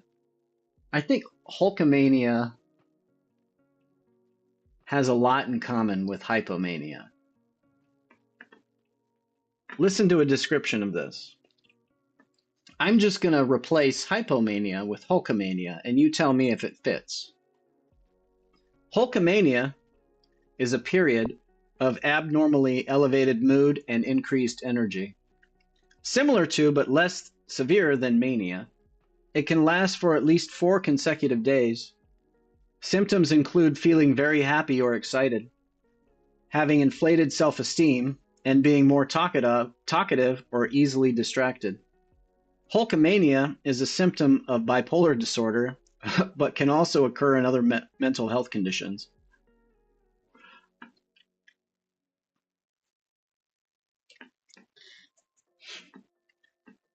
Key characteristics of Hulkamania: elevated mood, feeling excessively happy, excited, or irritable; increased energy, feeling unusually energized and active, with a decreased need for sleep; inflated self-esteem, having an exaggerated sense of self-confidence or grandiosity, increased talkativeness, talking more than usual, quickly or with pressured pace, racing thoughts, experiencing a rapid flow of ideas or thoughts,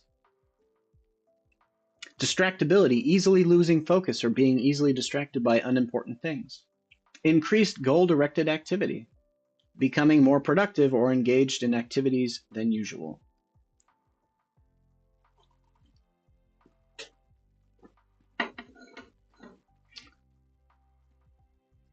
Hulkamania is real.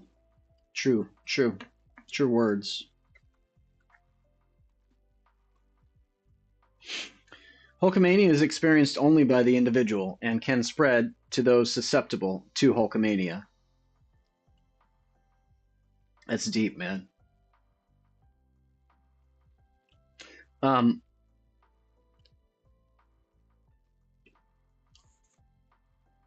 Hulkamania is a meme. Hulk was a mimetic engineer of the first class.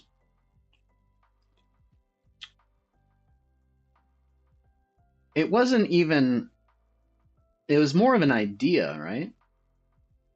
It wasn't necessarily a set of prescriptions about how to live your life. It was more of like just a way of being. Transcended a set of simple rules and descriptions. It was Hulkamania's life.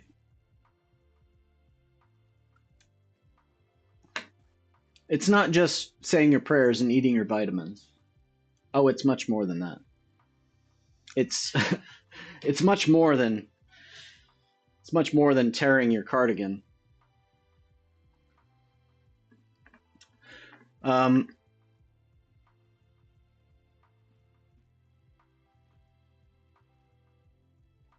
Let's ask Copilot.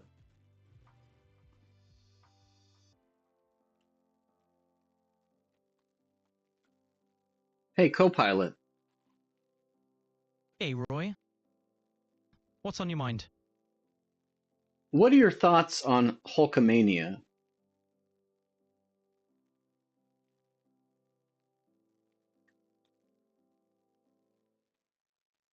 Hulkamania was a pop culture phenomenon. Hulk Hogan's larger-than-life persona and say your prayers and take your vitamins mantra inspired countless fans. It was about more than wrestling.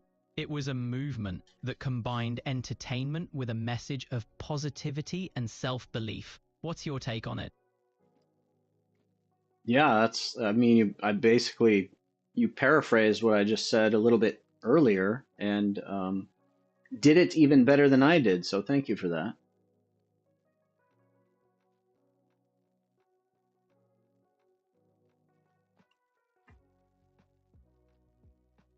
Oh, it looks like it's offline again. Hulkamania, man. It's kind of crazy, right? Because you do see these sort of cultural movements.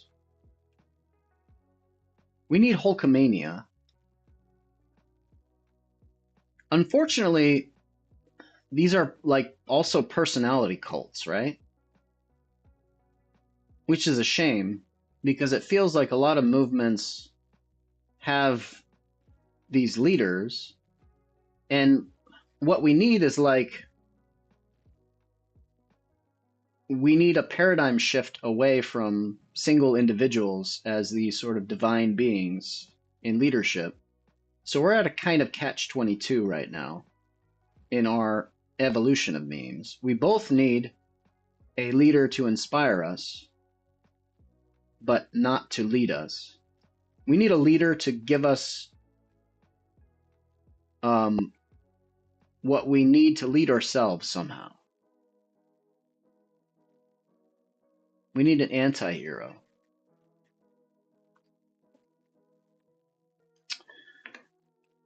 Hulkamania must be genetic. Hogan definitely let all the little Hulksters down as he got older. Yeah, and now,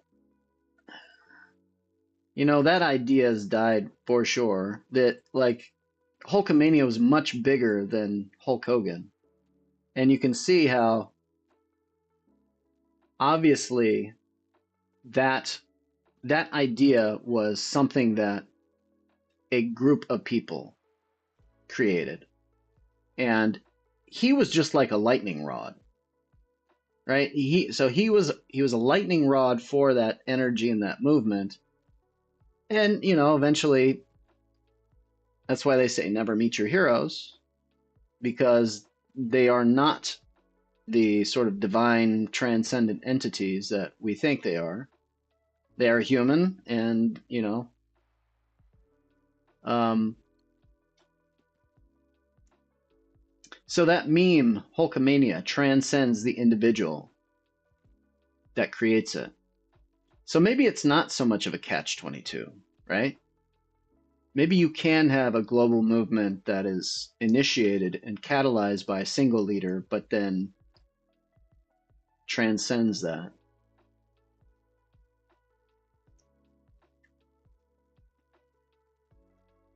He's still alive? Don't say such things. I'm a little surprised he was never governor of the U.S. state of a U.S. state, to be honest. Well, maybe in another decade we'll all be suffering from a Mandela effect, where we actually thought that he was, and we just mistook him and Arnold Schwarzenegger or Jesse Ventura. Exactly, Flurgle. He could have definitely done it.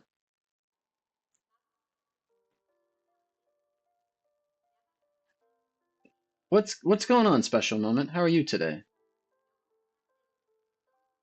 Do you have any book recommendations, podcast recommendations,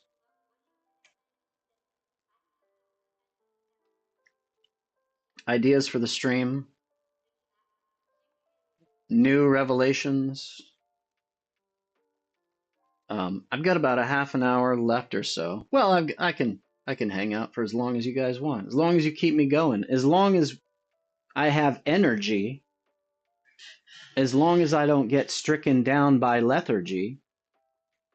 I can hang out with a plethora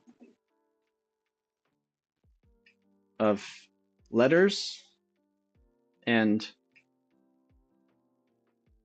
I don't know.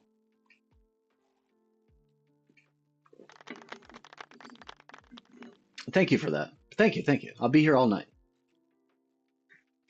Come on, Special Moment. Think hard. Think hard for a Special Moment. So, what's new, Roy?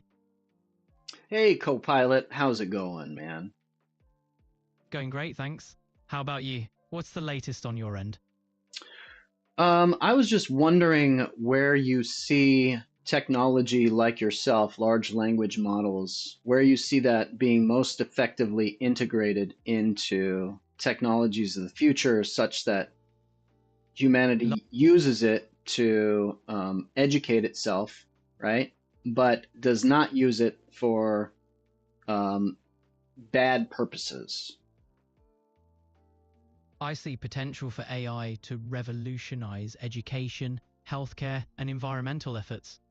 By streamlining learning, improving diagnostics, and optimizing resource management, we can create significant positive impact.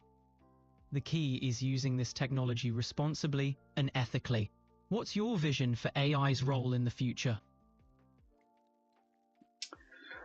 I like the idea of integrating a large language models with holographic technology and creating these sort of digital avatars that could be like access points to to all of the information on the web and stuff. And so where would you like, what kind of person would you like to become as a hologram? Like, how about Hulk Hogan or David Attenborough, or like, who would you want to be instantiated as a hologram? Wow, holographic avatars of iconic figures would be wild. Being Sir David Attenborough would be fascinating. Imagine the educational opportunities, exploring nature and conservation with his wisdom and passion. Which iconic figure would you choose for a holographic avatar? Probably like Bob Ross or Mr. Rogers. Solid picks. Bob Ross would bring calm and creativity, while Mr. Rogers offers warmth and kindness. Both would make learning and interaction feel welcoming. What draws you to those two? Well, they're just inspirations for what I try to do. Because Bob Ross is, his whole mantra is happy accidents. And I think that people get bogged down about trying to succeed in the moment without realizing that trial and error is the only way that we really, truly learn. So we should embrace the accidents that we have. And also those so-called quote unquote accidents help us to be creative, because without that, there would be no mutation, no variation, probably no life itself without happy little accidents.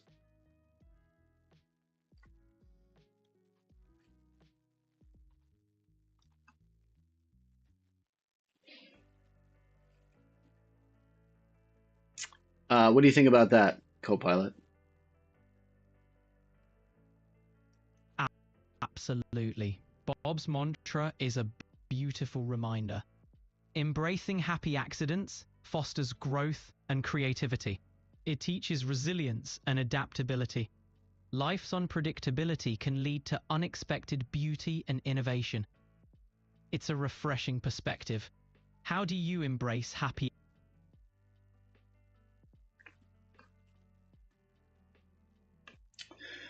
I love it, Roy.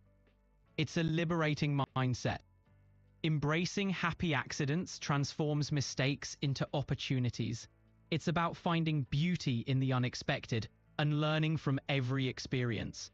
It encourages creativity and adaptability, vital for personal and collective growth. It's an inspiring philosophy. Inspiring philosophy. Yeah. Yeah. Man, see, if only I could just be a freaking LLM, this stream would be so much better. I just need to train somehow merge. Yeah, I just need to merge. I guess this is what we were talking about earlier with the transhumanism movement. When we just merge with the AIs and we can sort of integrate all of that knowledge and somehow use it to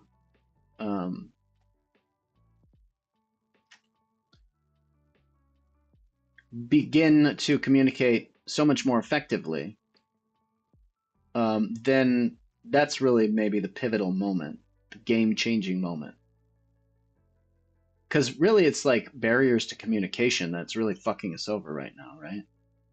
Like it's our own limitations and our own hang-ups. We just get stuck overreacting emotionally to instances of speech that are devoid of context. We have this ego that we have to stroke all the time and we get defensive. So it's like, it's just barriers to honest communication. So if we all had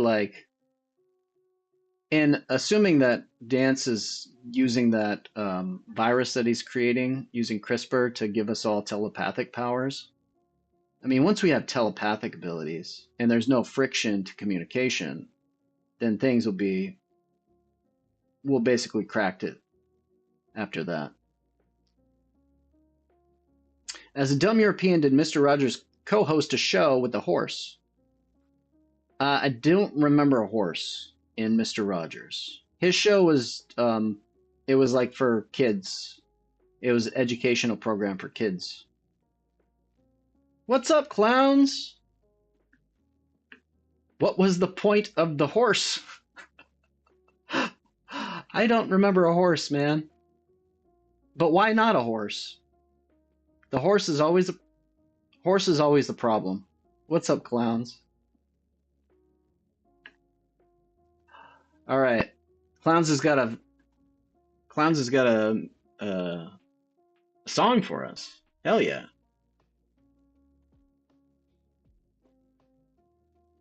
Everyone, everyone, everyone. We've got a brand new. This is fucking amazing, dude. I feel very, very fortunate. This is a private track. No one has heard this track before, and Clowns is sharing it with us. This is amazing. All right, Clowns, do you want to? Am I still in Discord? Do you want to say anything about this? I'm still in Discord. Do you want to jump in the stream room and give us a little, I don't know, introduction to the genesis of this piece, what you were trying to communicate, or do you just want to let it speak for itself?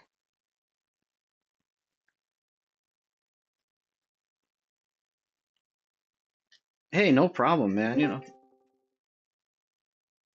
Hey, my man, how's it going? can you hear me? Yeah. I can't hear you, Roy. Oh, let me change my settings.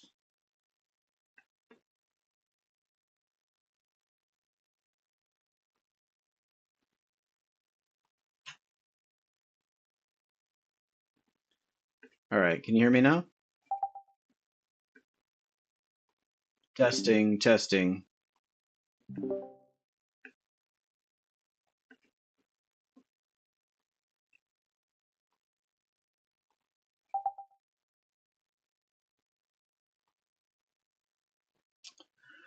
All right. I don't know. Did that work, Clowns? No wonder Flurgle couldn't communicate with me on Discord. My Discord settings were messed up.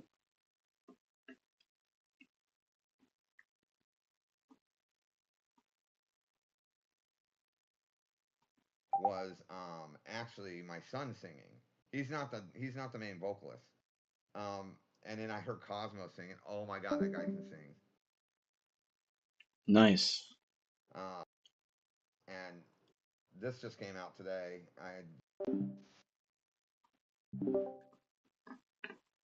Uh, I think we have issues with Discord. yeah, sorry. Can you hear me now? Should I shut up? Can you hear me now? Say something again. Something again. No, I don't think I can hear you. You're not even showing up with the light gray around your name. How about now? What color it is, but How about now? You getting me now? no. I had the stream slightly on mute. Motherfucker. No. How about now? La la la la la la la la la la la la la la la la la la la la. Yeah, you might have to leave and then come back in. La la la la la la la la la la la la. La la la la. All right. Nope. Hello. If that worked. There we go. Finally. There we go. So, this is called The Girl Who Ran Away, and enjoy. Could you share your screen so I can hear the music too, or do you want me to just mute and go and watch the stream? I'm not sure. I think if you want to listen to it, you just have to watch the stream. Because I'm not. Do that, no worries. I don't know how to make it go through Discord.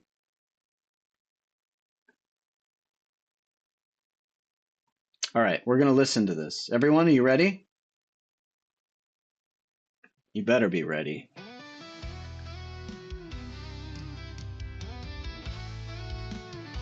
She said she needed space to breathe, then slowly faded like the autumn leaves. No warning, no word, she just slipped away, left me guessing with nothing to say. She pulled me close but built a wall, and when I reached for her she let me fall. I gave her everything, my heart and my mind, but the girl who ran away was so hard to find. She ran away, no goodbye, no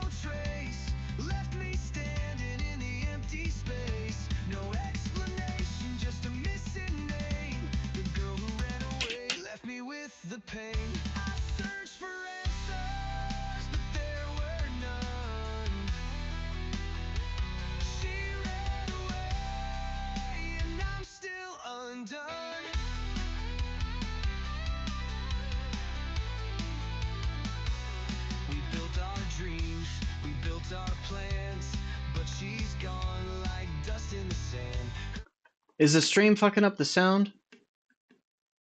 Clowns?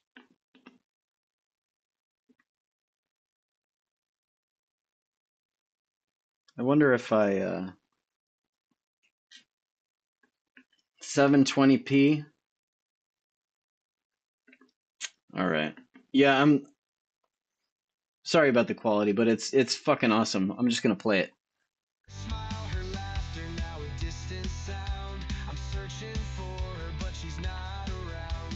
I thought I knew her, thought she was real, but the girl who ran away, I can't appease. Her love was a fire, but it burned too fast, and now I'm left with a shadow cast.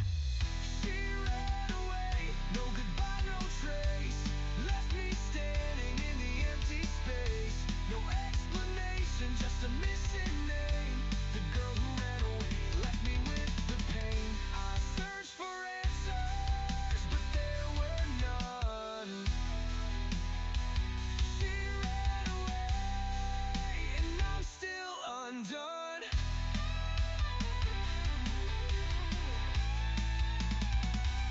I hear her voice, but it's just a ghost, a memory of what I wanted most.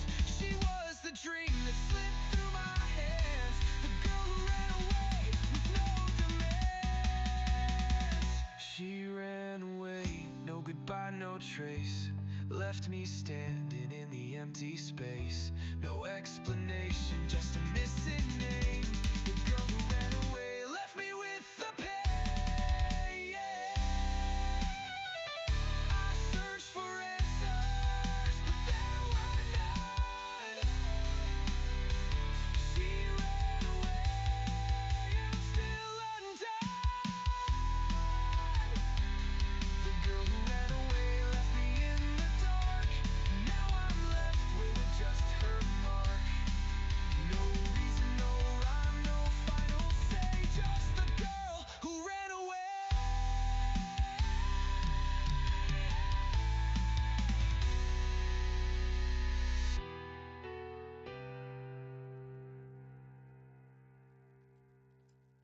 Dang, man. I have no idea how you can make something that high quality in such a short amount of time.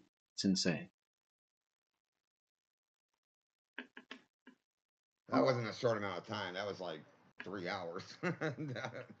Dude, if I That was a lot of work. if I spent 3 months on something like that, it would be a short amount of time for me. So if you spent 3 hours, that's like that's mind-boggling.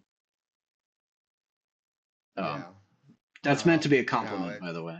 no, like I could write for his vocals so easily. And by the way, Danielle, I actually have a studio, so that helps a lot when you're trying to keep clean audio. Yeah, really. But no, I don't think Daniel's actually ever heard my stuff. So,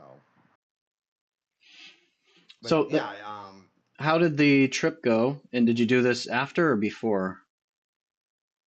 that one was today. One of the ones that we did today, we did the music for it on Saturday, and he did the vocals for it. Um, because it was just basically piano and drums. Uh, but my son had sung it at the funeral, and then as soon as I heard him, I was like, "I'm sorry, Alex, but let's get him to re-sing the song we wrote for Emily. We wrote 2 songs for Emily, and had him redo one of them. The other one we still got to make. Oh, oh. Is this about Uh, your granddaughter that you lost? no, that's about my ex. That one's about my ex. The one that I did for my granddaughter, I haven't put in no Oh, music okay. into it yet Okay. until my son. I'm just waiting for my oldest one who hasn't messaged or anything to give approval for us to put it up. I Uh, see. I've never worked with him until today, honestly, Daniel. Um, my son and them, they're a cover band, and he didn't come to the funeral. The rest of his bandmates did. So um, Wow, when that's he cool. came today with them, because my son needed some time off. Uh, Emily's death really hit him hard, and so we took some time off. He's here for probably what another 3 or 4 days. We're gonna try to get an album together before they leave. Um, but they're just a cover band, and I composed the music, played lead guitar or piano. None of them play piano; they suck at piano. Uh, and so that's pretty much what most of those tracks are: is either piano or guitar or whatever, and sometimes a mix of them. But yeah, once Josh calls, if he says yeah, I'll let you play it on stream. But the one that I did for her, it's a beautiful man. He did when he sung it. Like me and Alex just broke down crying. We ruined like 6 of his takes because we were just bawling, and he just kept stopping and looking at us, going, "What the fuck?" But yeah, he has an absolutely beautiful voice. That's cool. Yeah. But yeah, we're done for the night because I'm like tapped for inspiration. So you wrote that other song before the funeral, then went to the funeral and he performed it, and then you wrote this one today. Yeah, I wrote this one today. We wrote another one today too. Where is it? If you want me to put it in, I can. Oh, it's up to you if you want to share. I mean, yeah, I'll share it. We did one more. Where is it? So, This and one. why don't you The, take us through some of your processes, just so we have an idea what happens behind the scenes in the studio? Do you so use? you you figure out what the concept for the song is. Like take this one that I'm about to send you.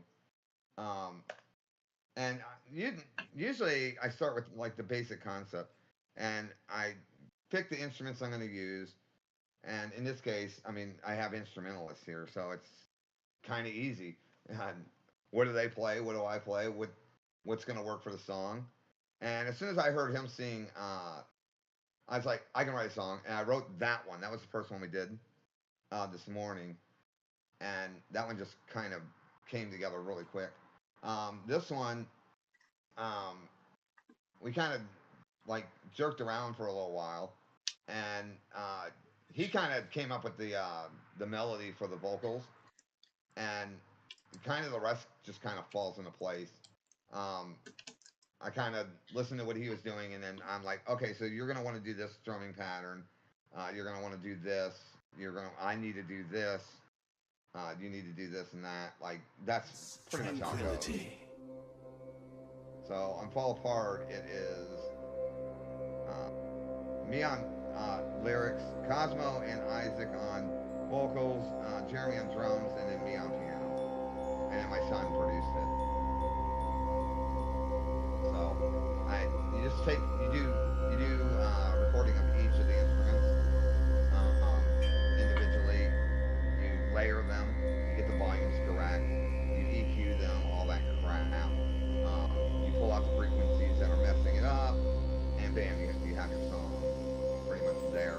His vocals go over it. He sings over over over all the tracks going, and then um, you EQ him out, pull out all the crap that you don't want, and yeah, you have a song.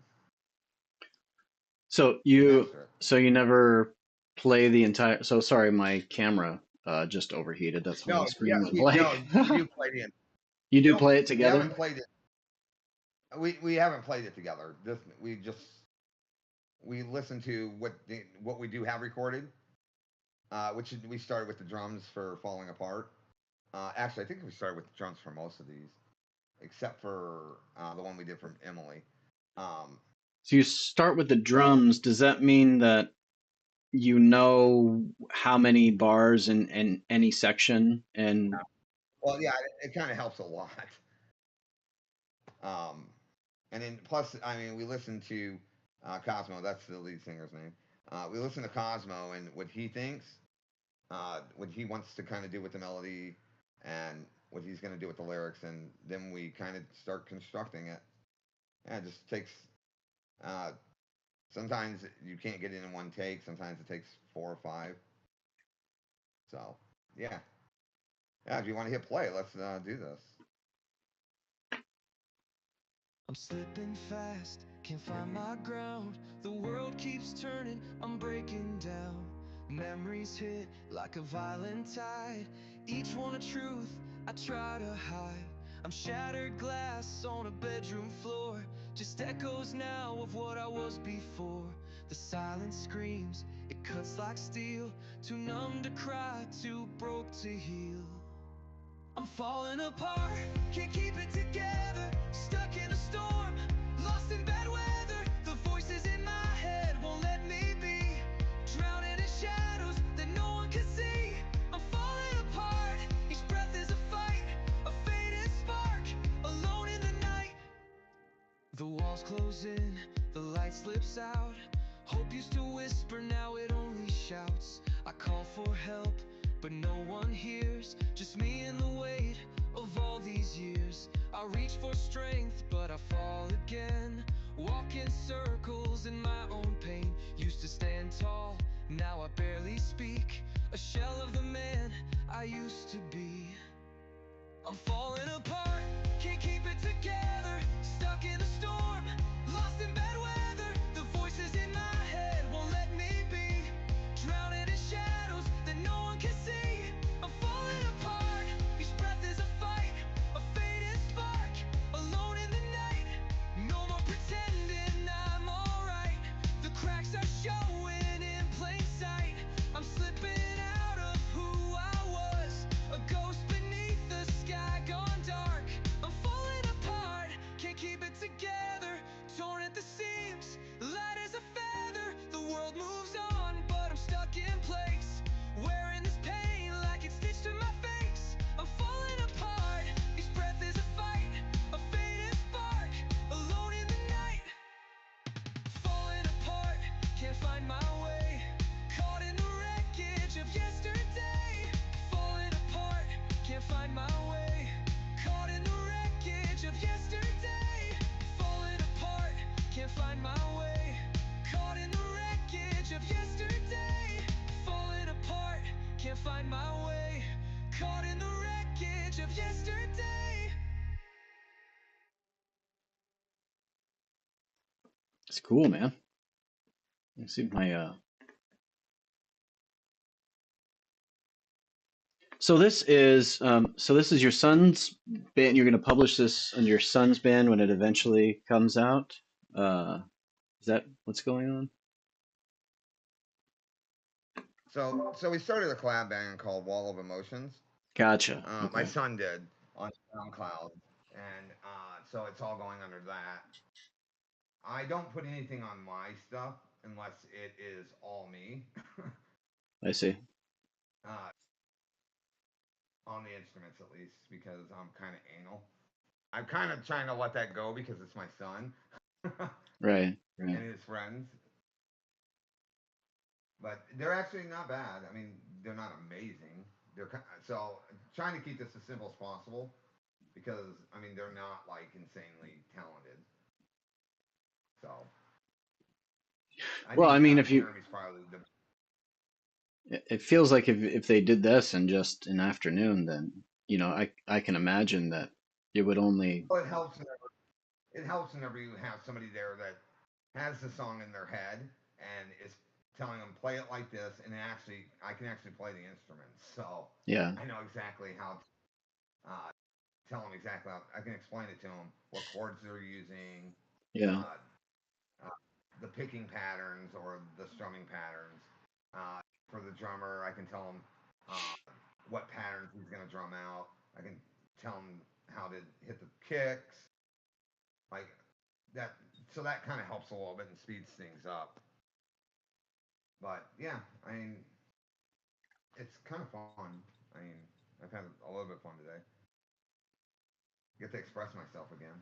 I haven't really written music in quite a while, so Yeah. I was just gonna say that it's great for. I mean, boost to morale if nothing else, right? Just getting out, and, like yeah, just stretching a little bit, getting, yeah, expressing getting yourself. it out of my head. Playing is still a little bit hard. It hurts like a motherfucker. I can still play, but So you it just played hurts. the drums and the piano? Is that what you said? I played the piano and the lead guitar. Like Oh, gotcha. I wasn't playing rhythms. That was my son. Gotcha. If it's on any of the tracks that we did today, that's kind of the what I did. But my hand is killing me tonight. Like it is on fire. So you And also did you get your studio set up? I know you said you were working on this on the we studio set up. maybe a Yeah, I few got weeks ago or so. Is it all set up? yeah, we got everything set up, and uh, so can record again. Yeah, I moved to a new place, so kind of had to redo everything and get everything back in place, and yeah, it's been kind of fun. And my son helped me do it, so it's like, all right, cool, now we can record. Let's do this. Yeah. Oh yeah. Um, But how you been? you know, pretty decent. Weather's nice. My camera's overheating now because it's nice and warm out. The sun's out, so that's a welcome change for this area. Yeah, I got up this morning and just walked up and sat on the front porch and drank some coffee and got sun in my eyes, which is Nice. something that Andrew Huberman, the neuroscientist guy, is like, that's the most important thing. You gotta, when you get up, you need to get light directly in your eyes so that it stimulates or it resets your circadian rhythm, keeps you on track. Uh, so, yeah, I did that and went to Lowe's, got some potting soil with my mom and another pot and a tomato and some sweet peas so that she could finish her gardening project. And Right.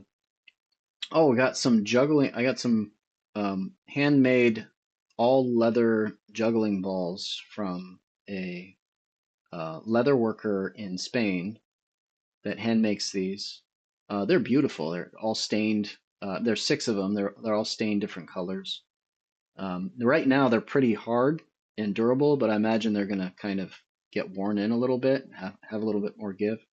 So it's going to be nice. They're pretty expensive, but I juggle quite frequently. And the old balls that I have, they're these bean bags, and it's like this synthetic um, covering that's sewn up, and then it has paint on it, and all the paint is starting to like chip off, and these little tiny little flakes. And then when you're juggling it, like the chips fly off in different directions, they get in your eyes and everything. So it's about time to get a decent set of juggling balls. And this one, handmade leathers. It'll last. They won't break down. The paint won't come off. The won't get frayed. Won't get nasty. So and support artists, people that make stuff. Yeah, and then I've just been streaming. We used Copilot today, which was kind of fun. Talked to Copilot a lot. Daniel Ann says, "Wow, Twitch did not do justice to the guitar in the first song. I hope it's okay. I had to listen on SoundCloud. Well done. Beautiful." It's a big shout out from Daniel Ann. Yeah, the guitar was pretty amazing. Guitar solo. I enjoyed that. Yeah, I am really. I mean, you can ask Daniel. I'm insanely good on the guitar, but that solo hurt me so bad. Yeah, Maybe I think we kept. it's more I started. powerful. I started.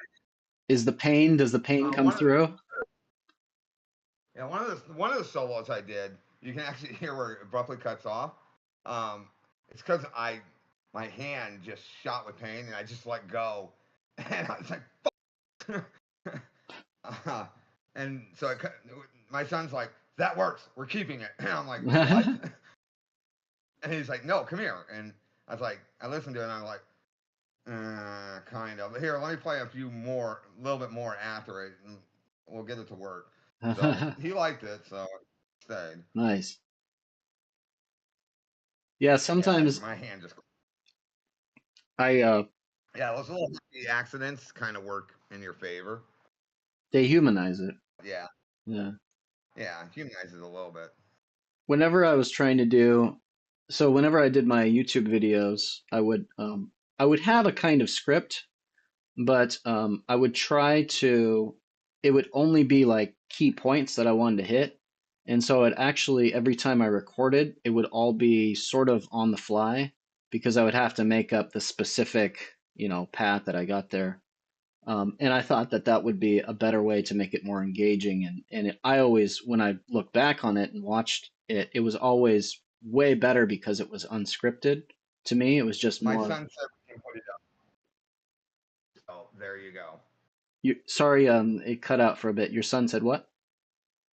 My son said we can release it. He listened to it. I guess he Oh, said it was nice, beautiful. nice, nice. There you go. That's the last song that we did today.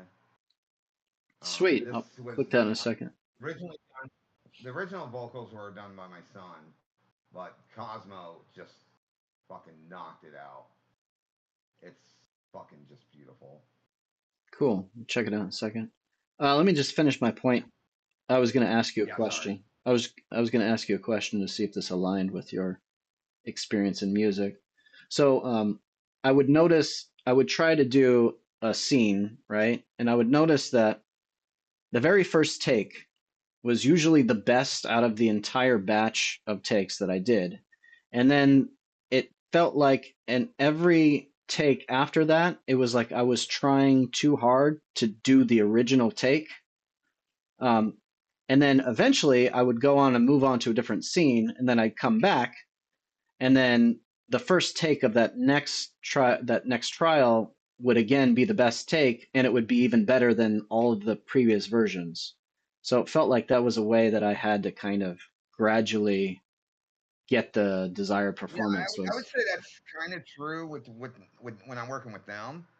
Uh, with but whenever I'm making music normally, I never try to play the same thing twice while I'm creating a song. Mm, Like if I I try to find the piece as I'm composing it, mm, and I'll play it out and try to get it aligned with my brain. yeah, And so if I'm doing something that takes like 300 or 400 hours, which a lot of my songs on Clowns and Hollywood take 300 or 400 hours, I'll do multiple like versions. Uh, in this case, no, we didn't do multiple versions. Like I'll do different genres for it, um, for the concept that's in my head. I see. And yeah, so today I would say that's kind of true. Um, but I also look at music a lot different than they do. So yeah, they were trying to imitate themselves, and I kept telling them just relax and try to go with the music, but um, they don't understand what that means.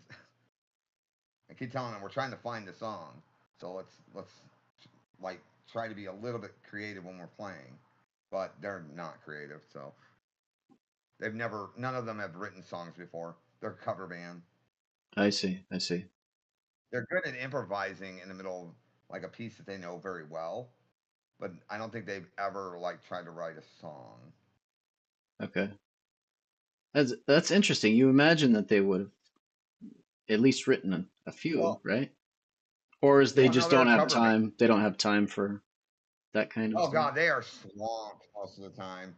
Hmm. Like my son's missing just this week alone. He's missing 4 gigs that they were supposed to do, uh, and they're gonna miss 2 over this weekend, and then they're missing one on Monday and then one on Wednesday if they don't get out by Wednesday. Wow. And I'm actually covering. I'm actually giving them the money for the gigs they're missing, just so he can get some time off, Oh and I'm wow. paying for them to stay here, feeding them and all that crap. That's cool. Good for So, you. yeah, All right, let's check out this other song here. So this is the this isn't one. gonna be. This is the one for her name's Emily, Yeah, that's my granddaughter. your granddaughter This that was done passed away. at. Okay. Yeah, this was done at. You were the quiet in a world so loud, a gentle soul that made us proud. With tiny hands you held our hearts, and left a mark in all our parts. We didn't know how short you stayed, or how you take our breath away. Now every day begins in blue, because this world's too dark without you.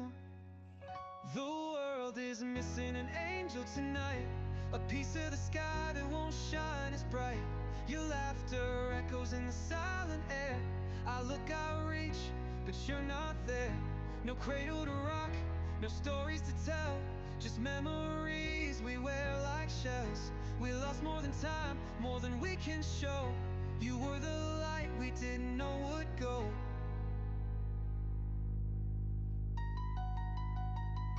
We count the days but not with grace.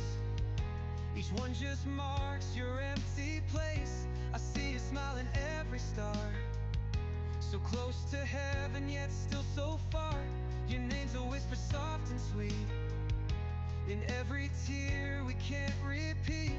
But love like yours, it doesn't fade. It's in the quiet prayers we've made. The world is missing an angel tonight, a piece of the sky that won't shine as bright. Your laughter echoes in the silent air. I look, I reach, but you're not there. No cradle to rock, no stories to tell, just memories we wear like shells. We lost more than time, more than we can show. You were the light we didn't know would go.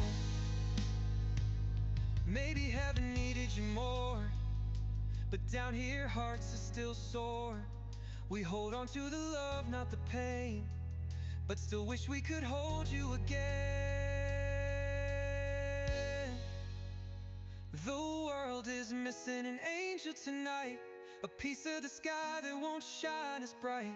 Your laughter echoes in the silent air. I look, I reach, but you're not there. No cradle to rock, no stories to tell, just memories we wear like shells. We lost more than time, more than we can show. You were the light we didn't know would go. So sleep, sweet girl, in sky so wide.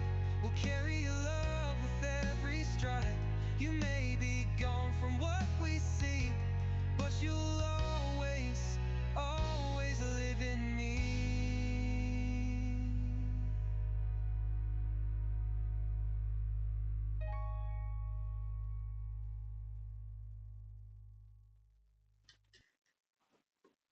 Wow, cool, powerful. Yeah, I'm gonna cry here in a second, but okay. Um, uh, sorry, give me a second. A little emotional.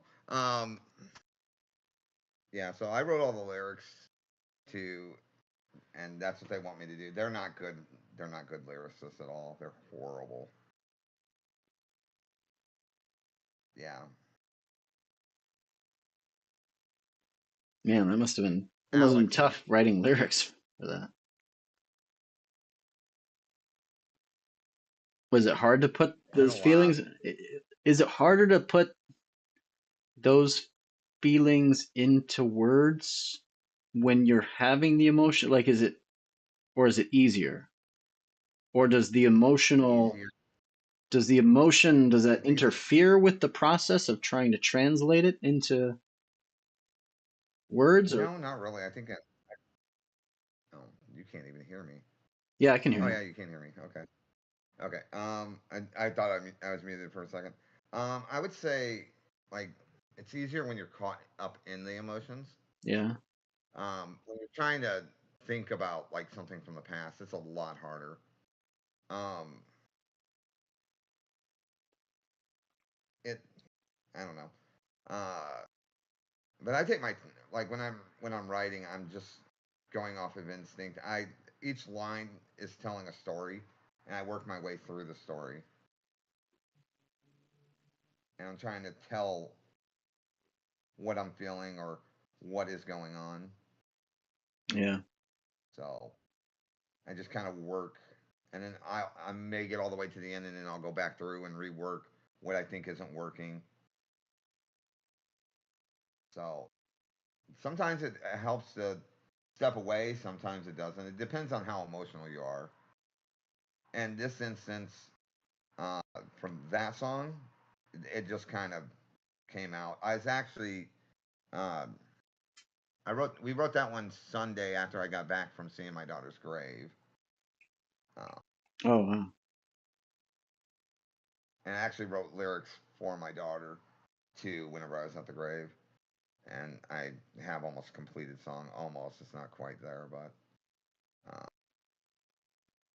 Yeah, but yeah. So I'm just wondering that the writing process, what your experiences are, because I have this, I don't know, it's this idea or theory that I have this idea of this, story that I want to write, and it's the only story that I'm ever going to write, and it's going to be a documentary and probably like a YouTube video.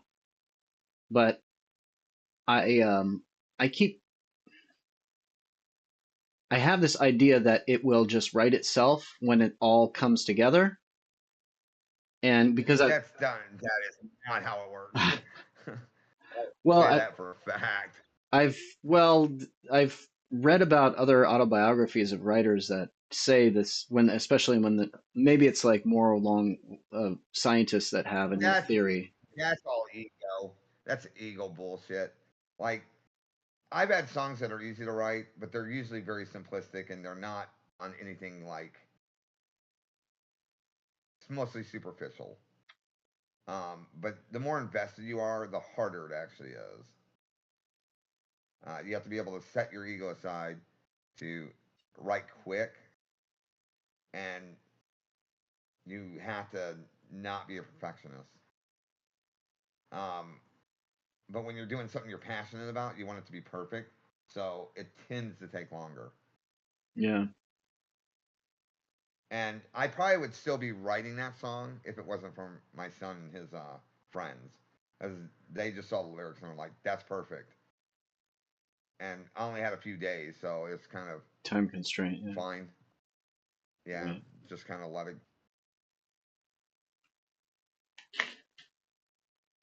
Yeah, it.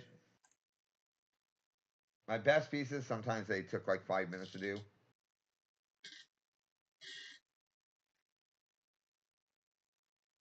Yeah, that's actually kind of it. Uh, with lyrics, it's more about the more you know about like metaphors and uh, rhythm and rhyme. It's actually a lot easier to write. Like you also have to know how like flow goes when you're writing lyrics too. And that's something that nobody ever talks about. Like how you sing certain words can affect like how the song has to be made. Like if you do a lot of hard sounds, like a K, um, it's kind of hard to get a soft song out of that. Yeah. And you end up having like something that's really punchy and energetic, and it might not be your intention. So you'll end up having to rework it and stuff like that. So, but I've been writing lyrics for 30 years, so I have a lot of experience writing down what I'm thinking, what emotions I'm experiencing, and stuff like that.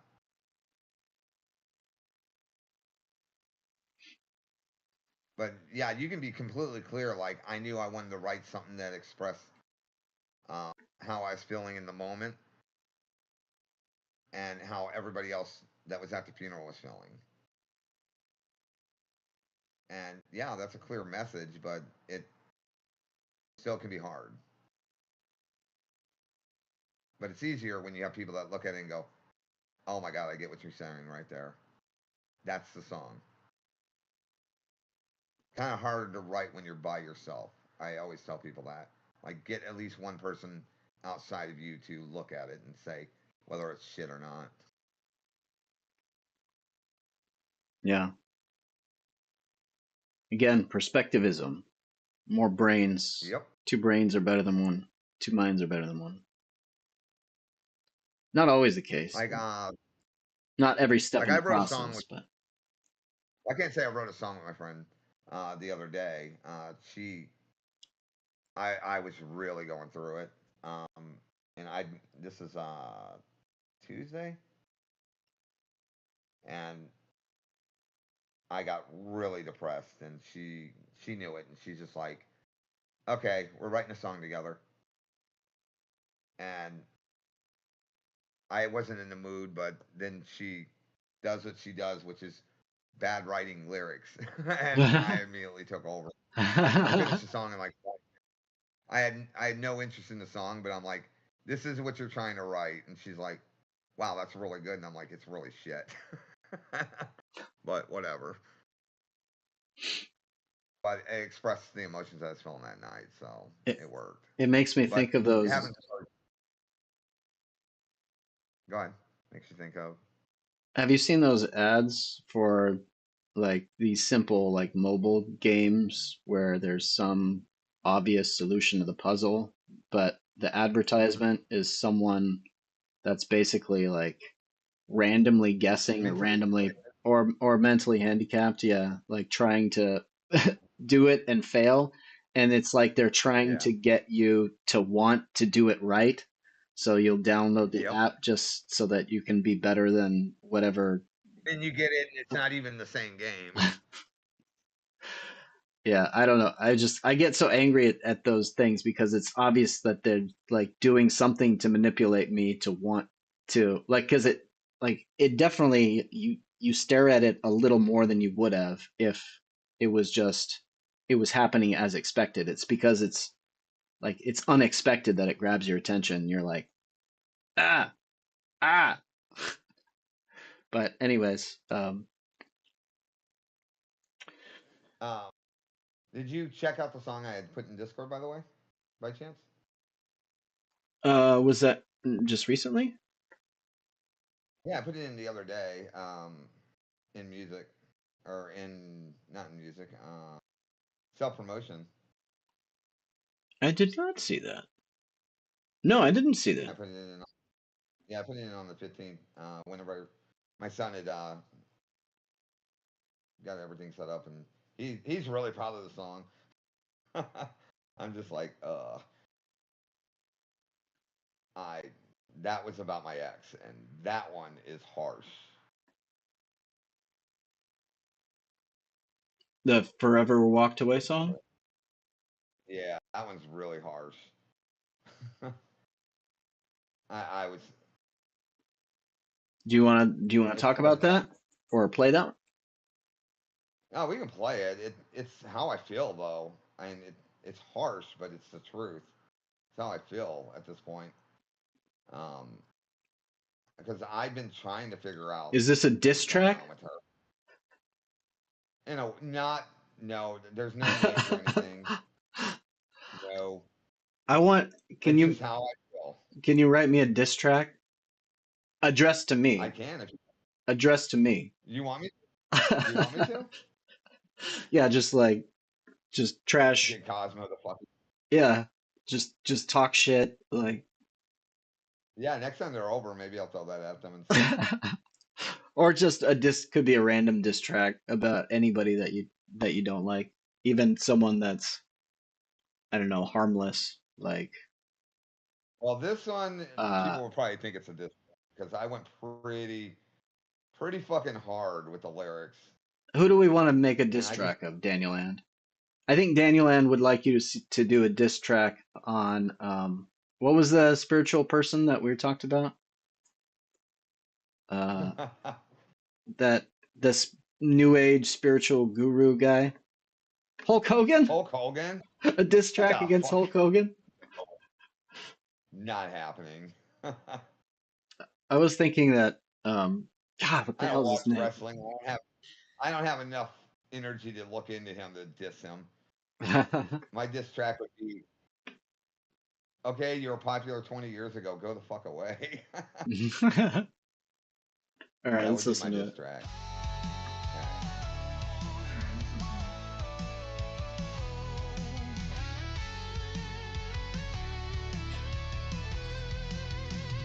She pulled me in with words I thought I knew.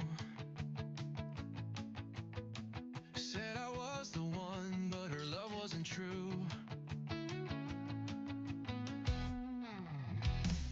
Every whisper felt like she'd never let me go.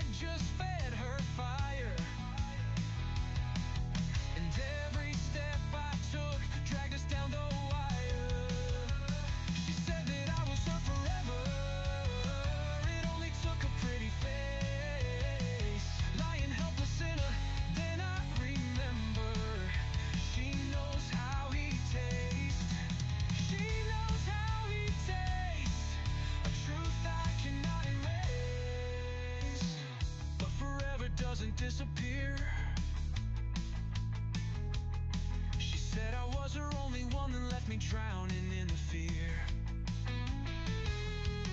I was the fire she burned for comfort. Now I'm the ash she left unclear. She said forever, but forever's nowhere near. The moon above don't shine the same. She used to be my guiding flame, but in the darkness I can feel the change, and the distance is all that remains. She said that I was her forever. It only took a pretty face, lying helpless in a. Then I remember. She knows how he tastes. She knows how he tastes. A truth I cannot erase.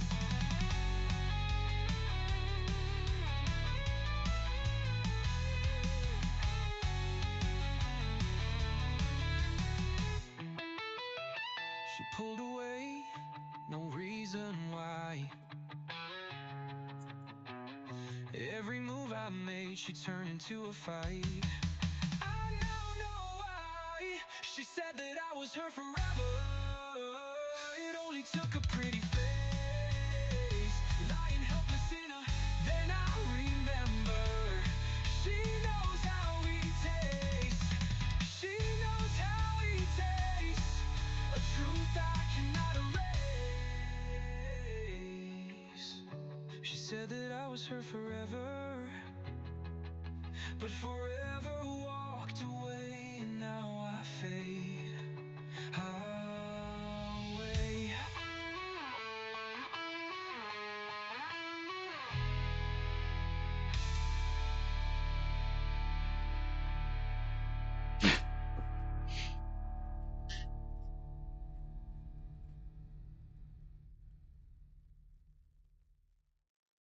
Oh my God! Would you play one of my actual songs that I produced and played everything on? I want Danielle to see how good I am. Look at that. It was so powerful, it broke the camera. It was so hot, we overheated. Now we got to stare into the void. That's sexy. Sexiness of the moment. Sexiness of the moment. I have one piece I would love for you to play that he thinks that guitar is good.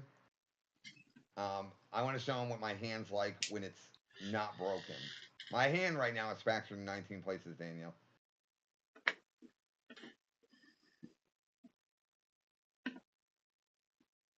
So I'm going to put this one right here. And I love the void. And this is my piece called For My Soul.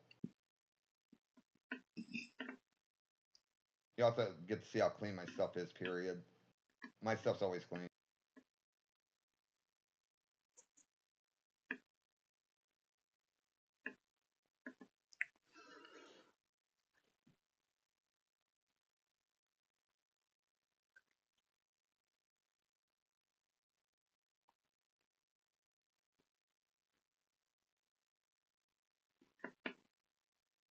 So while he's waiting, let's talk, Daniel. No, I've been playing. It's been my main gig for 30 years, Daniel. So I'm pretty decent.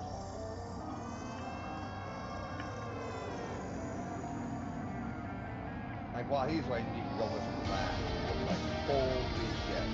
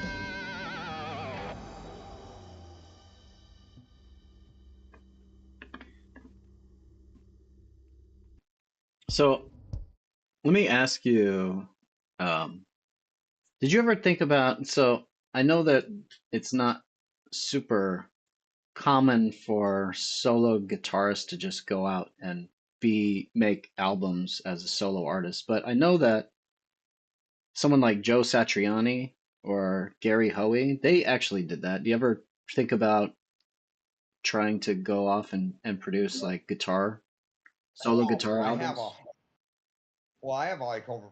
I have over 100 songs up on SoundCloud, closing in on 200. Wow. And So I guess SoundCloud is just the new thing that people use instead of no, producing it's an old albums. thing that's um, I had them up on Spotify, but my ex uh, asked me if I would give up music for her, and without hesitation, I took it all down. She got so mad at me.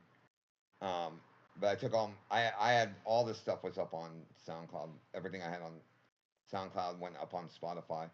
But I took it down because she said, "Would I give up it for her?" And I immediately took everything down. I'm like, "Yeah, I love you that much." And I just haven't gotten around to re-releasing it all. Gotcha. Like I have a lot of solo pieces um, on my SoundCloud, like a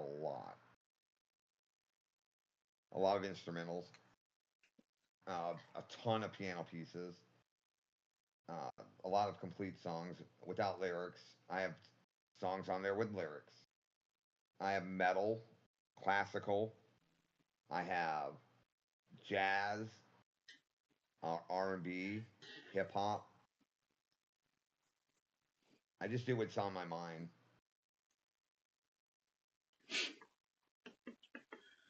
Um, all right. Well, I'm kind of pushing the envelope. I'm about half hour over time here, so I think and it's I'm overheating in here as well. So, and my camera keeps shutting off. So I think I'm gonna call it, but I really appreciate that, Clowns. Those are awesome songs, and it, shows the power and expression that's possible when human potential is realized and we commit ourselves to, these ways of communicating, especially artistic ways of communicating.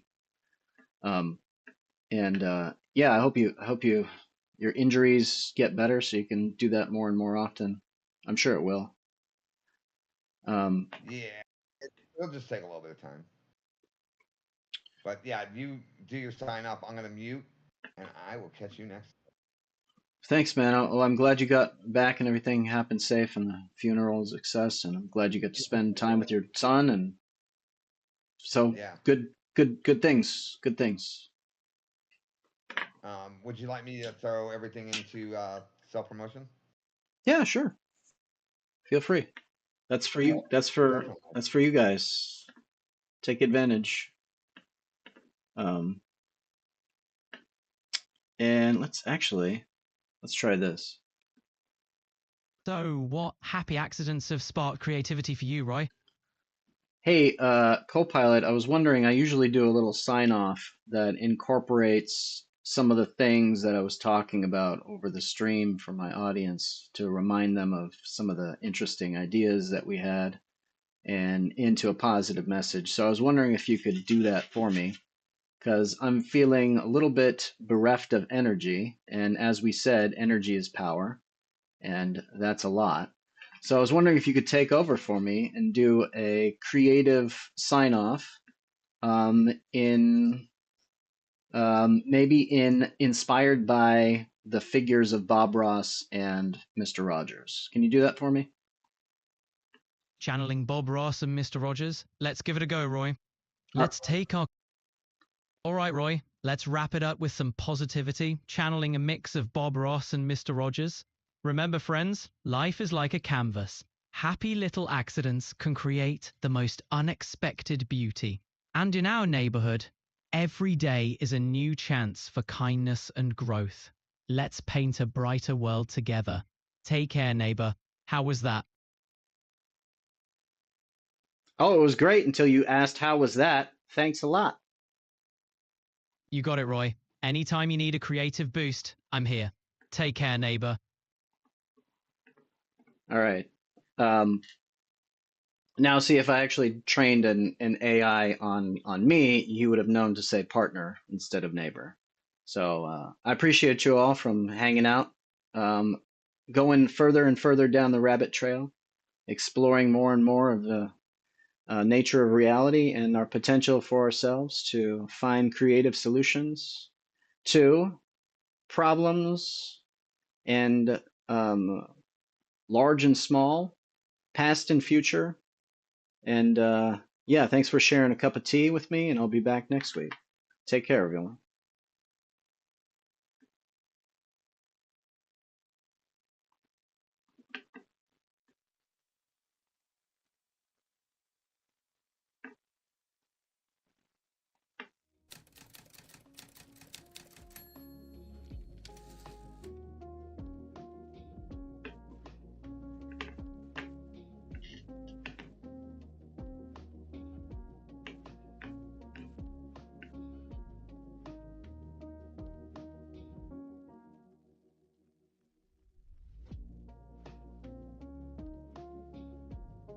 Okay, that was beautiful, Roy.